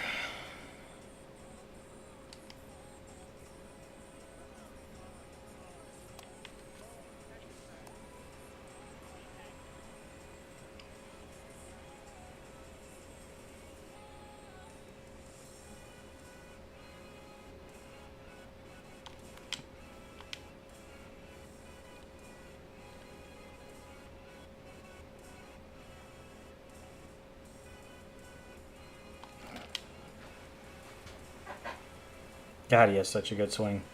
I don't regret spending my, 250, 270,000 stubs doing that collection. Like I said, my lineup was very right-handed or switch hitter heavy. I had no lefties other than, other than Jock. I had Jock as my DH at the time. And honestly, I'd probably rather go back to Jock with how I've been swinging it with fucking Schwarber.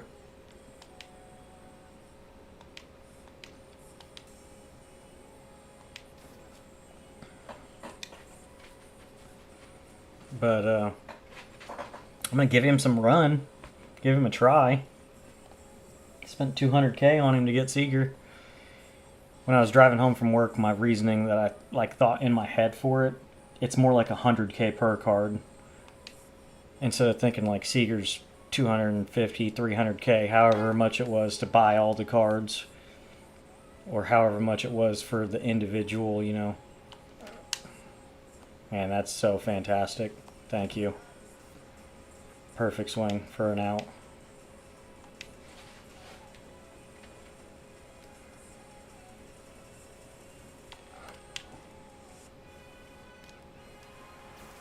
If you stand up and throw me out.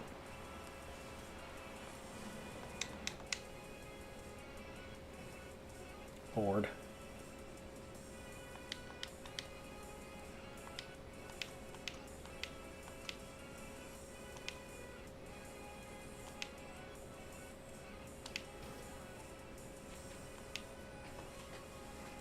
Is this the feature locked as Justin Steele? Okay. Honestly, I'm not too concerned about the Tops Now cards. Like, I know they'd be good to have in the collection for Friday. It's more the 2 postseason cards that I'm concerned about trying to have before then. Because they're both postseason cards, right?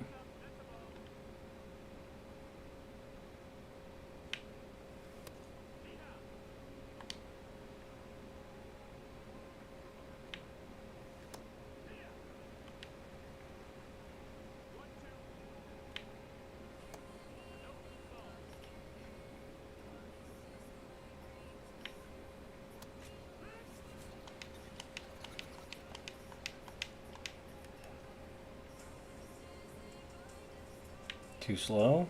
He has a very slow motion for that to be too slow.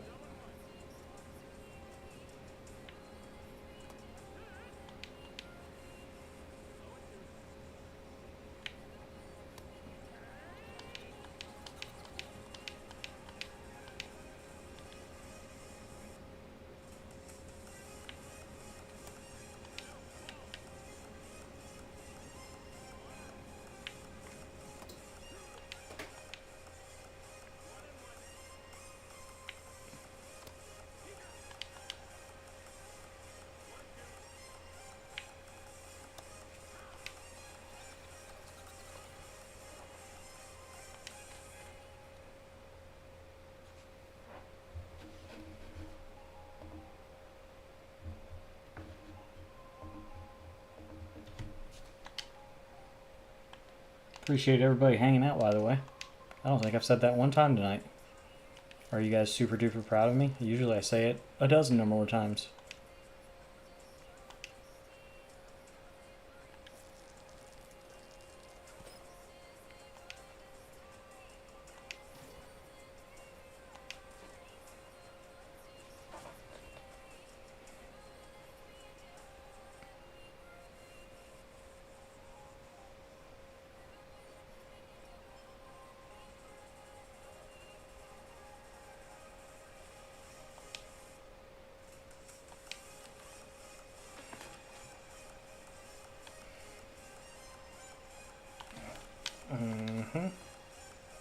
That sucks. Facing a lefty. I gotta get 2 hits in an inning. And my switch hitter's honestly worse against the lefty too, so that's great. Swinging at shit pitches doesn't help.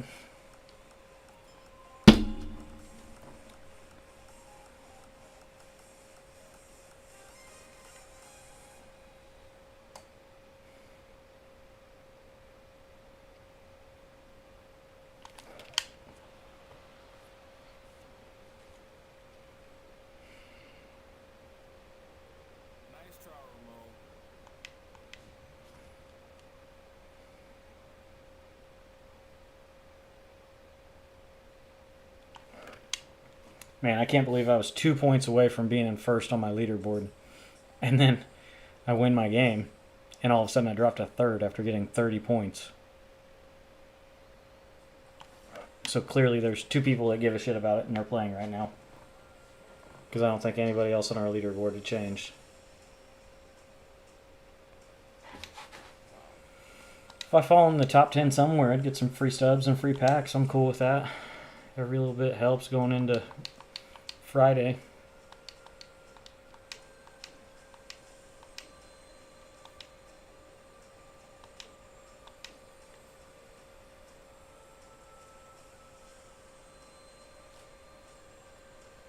%85 on Legend. 65 on Hall of Fame.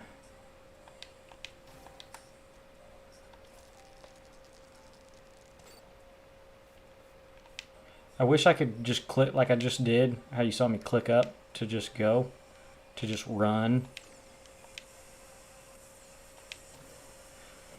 If I have enough moves to go those spaces, like I wish I could just go ahead 3 spaces, click there, and it would go. And if I had a moment to stop me, but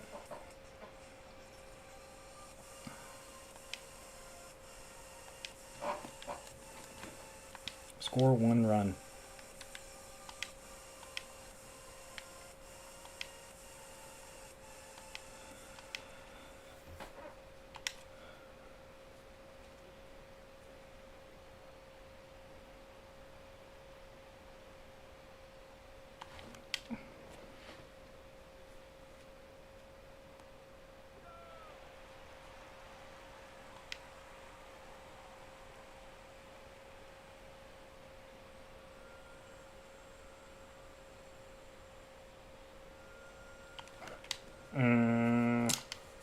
Damn. I felt like I drove that to right field. I was late.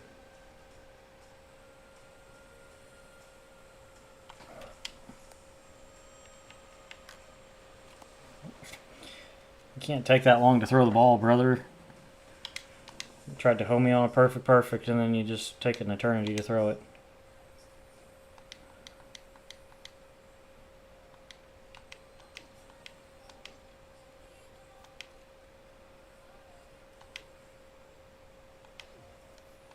Thank you.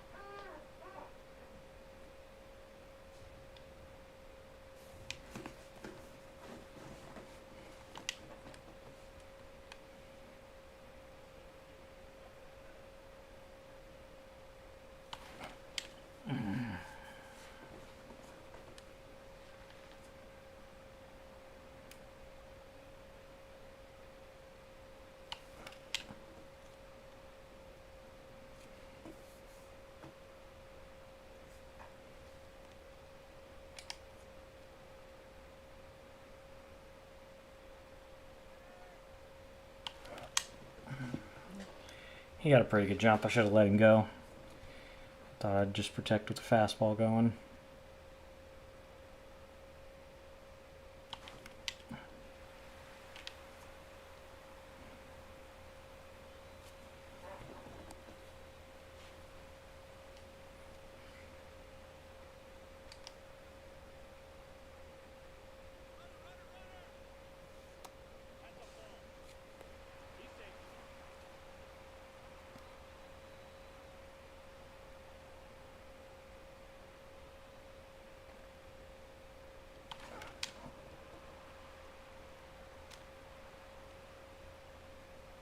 Well, thank you.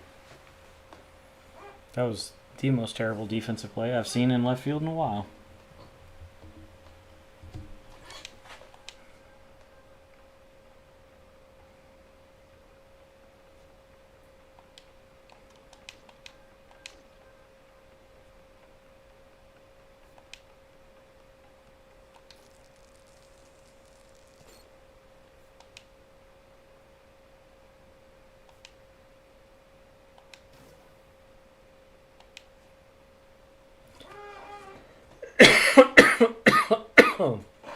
This is the Chapman one again.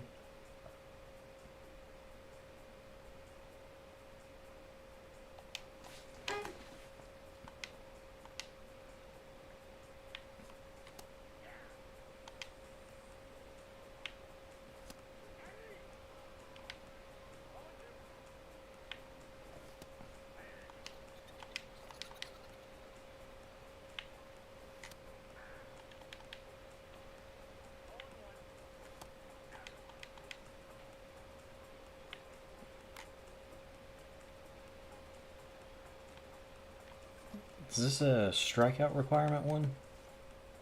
No, just pitch a clean inning.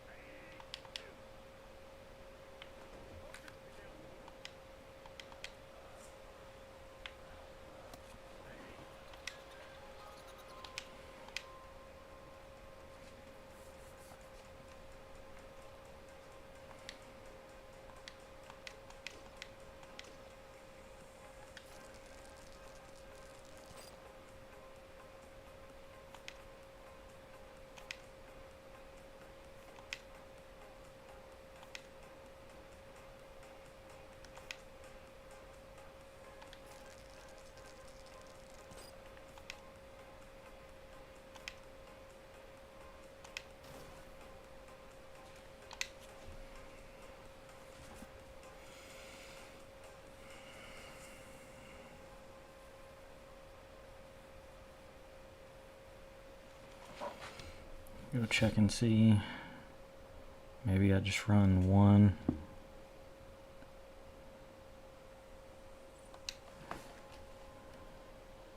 They're 93s, aren't they? No, there's 92. What are they overall?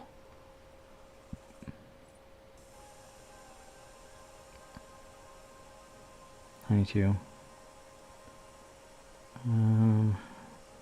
So honestly, Tomei is a little more expensive. He'd be the better one to go after. 17,135.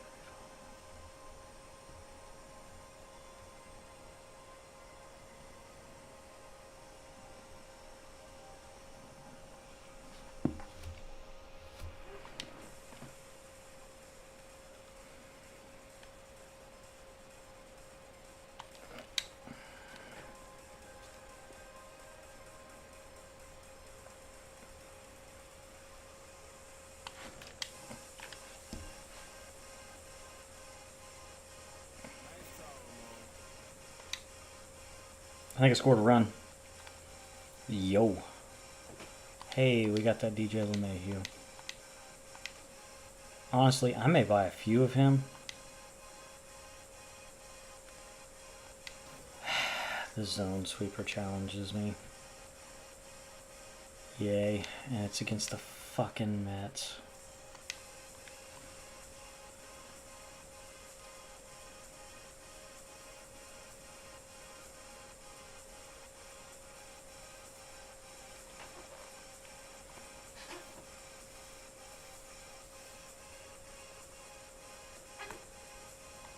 I think this is on Legend if I remember correctly.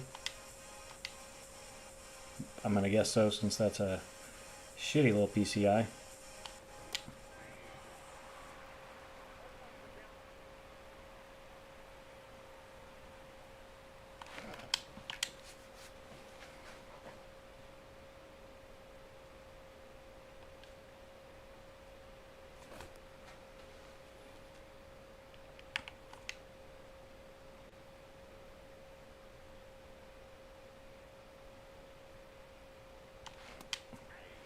Holy shit, that was fast.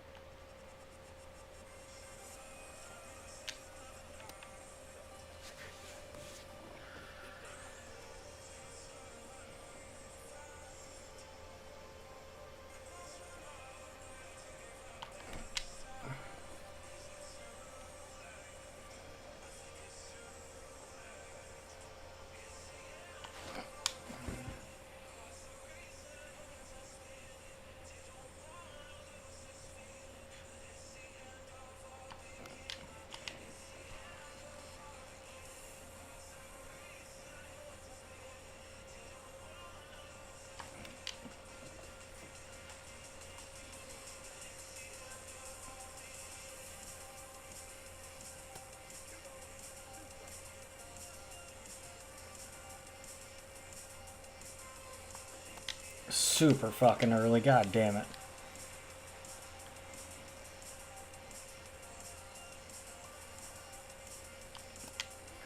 That's the first time I've ever screwed up and had to fucking play against the zone sweeper, by the way. That's great. I just wasn't paying good enough attention, I guess. I thought he was going one lower. And he just landed right on me.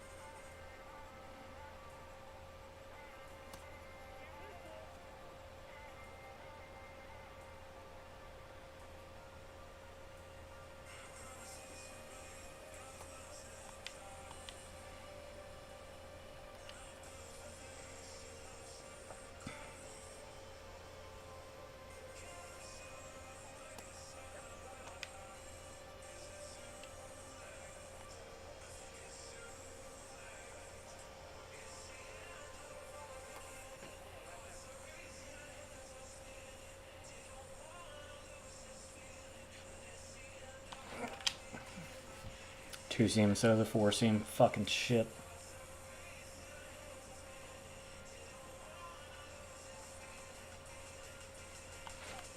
There's the four seam.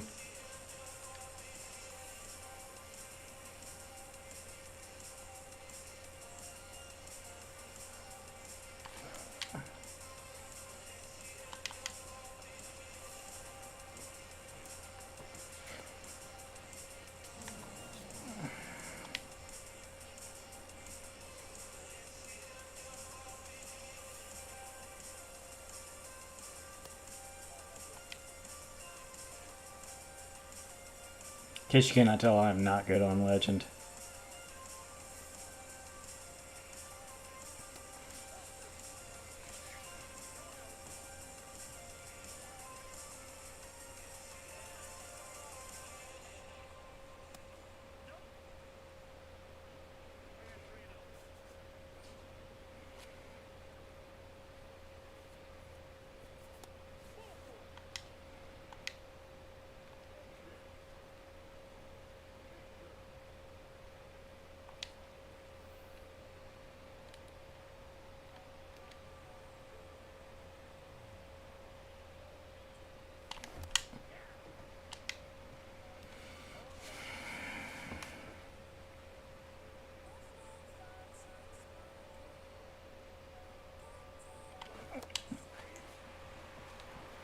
He seems to throw weirder this year. I can't see the ball out of his hand.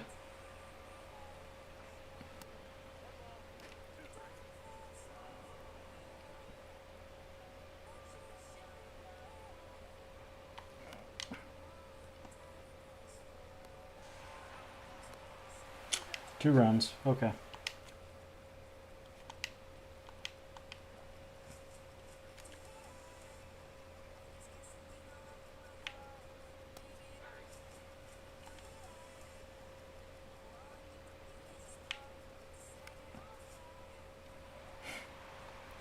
Already getting started, huh? Fucking jammed queef over my third baseman's head. That's great. Just great.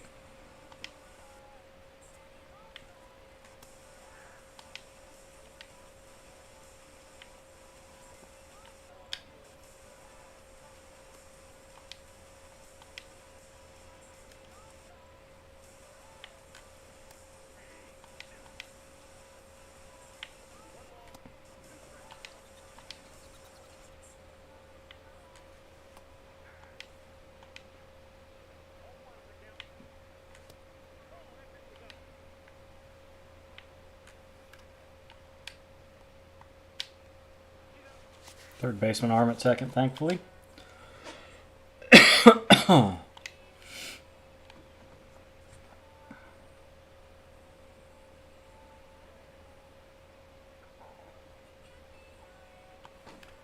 So half their pitchers are going to be free agent guys that are hurt for the year because it makes their bullpen better, huh? Jesus.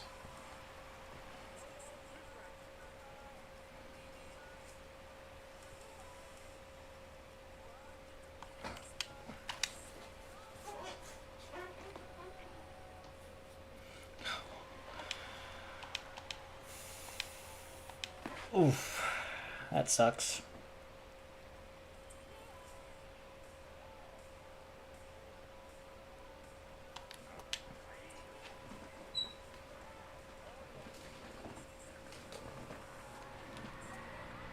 I am sweating my nuts off over here, so I'm gonna turn. I'm sorry if the fan's annoying in the mic.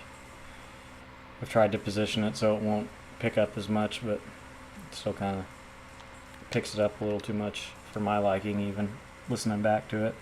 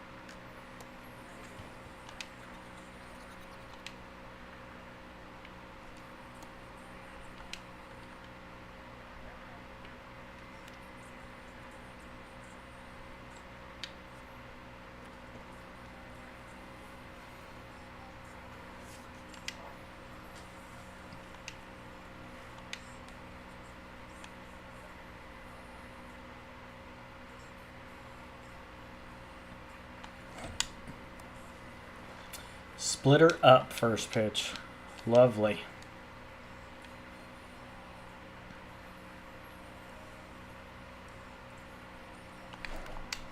And another hard out with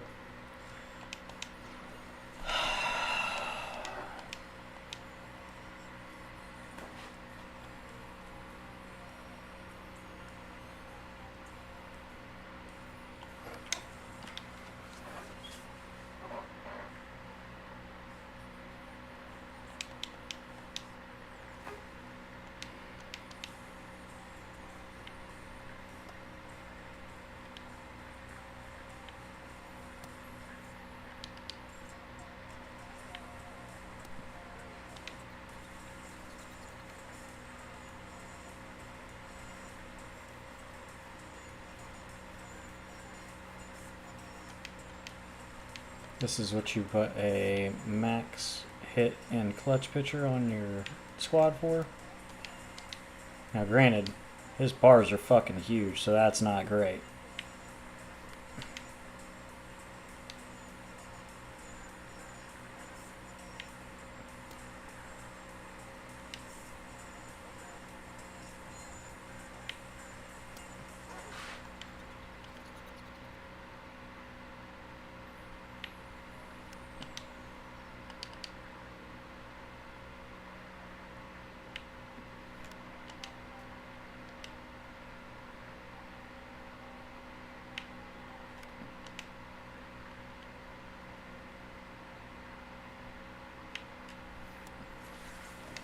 I do believe that's the first game of any kind ever on Legend that I've won.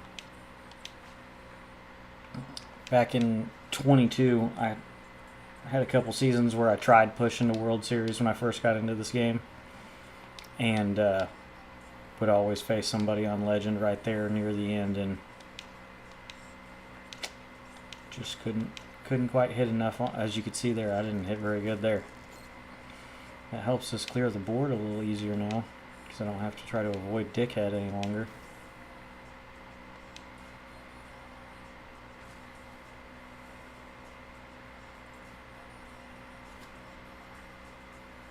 Whitey forward again. That sucks. I think the right was Whitey, wasn't it?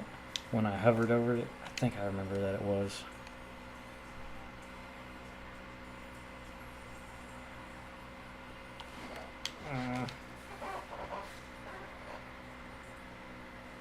slow ass Bernie Williams in center. What's his name? Their collection reward in left.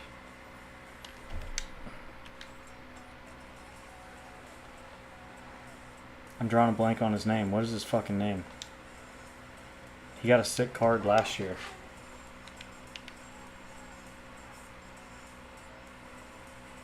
Paul O'Neill. Yeah, he had like a World Series reward card that was actually really sick. With first base secondary.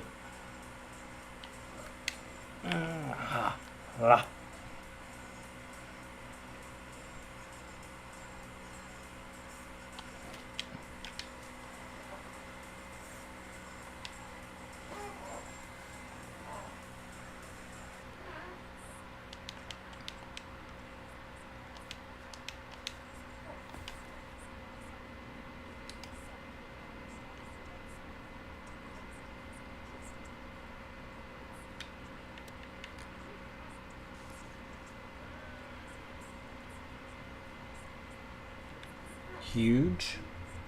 He may not have great speed, but the max steal does help. God, if I could get the good Ronald at this point, I would love to have him and keep him as my... I mean, Buxton be gone. There's something about Buxton, I'm just not jiving with him. Not on Hall of Fame anyways. I was on...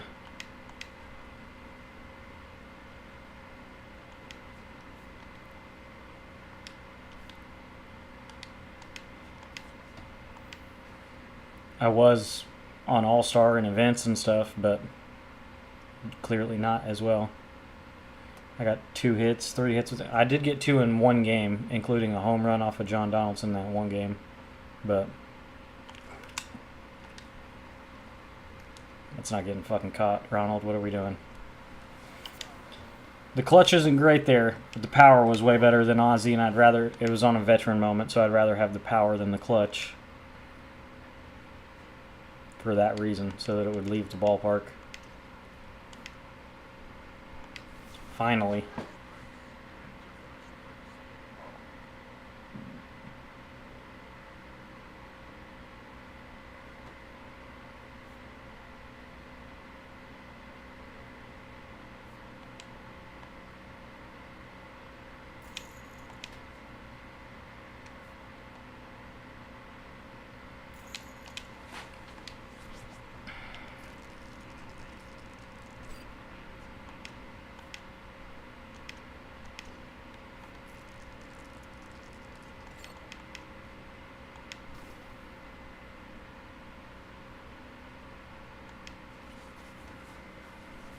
Oh, sorry. I also keep thinking, you know, I'll go grab a Uncrustable out of the fridge, but I think I'm going to save it for a celebratory thing after this is over. Sinker, cutter, curveball.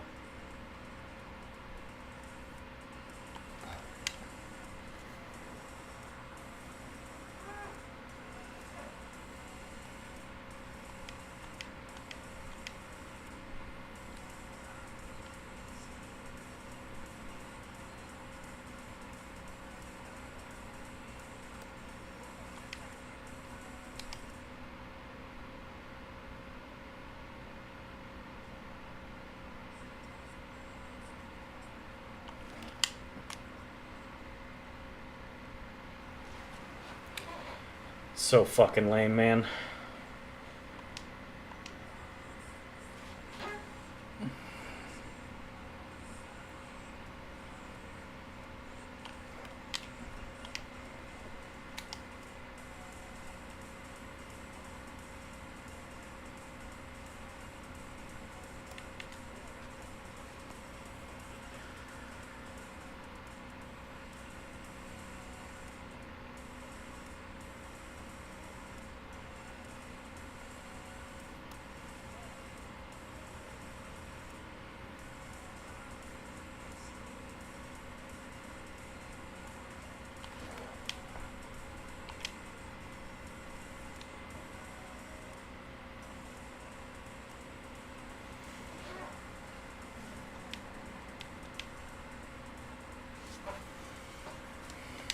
I mean, barring some miracle of God and me pulling Willie Castro,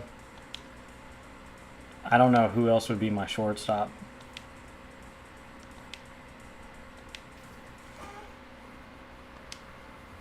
And even then, I fucking hate righty with Scott Rowland. Like, it's so hitter. That game against Dustin May was terrible. The ones against Satchel Paige, not as bad. He doesn't throw an outlier sinker, he just throws a normal sinker. But anybody with an outlier sinker, dude, you're fucked. Righty.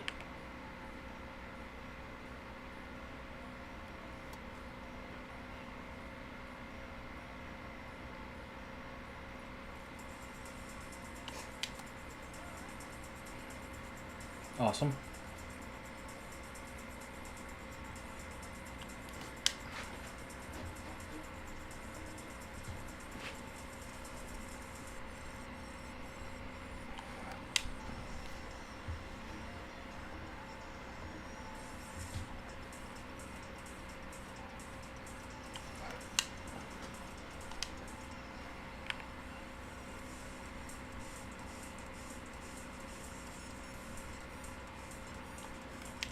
I remember the Signature Series Bruce Sutter in 22.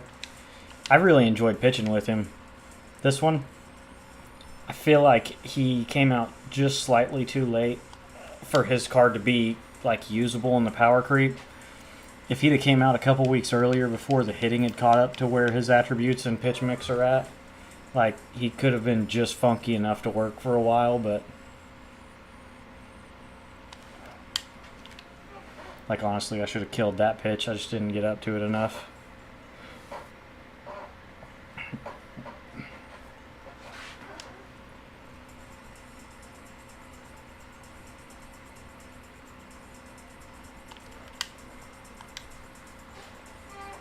Ludicrous contact and exit velo.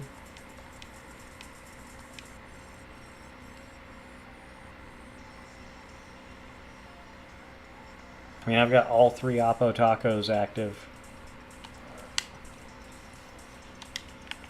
Cub Schwarber in Wrigley Field? What? Come on. Get a hit, bitch. Thank you. Maybe he just needs to be talked down to. It's a weird kink that Schwarber's got. That's why I didn't hit too good with him tonight. I wasn't calling him a bitch.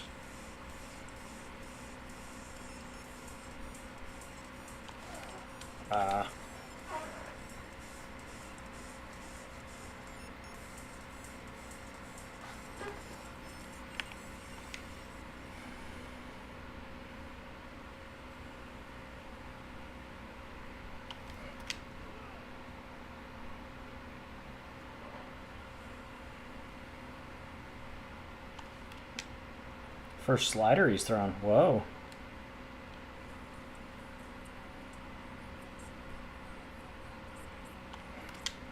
Sneaky good captain that nobody's really brought up yet. The Nationals with the Keibert Ruiz boost. If you have James Wood and Bryce Harper, and then Jordan Zimmerman, I think Ks per 9 is actually the other boost that he gives, which is exactly what Jordan Zimmerman needs to be more useful right now. +5 power both sides. I want to say +5 clutch maybe. And then, like I said, +5 Ks per 9 for the pitchers. And so you run like Rendon on your bench. The three of them in your starting lineup. If you don't have Yasmani or Carlos Santana. Which, granted, if you have Bryce Harper and you don't have them, you're probably a Nats fan or just a Bryce Harper fanboy.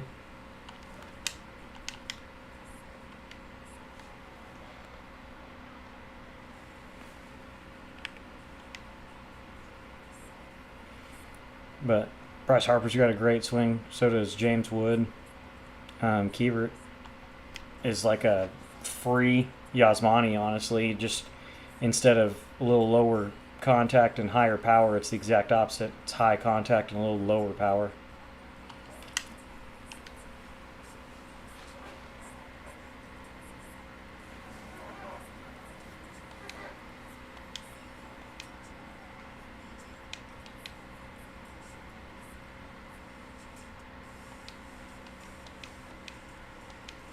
For the love of God, can I be done with this stupid fucking mini moments now?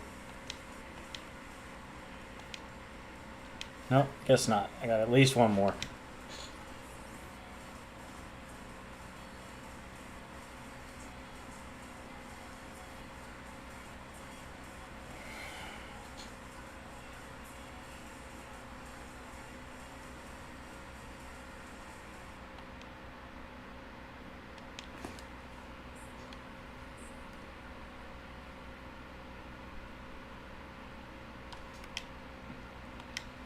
Move your PCI. Don't be late, you dumb bitch. Played 7 games on Hall of Fame. Like, why are you being late on veteran?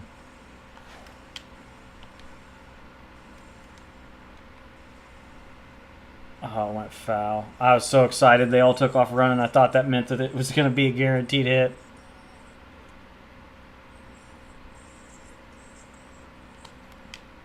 Oof. I could tell you, the over-reliance on the 4-seam with Shota is not how anybody would pitch this card. Can you at least be safe? Nice.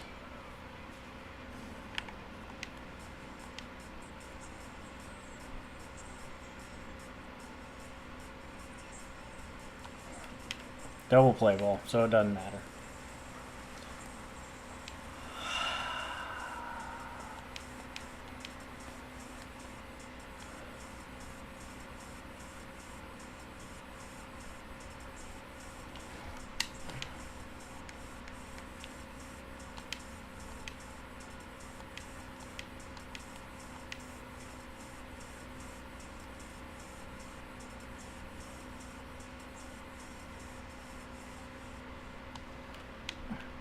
And it gets caught instead of down the line. Awesome. Because that's what I need is a fucking downgrade going into my fucking... Okay. Cool. I do not give a shit. One more. Gotta have one more. Cool. Well, it'll get rid of the stupid decrease, I guess. I don't give a shit about pitch accuracy, though. I'm not gonna have to worry about it too much, I don't think. I mean, it could suck on Hall of Fame if I do the first one on Hall of Fame.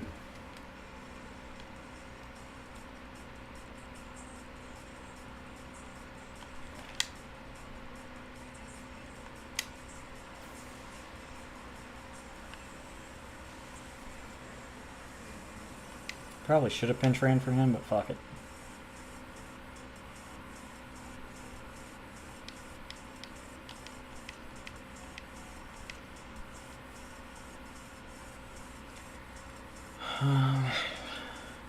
Man, it's not even a 100% guarantee to get the Tops Now card on Hall of Fame. What the shit?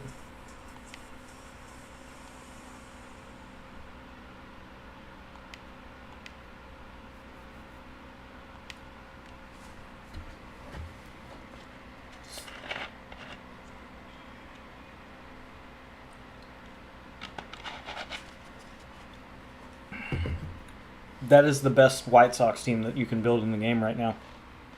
And that's sad. They've won a World Series in this century. And there are other teams with theme teams that are way better than them.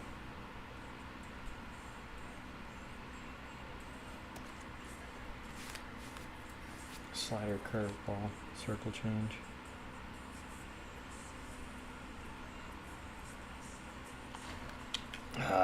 A little early. Almost beat it out because of shitty fucking defense. The house that Yohan built. Not really, but you get what I mean. He's back home in the south side. Change up.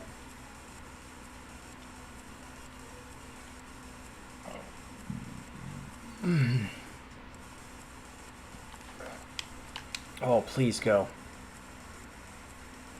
No, of course not. I know I got around it a little, but fuck, man.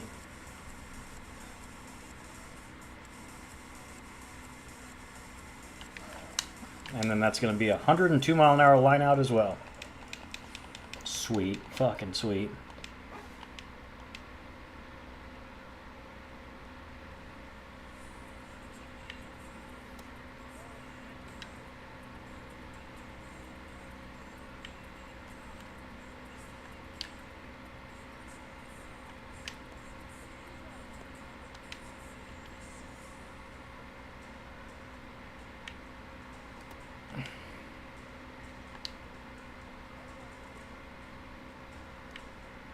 Whatever the white fucking light is right where I'm trying to fucking look to pitch is pretty annoying.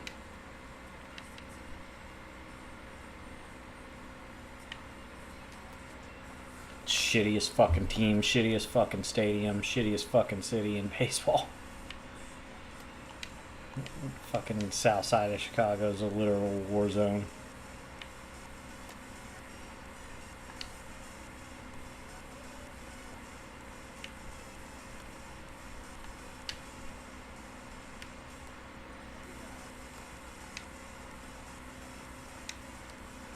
Well, he's still out here. Still in the green, so I guess that's why.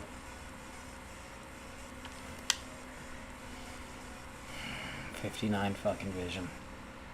Best hitter in baseball.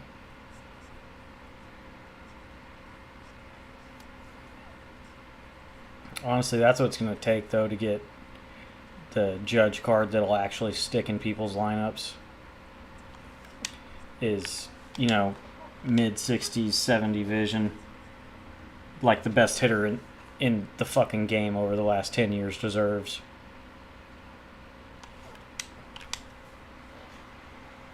How in the fuck are these balls all dying at the right fielder?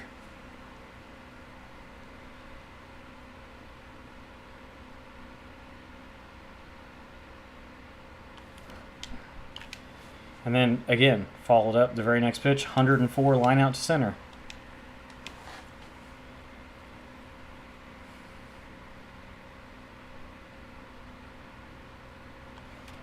A perfect ground out. Oh, no, it bounced away from him. It's a Christmas miracle. This fucking game.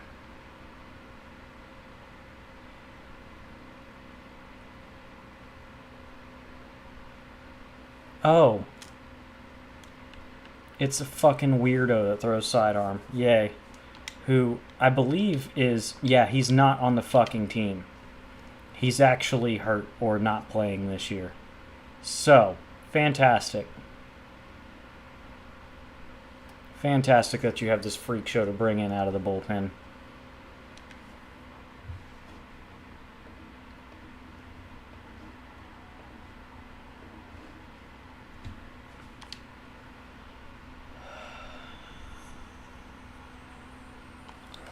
Oh, fuck.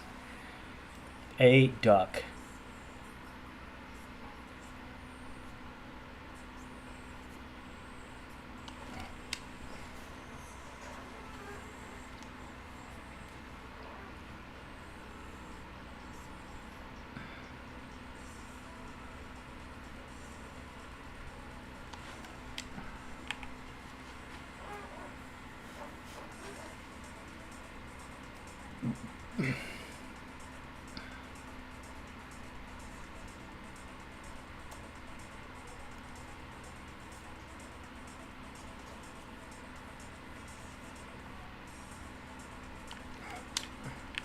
That was ball 4. Damn it.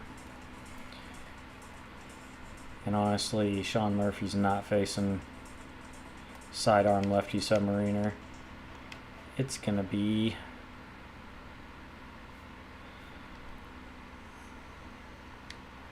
maybe Ozzy. Oh, we'll go David Justice. He had never really had a big moment for this team since the fucking first few days after launch.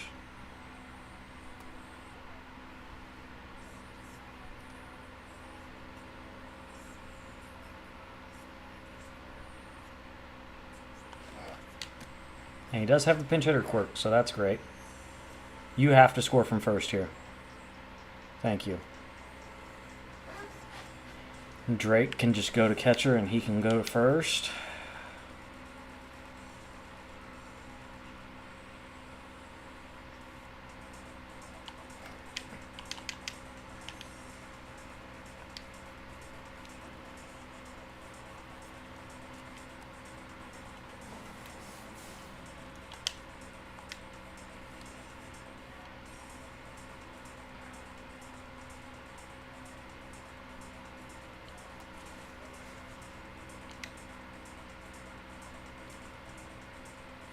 92.85 at P5. You know what's crazy? In spite of the fact that I have this random ass fucking mid-tiered card P3 working on getting in P5, I don't really like Jared Kelenic that much. I think it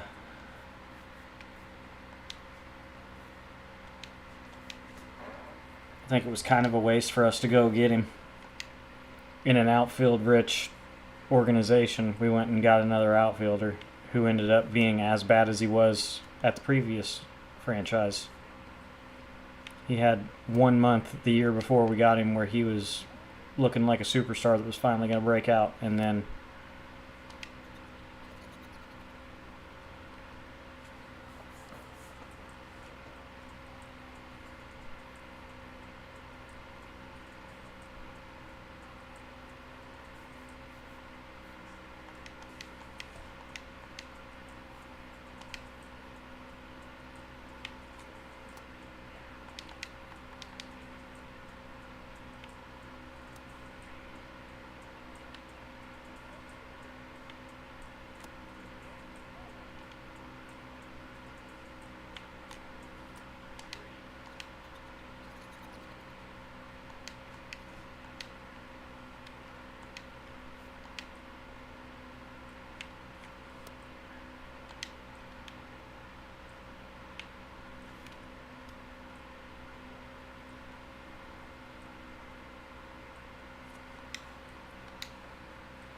pretty crazy that it seemed like my center fielder was standing right outside where the ball got caught and just letting me take it.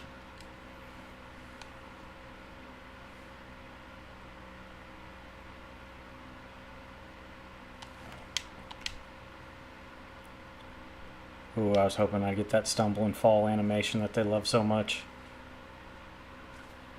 Hello?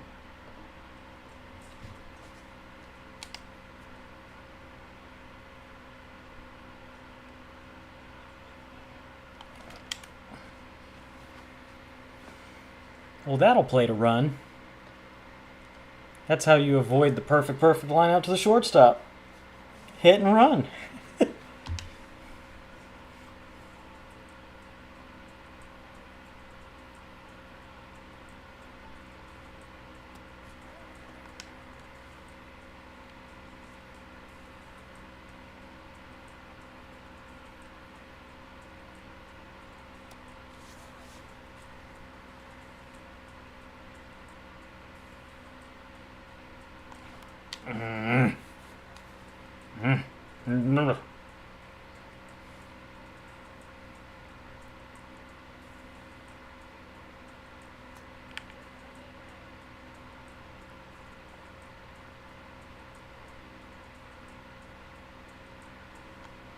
Okay.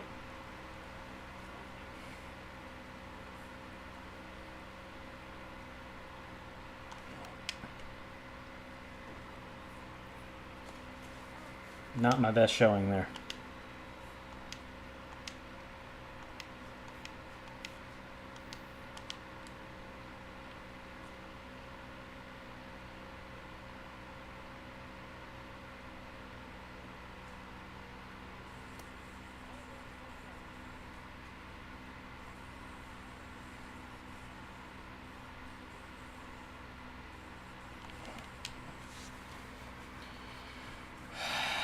Damn it.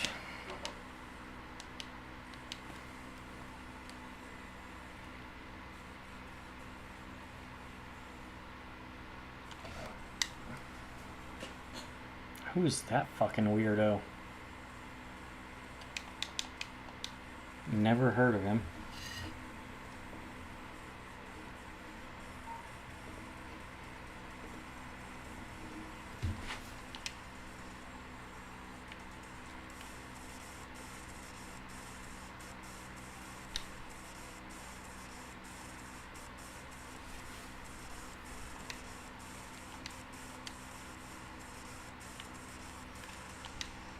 Whoa.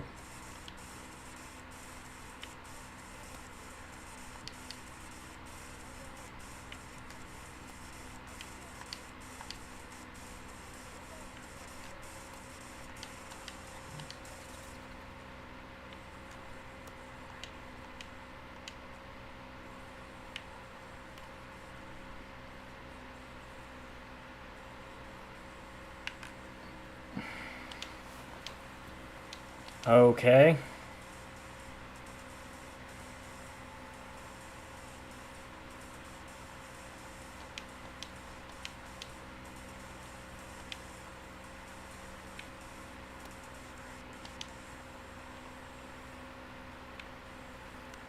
Fucking silver atom done.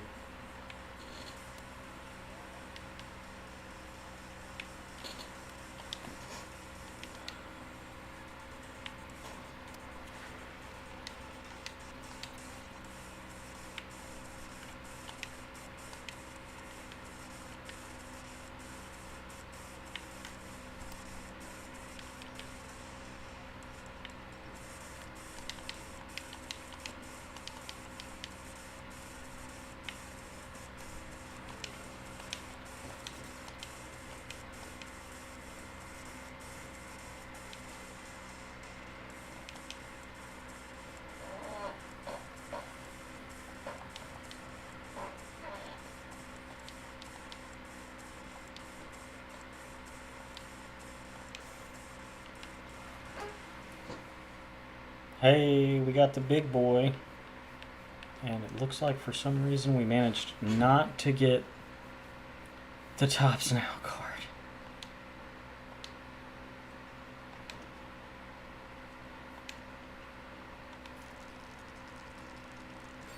And the game loves doing this. It knows that you're going across the map to the other one, so let's make it as painfully slow as possible.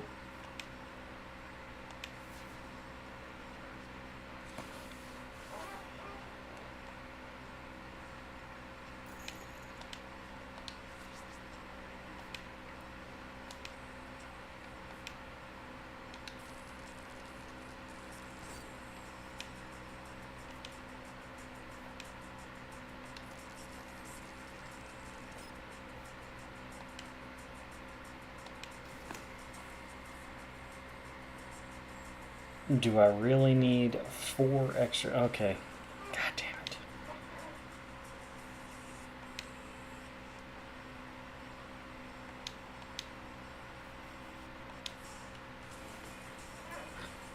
It was only 4 extra percent on the Tops Now, but it was 14 on the Whitey Ford.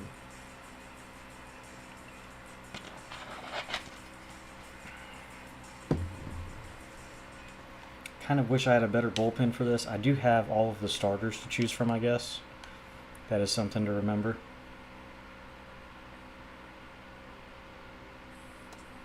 You go fuck yourself with that stupid shit.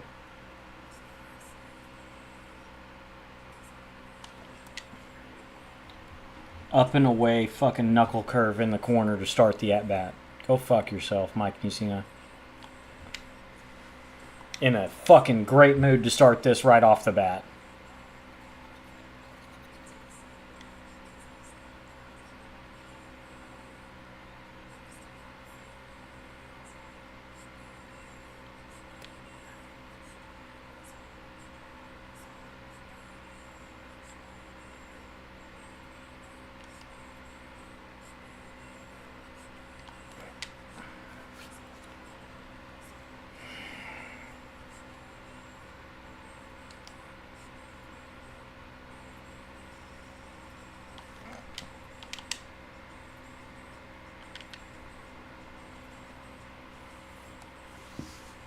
Honestly, was looking to take a knuckle curve for a ball, but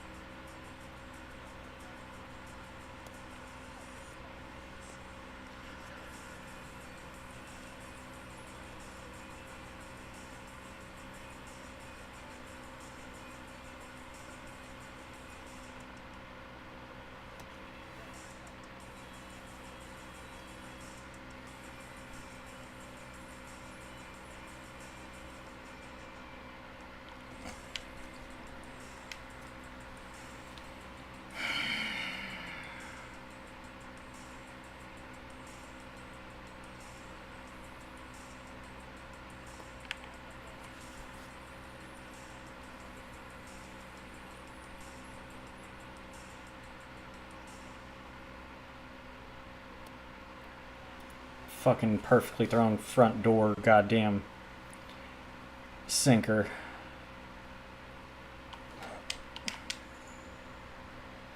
Bernie ain't throwing out shit from the fucking deep part of center field. Sugma from the back.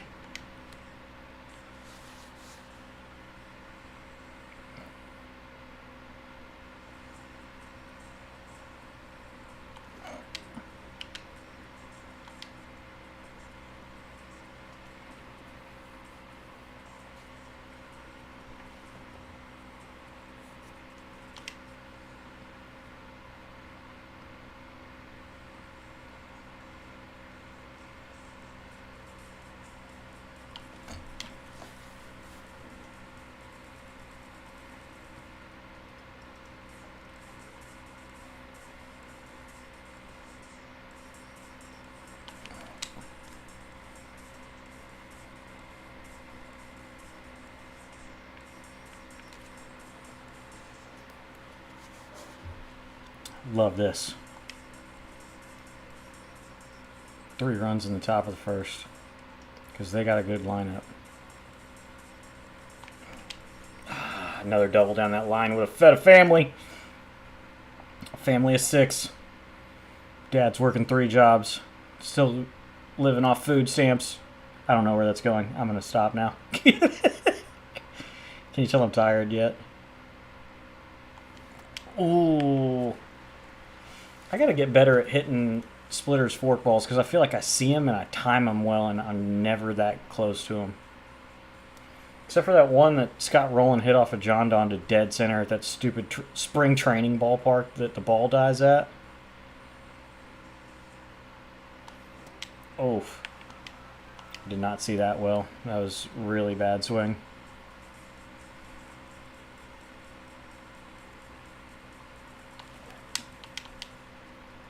We're going to push it. Fuck it, we're already up 4. See if we can't make it 5. Chaos. We're going to thrive in the chaos now. James Wood stealing first pitch. Pretty good jump. And he's out. Cool. Okay. Called that a ball. Love that.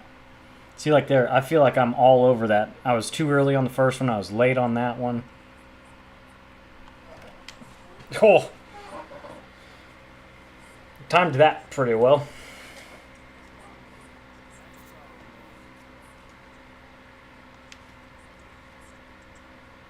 Batting around in the first inning on Hall of Fame. I love it. Drake, you gonna join the club? Holy shit, Snackles.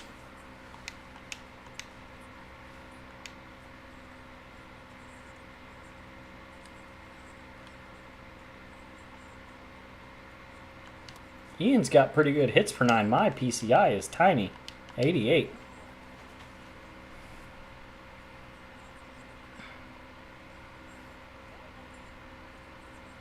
What did that hit?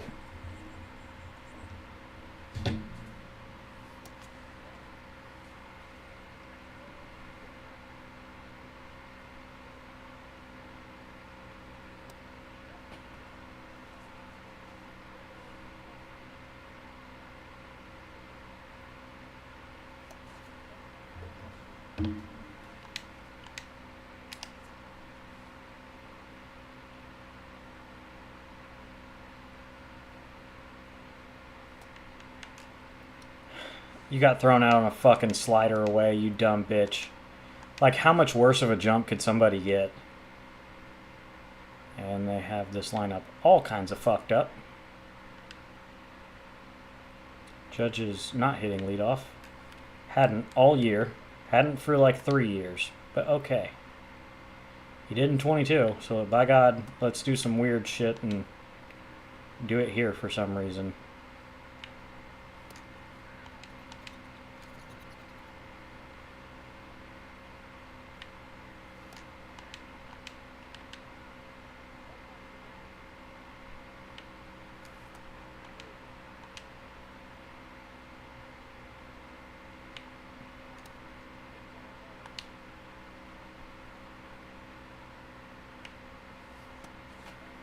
Love that. 2 perfects in a row. Let's miss the fucking strike zone, guys. Go for 3. Oh, you threw a strike that time. Thank you. That was a really bad pitch. Holy cow.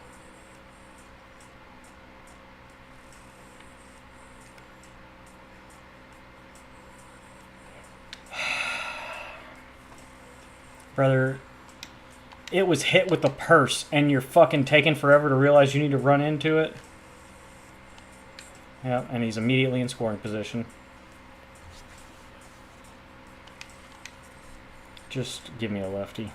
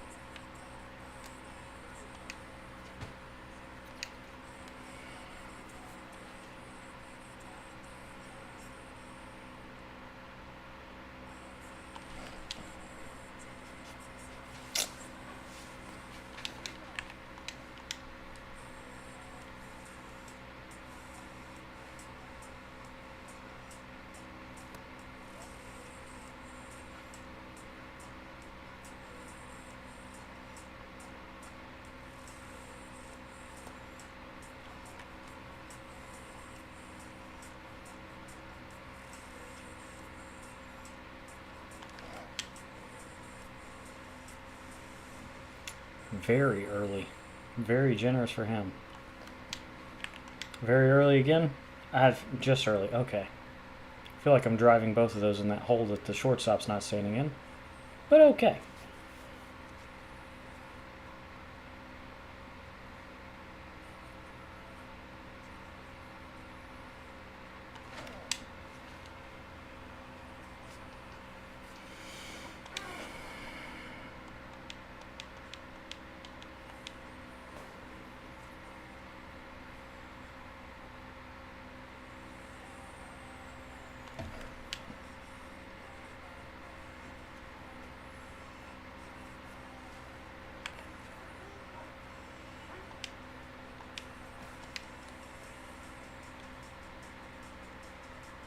Who? That couldn't have timed up better. You know, they've got some good relief cards for their team build, and we're bringing in Jake fucking Cousins, Live Series Bronze, who's a free agent, not a Yankee right now.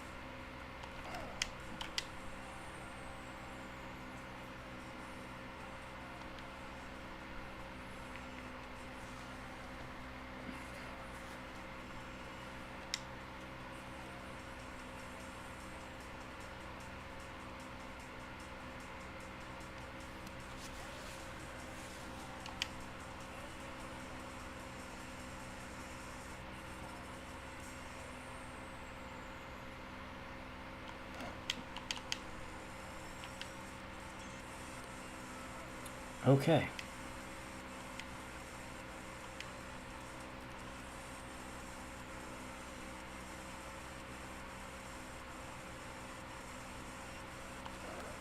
A little low, yeah.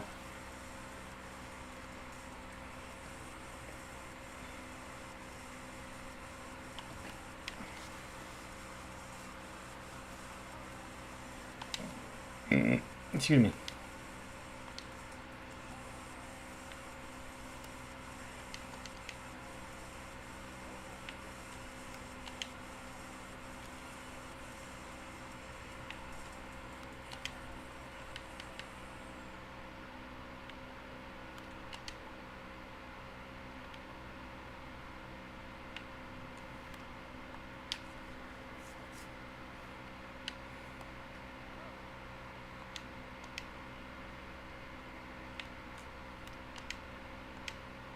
was going to say he's a little worse against lefties if I remember correctly. This card that I wish I'd had a month or two ago, no longer care at all if I use him. He'll get a 99 that I'll be able to use at some point this year, and that'll be cool.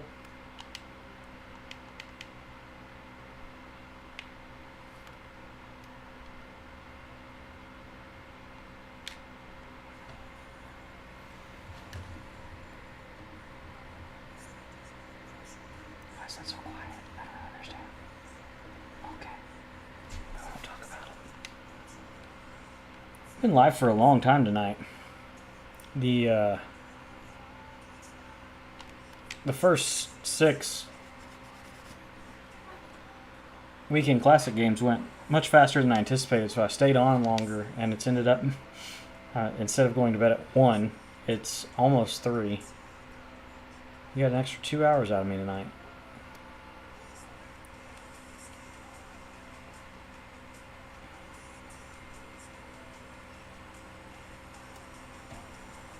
That 7th game that I played trying to climb the leaderboard took forever. Holy shit. I don't know if this is actually Jared Kelnick's swing or if it's some generic one that they stick to him, but I do enjoy it. It's a pretty smooth lefty swing. It's too bad that his lefty attributes suck so hard, but God, he throws like such an asshole.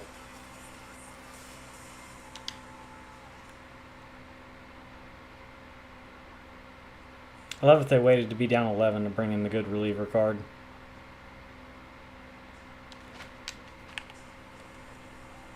Two singles, 2 RBI, 2 runs scored.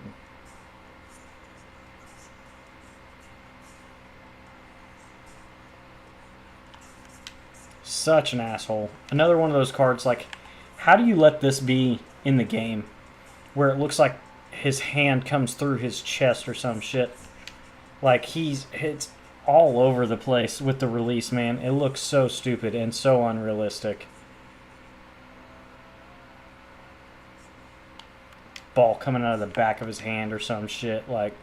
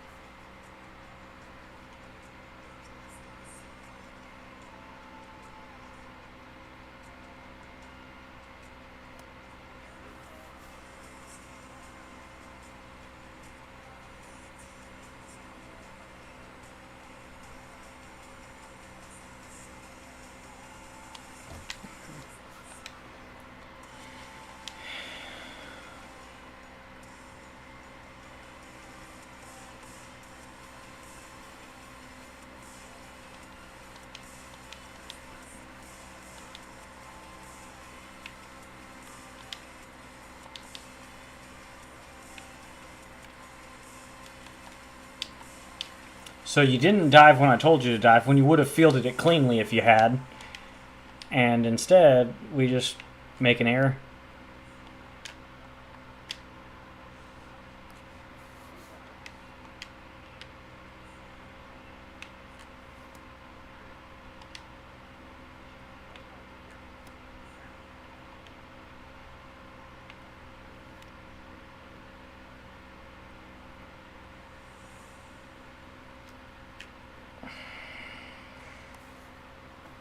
So fucking stupid. Ground ball to end the fucking game. Bounces off the bag. And then dipshit doesn't want to go after it. We'll let the right fielder go after it. Speaking of dipshit.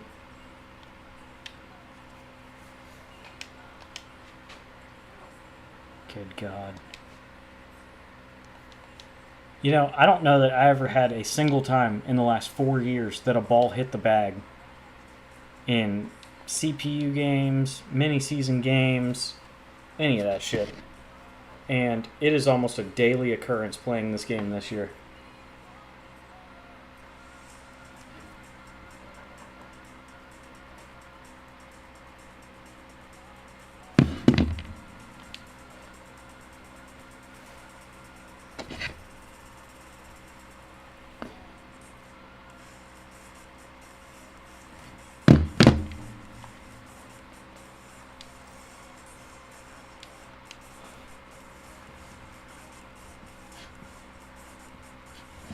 We got Whitey. We got the tops now there. Woo.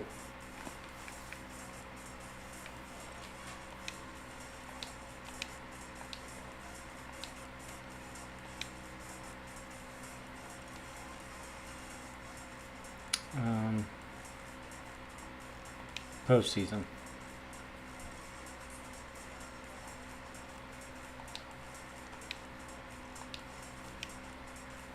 Oh, he's an all-star card. Okay. Well, his price may skyrocket come Friday. 4K.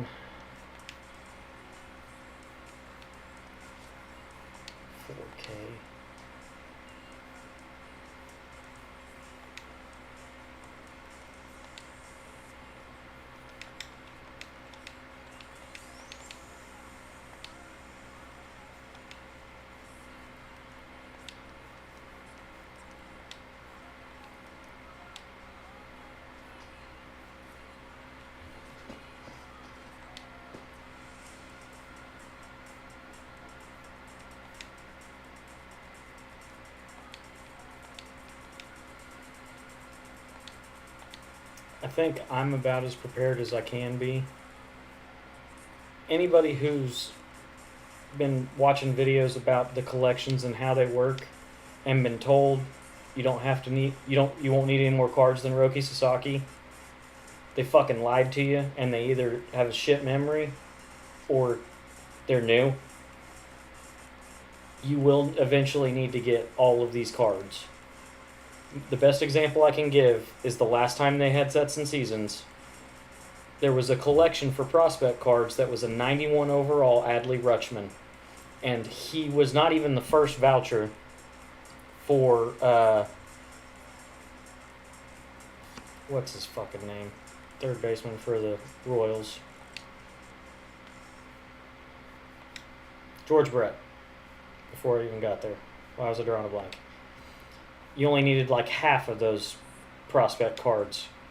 And then in the second collection for Andrew McCutchen, you had to have Adley Rutschman, which left you 2 or 3 cards that you didn't have to have.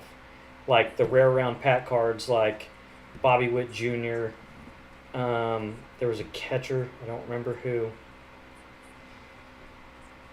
Anyways, there was like 3 of them that were a tier above all the rest. They were like rare round pack cards. And it wasn't like a prospect pack. It was like they put a prospect card in a dog whatever pack. I don't even remember what the fuck they were called.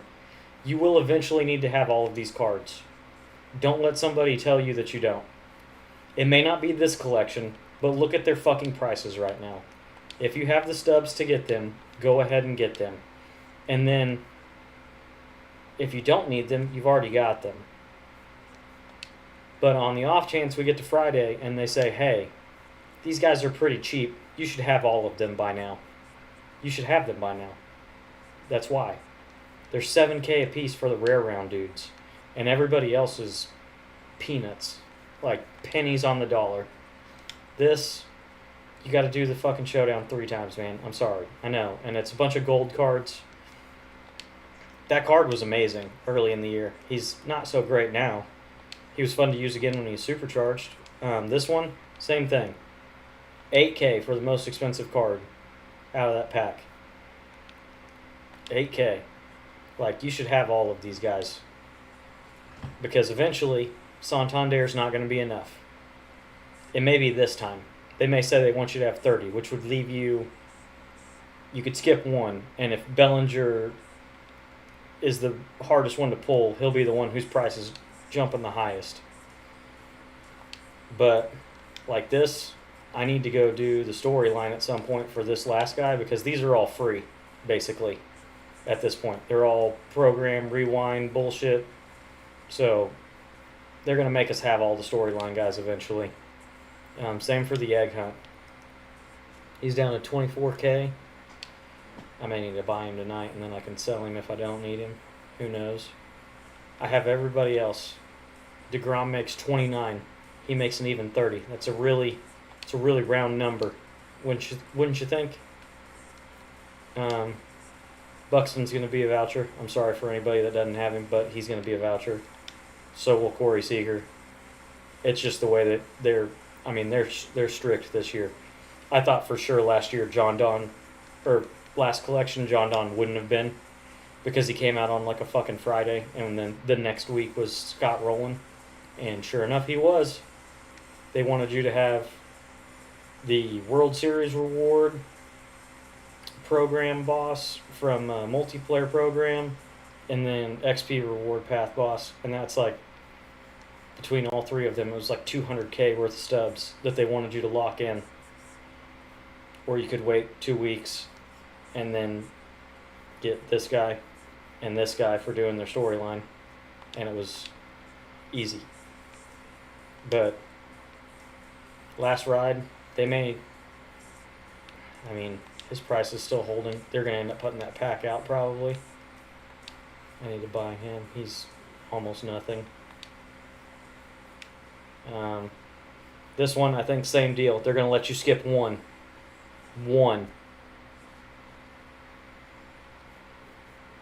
That's what they did last time. And I think they're going to do the exact same thing. Which means you're either going to have the Braves done or the Dodgers done, or both, and not have the Weekend Classic relief pitcher, which I'm probably going to hold him because I think his price is going to jump up, because these guys are dependent on live series. Ronald could get upgraded to a 90 with the way he's hitting the ball. And then Shohei's ungodly expensive, so not many people are going to have Valenzuela that don't already have him. Breakout's not terrible unless they add more, but I think you're going to get to skip one, and it'll be this brand new BR card. Standout could be tough. This is a BR card. This is a chase pack card holding his value. You may want everybody else just to be safe.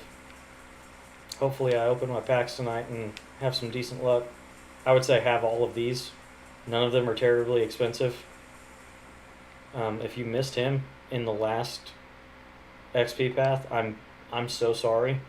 That's gonna hurt, because that's a free card towards a small collection that, like, we might be lucky and they let us skip one, which for some people may be Whitey because they haven't done the Diamond Quest yet. But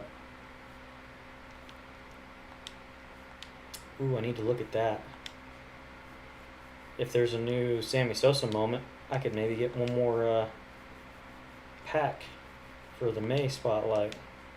This should be the one that you probably want to skip.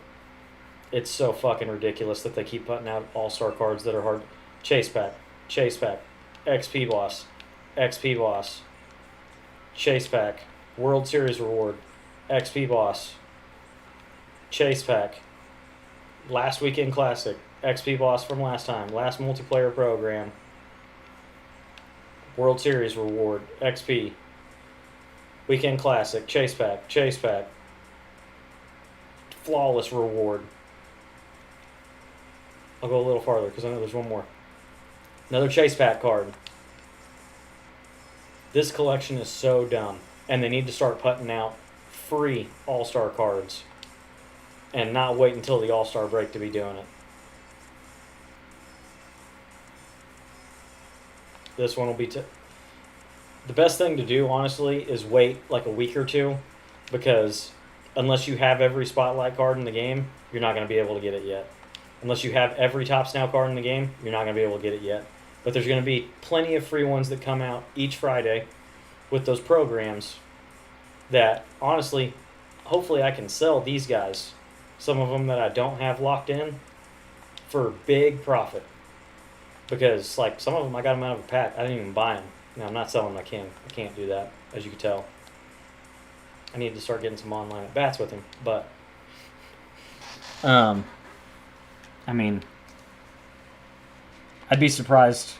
I wouldn't be surprised, I guess I should say, if Friday rolls around and they're going to let you skip one.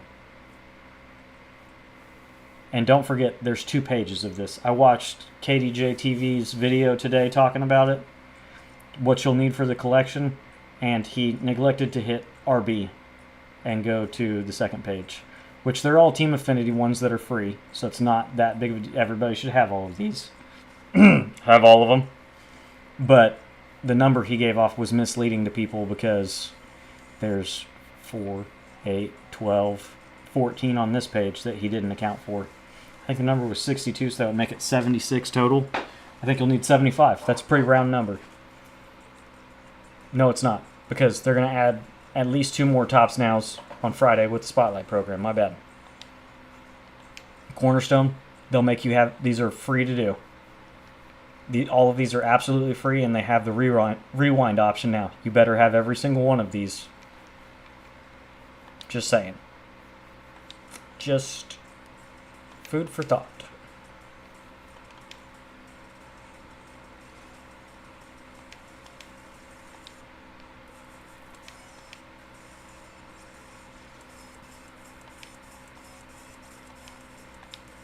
Okay.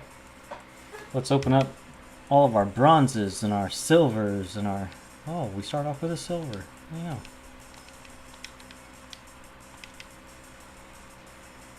People have been saying, like, all year that Diamond Quest is the best way to make easy stubs, and I don't feel like it. Every time I do it, like, you can't get a diamond out of these bronze packs. I just got 3 quick sells in a row. So, like, you can get a gold. That'll improve your odds. Like, your profit margin, not your odds. But the silvers or whatever, if they gave more standard packs, I feel like it would probably be more of a viable stub making method.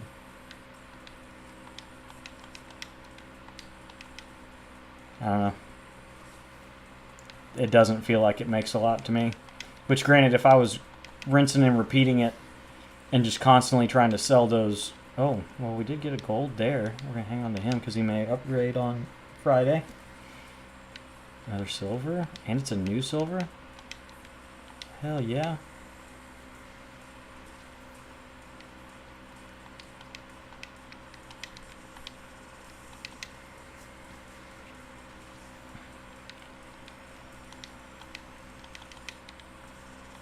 But, like, so this is basically a standard pack. It's a standard pack that guarantees a silver.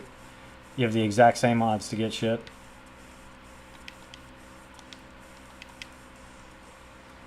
I just opened all of those and my stub count barely looks any different. Like, I don't understand how it's supposed to be this big moneymaker. Like, people talk about how they grind Diamond Quest all day, a couple days to finish live series or to do some collection, and I'm like, brother, what? Are you just playing as fast as possible to the first stronghold and bunting on GOAT difficulty to get the card? I don't understand how you can make stubs that fast off of that. Like, those 3 cards I got right in that last run are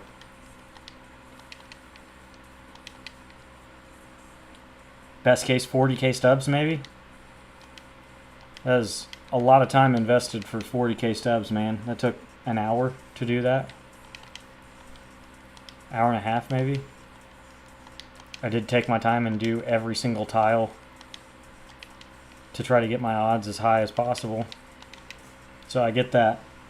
It's much faster if you go to the most expensive card. You just beeline it to the fucking stadium, do the stadium challenge on GOAT, and if you win it, you have almost a 95% guarantee that you're going to get the card.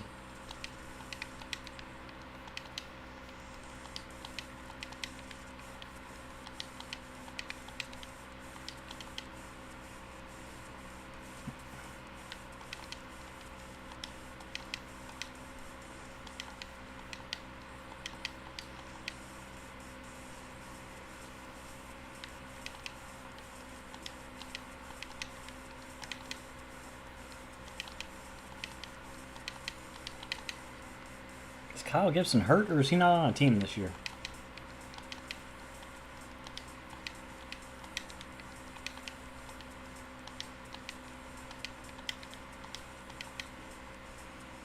Still got a chance to pull something beefy. I have not pulled one of the big 90 whatevers, 91s, 90... I think they're both 91. Bo Bichette and Jamer. I bought Bo. Actually, I bought Jamer, sold Jamer, because I was almost done with live series, and I knew that I was about to get Gil Hodges locking up first base for the foreseeable future. I've pulled Jock once or twice.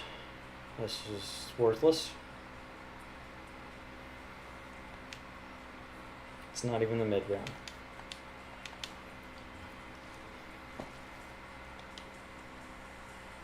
I've pulled Lou Brock like 6 times and I want to shoot him in the fucking face. In Minecraft.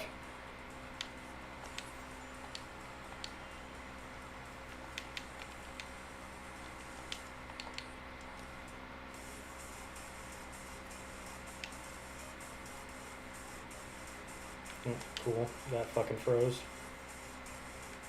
Love that that's a thing this year. Make hundreds of millions of dollars every year regurgitating the same baseball game with updated rosters and hair mechanics, and we can't upgrade the servers.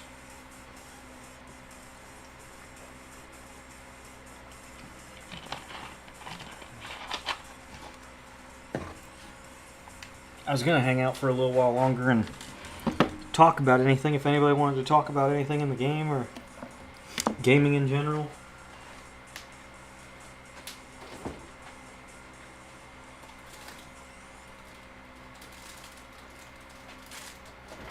We still got a few people in here, but I mean, 15's a pretty good number for me.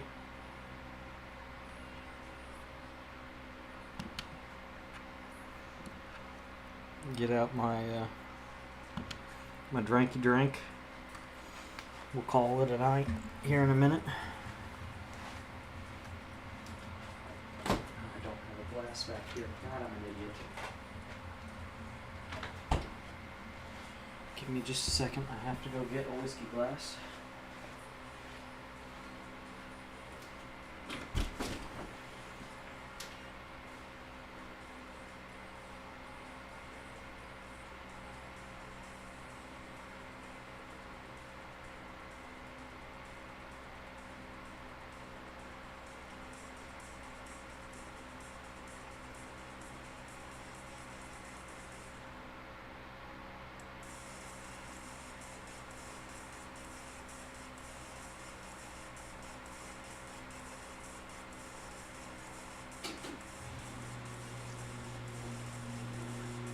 Okay, that sucks. I need to look up what that error message is because it keeps happening now and it's getting quite old.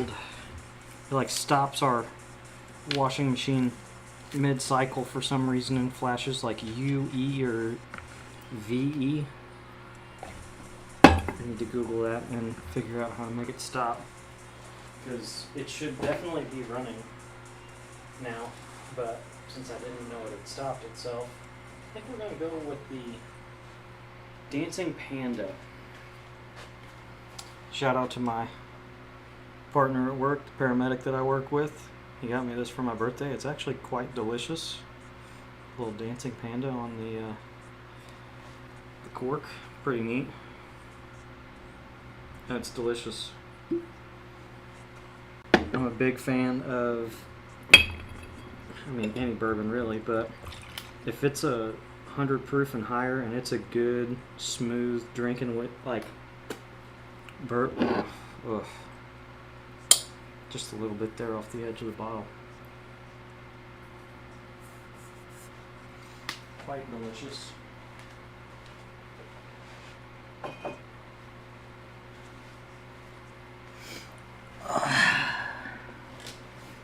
But yeah. Does anyone have any questions that they like? That's my big thing, man. I don't even necessarily have to be the person to give you the answer that you're looking for, but if you've got a question about the game, there's 14 other people in here hanging out that might be able to help answer it for you. Opinions on things, or like I said, gaming in general. I'm a giant nerd. I play all kinds of games. We can talk about anything that anybody wants to. I'm gonna enjoy this peanut butter and raspberry jelly Uncrustable.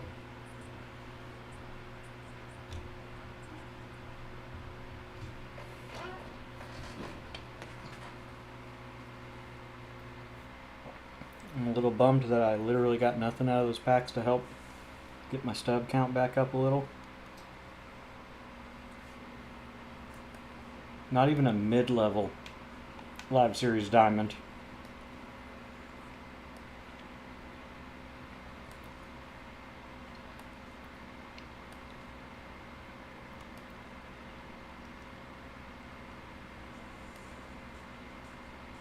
Scooble's going to be 90 plus in the update.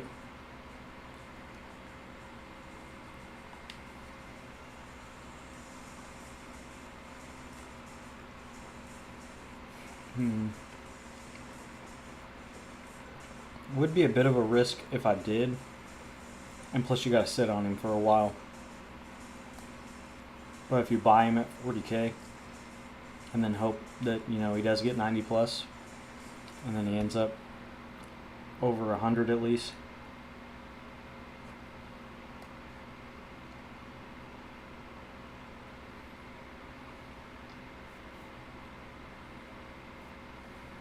I need to quit selling my dupes here. He's out for the year.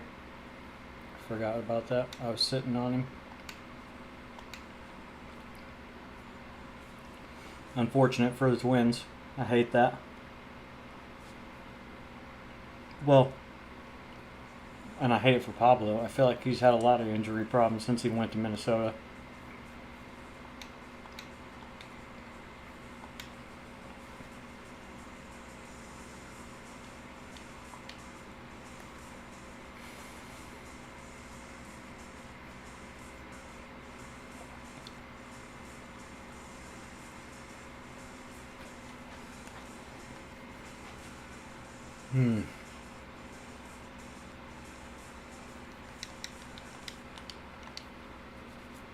Trout may be getting downgraded again.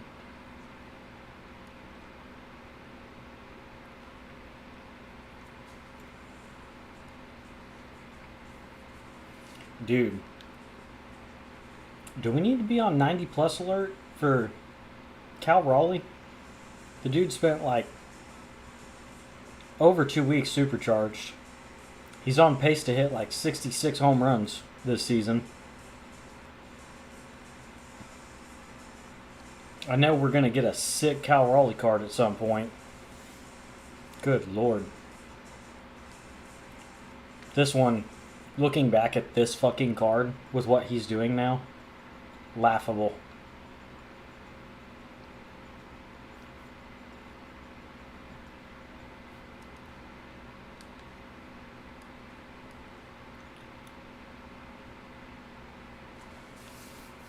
Marcus Semien. Dude. We went to a Rangers game last weekend, and he was hitting 8, 9 hole, something like that. And he was hitting like 201 his first at bat. Started 0 for 1, 0 for 2, I don't remember what, and dropped down to like 198 on the season, and then got a hit to jump him back up over 200. I know he's great defensively, and he had a really good year in 23, but dude, he has been really bad otherwise since that contract signing.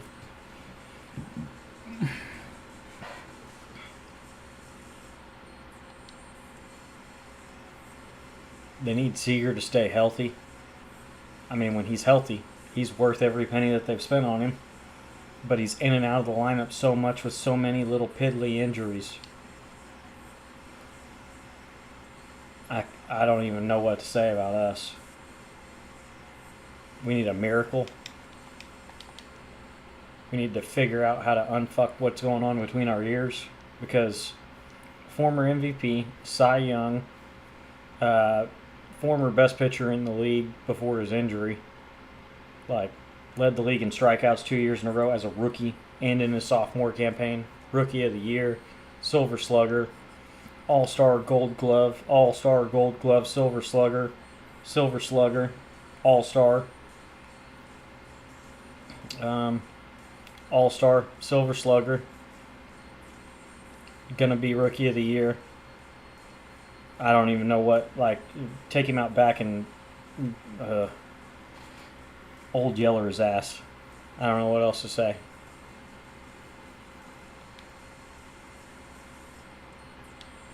Another outfielder, yay. But man, yeah, I don't know what our deal is. What the fucking fuck?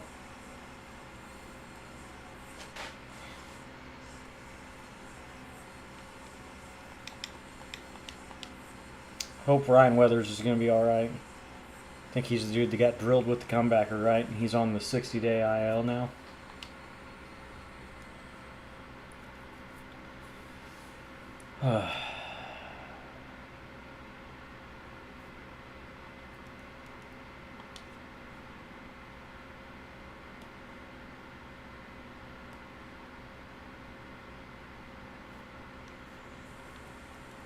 Kyle Tucker's still holding a decent price. I think, honestly, at this point, Pete Crow Armstrong's more likely to go up.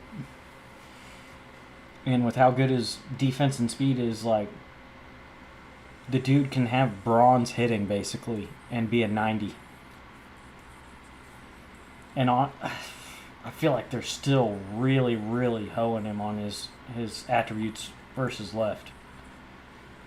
Like, there is a world where we get an amazing Pete Crow Armstrong card, and could be soon. Paul Skeens. I saw a post that it made light of the scenario. It does suck for him, so don't get me wrong.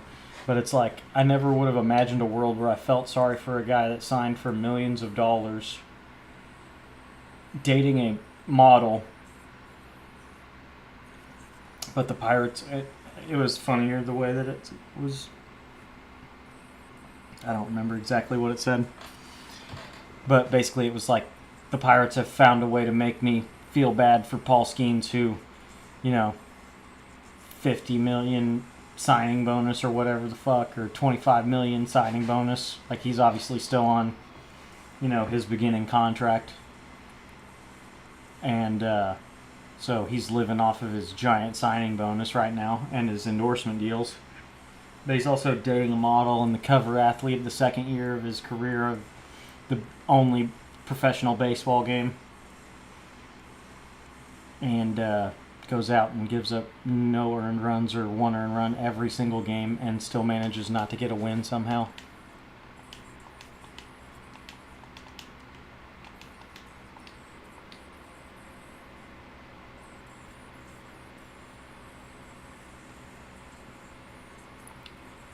Man, that just doesn't scream average across the board.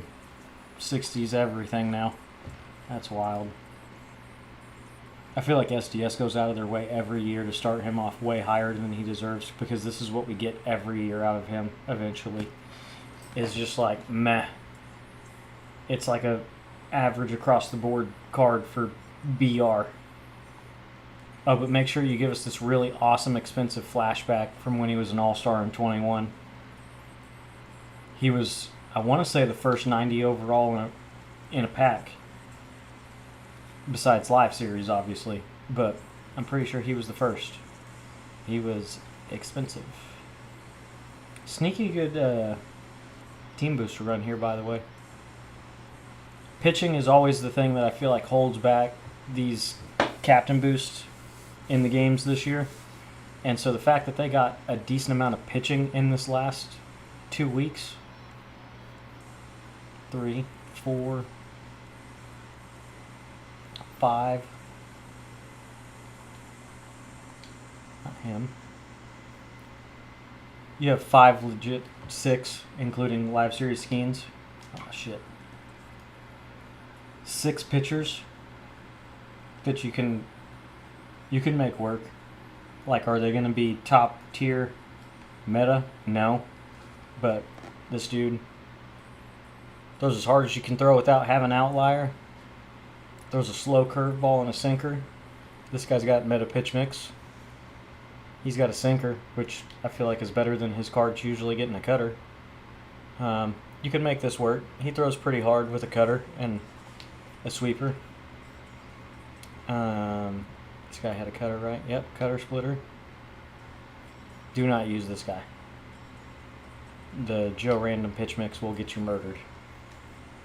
It's like the first year or two I was playing Diamond Dynasty and I was trying to use John Smoltz cards on my Braves teams.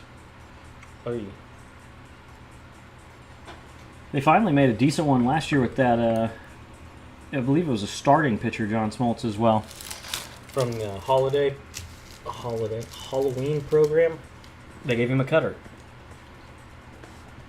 You cannot have a viable starting pitcher in this game without having more than one fastball. You cannot throw one fastball and be a starter. Relievers can get away with it because you only see them for a few batters most of the time, and then they're out. They're gone. Oh. I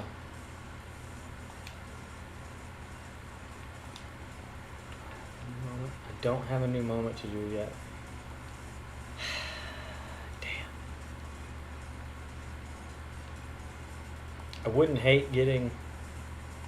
I mean, obviously I don't want the Top Snout cards, but like the Rangers one, he's actually kind of decent on a Rangers theme team. And he's a lefty bat, which they don't have a lot of right now, honestly. And you're not going to run Live Series Seager over the Dodgers Seager if you have him. But then cue the Dodgers. Here's a lefty bat that you kind of need on that team build. Unless you're going to run Duke Schneider and pray that you don't have to hit 50-50 against a lefty. But positional versatility as well. Bring him in off the bench. And I mean, with a tier 1 boost, tier 2 boost, you got him to like 100 contact and clutch and 90-ish power both sides. That's...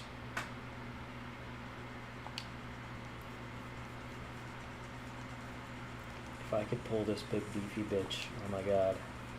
Honestly, the smart thing to do would be to sell him and buy 2 of the cheaper ones towards the collection. Because he's good. Am I going to play him over freaking Scott Rowland? No, there ain't a chance in hell. I can't believe there wasn't a Sammy Sosa moment today that I could get that pack for. That sucks. Which I guess means we're getting one tomorrow, maybe? Got all the missions done, too.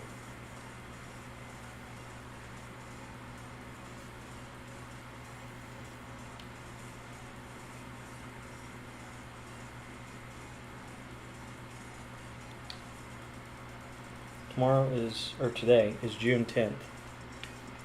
And we only have 7 of the 20 home runs so far.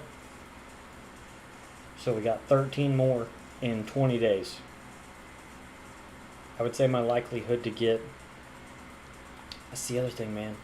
These are probably going to turn into June spotlight packs because they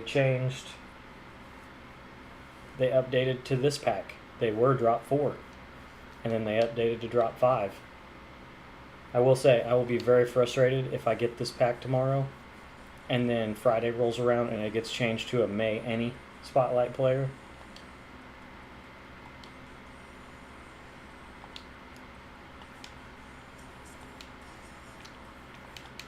No, I should probably... Man.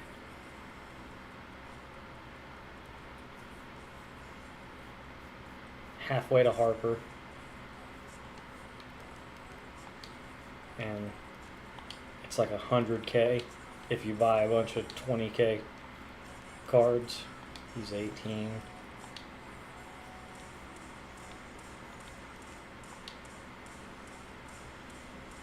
Yeah, like 90 to 100K. But then you're literally just not getting the other best card in this drop. Gets up to 98, 105, 102, 120 with 115 clutch.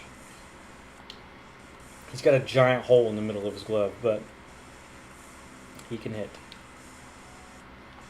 It's better than all these other platoon options for one reason or another. Either they have no contact against one side or they have no power against one side. He's the other most like balanced card in this. I'm amazed that he still has quirks even though he fucking got his arm broken last year and missed almost all year. That was before the All-Star break, wasn't it? Like, how the fuck does he still have quirks and Ronald lost everything except, like, Rally Monkey or whatever the fuck it is? Fighter. I don't even remember now.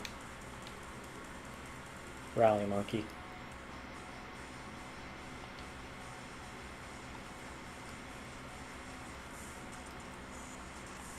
Man. his price really isn't dying that much. I was kind of hoping with all this new cool content that's come out, maybe his price would have died more.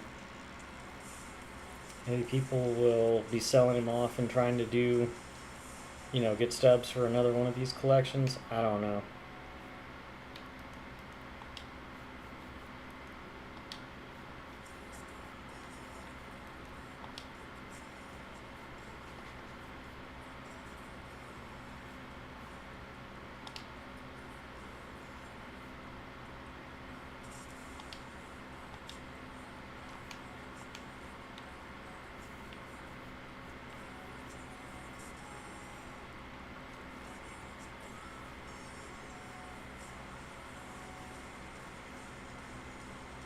He's about to be cheap come, not tomorrow, but 2 weeks from tomorrow. Because tomorrow he'll be in that path, but you won't be able to earn him for 2 weeks till drop 3 of the missions. Which I think is dumb. He is BR drop 3. This is BR drop 5. Right here? Yeah. 4 and 5. So we're getting 2 BR flawless rewards for every multiplayer program that we get.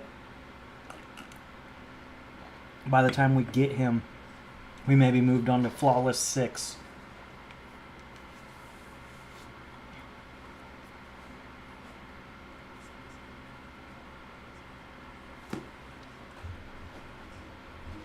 I think this is a bit steep. I was thinking I might invest in him because I think awards will be a collection and you'll get to skip 2 of them.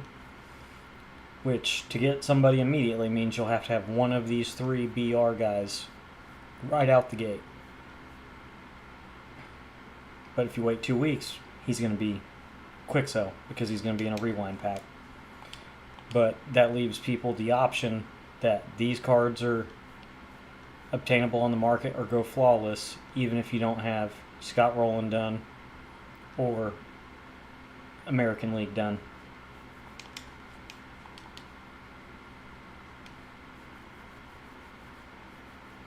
The other one.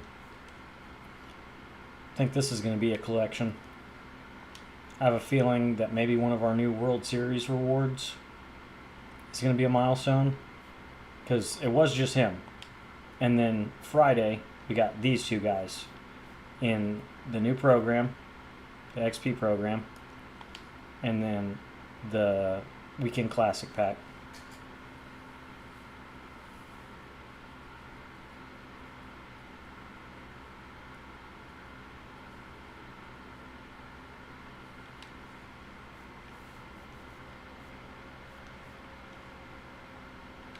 Don't think that we're up there yet because Hall of Fame's got to be 99s.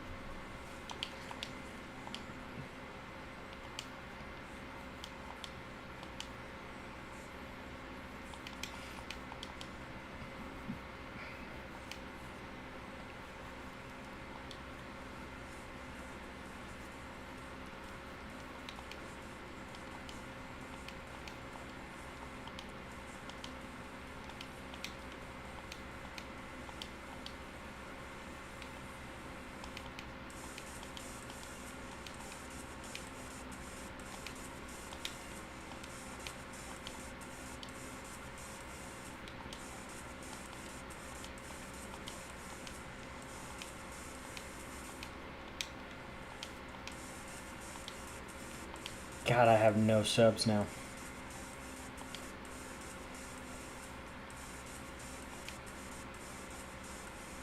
But I mean, that would really get me as set up as I can be for this without a chase pack, a flawless.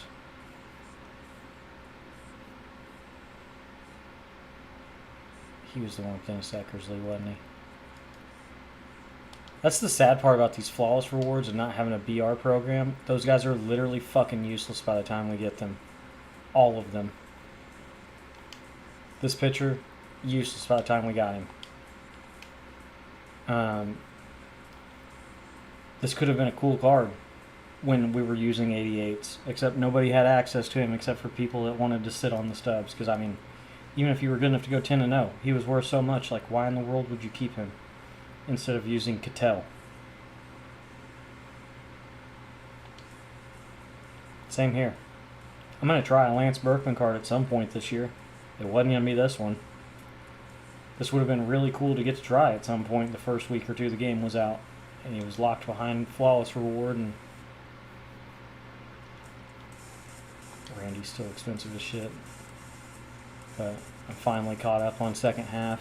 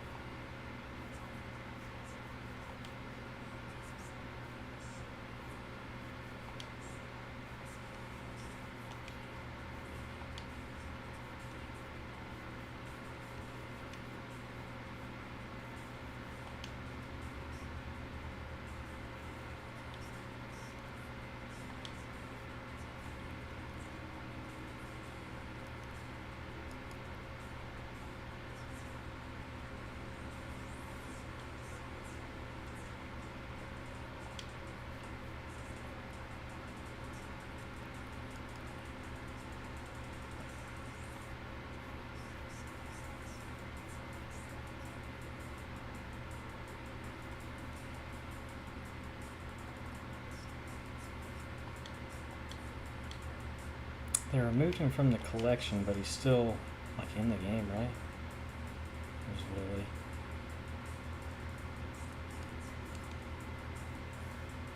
Yeah.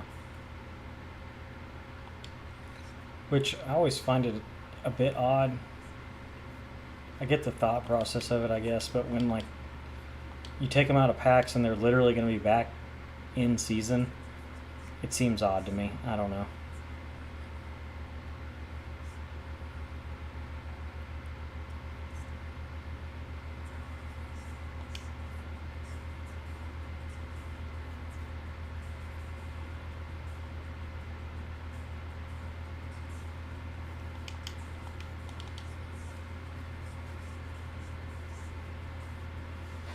Thankfully, I don't work Friday. I worked during the Scott Rowland collection day, and any of the preemptive cards that I bought,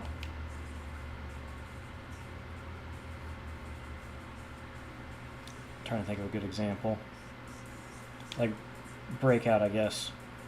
If, say, instead of only getting to skip one, it lets you skip two, but somebody doesn't have this card yet because they don't have Bobby Witt Jr., this price is going to go up. I could sell him. Or like this. If you can only skip one, but somebody doesn't have Shohei, this price is going to have to go up. You know what I mean?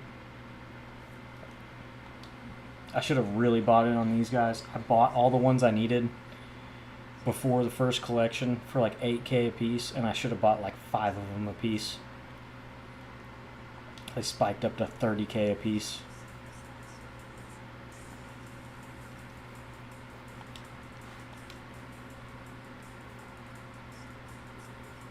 Same with Nolan. I bought Nolan for like 12K, and then I sold him for like 25.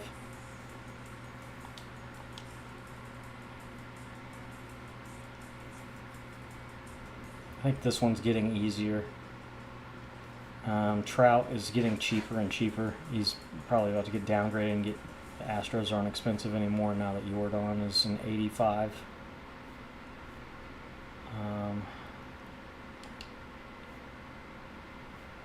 It's really not any that expensive in here anymore.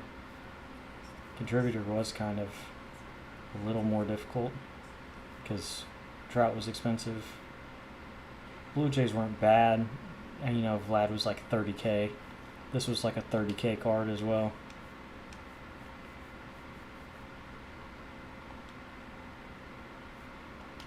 This is still just the most ridiculous one.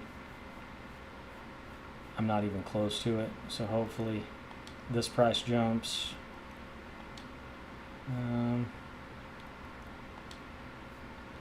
I mean, I could sell a few of these if the price jumps high enough. The problem is that with like, this is a multiplayer program, this is a multiplayer program, that until there's a rewind pack for that, there won't be any more of these in the ecosystem. So if I sell off mine, I won't be able to get them back until they make a rewind pack, or I'll end up having to pay out the ass for them. So we'll just have to see.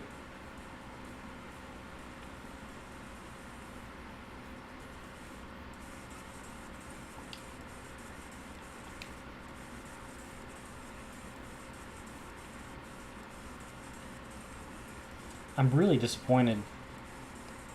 I love his swing, and I was so dead set on him being my second baseman, and then Yohan Moncada came out like the day that I was actually going to get back into playing ranked, and so he's got 11 ABs in events, and that's what he gets. What's the event right now?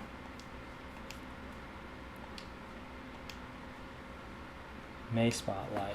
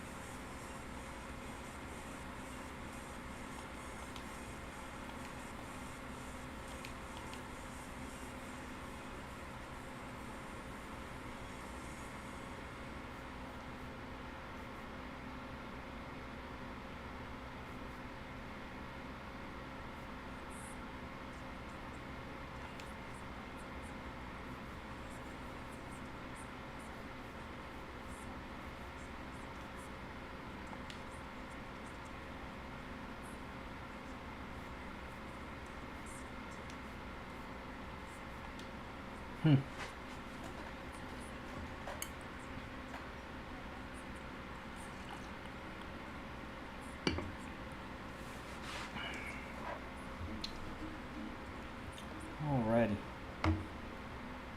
Well, I hate to do it since we just peaked at 18 viewers, but I do believe this is where I call it a night. I'm out of it. So, I appreciate everybody coming by. I will be live tomorrow night. May not be playing the show the whole time. It seems like I may be checking out Helldivers for the first time with my buddy Tricky. So we will just see. But I will be live again tomorrow night, kind of same-ish time, between 9 and 10 probably, whenever my kid and my wife go to sleep.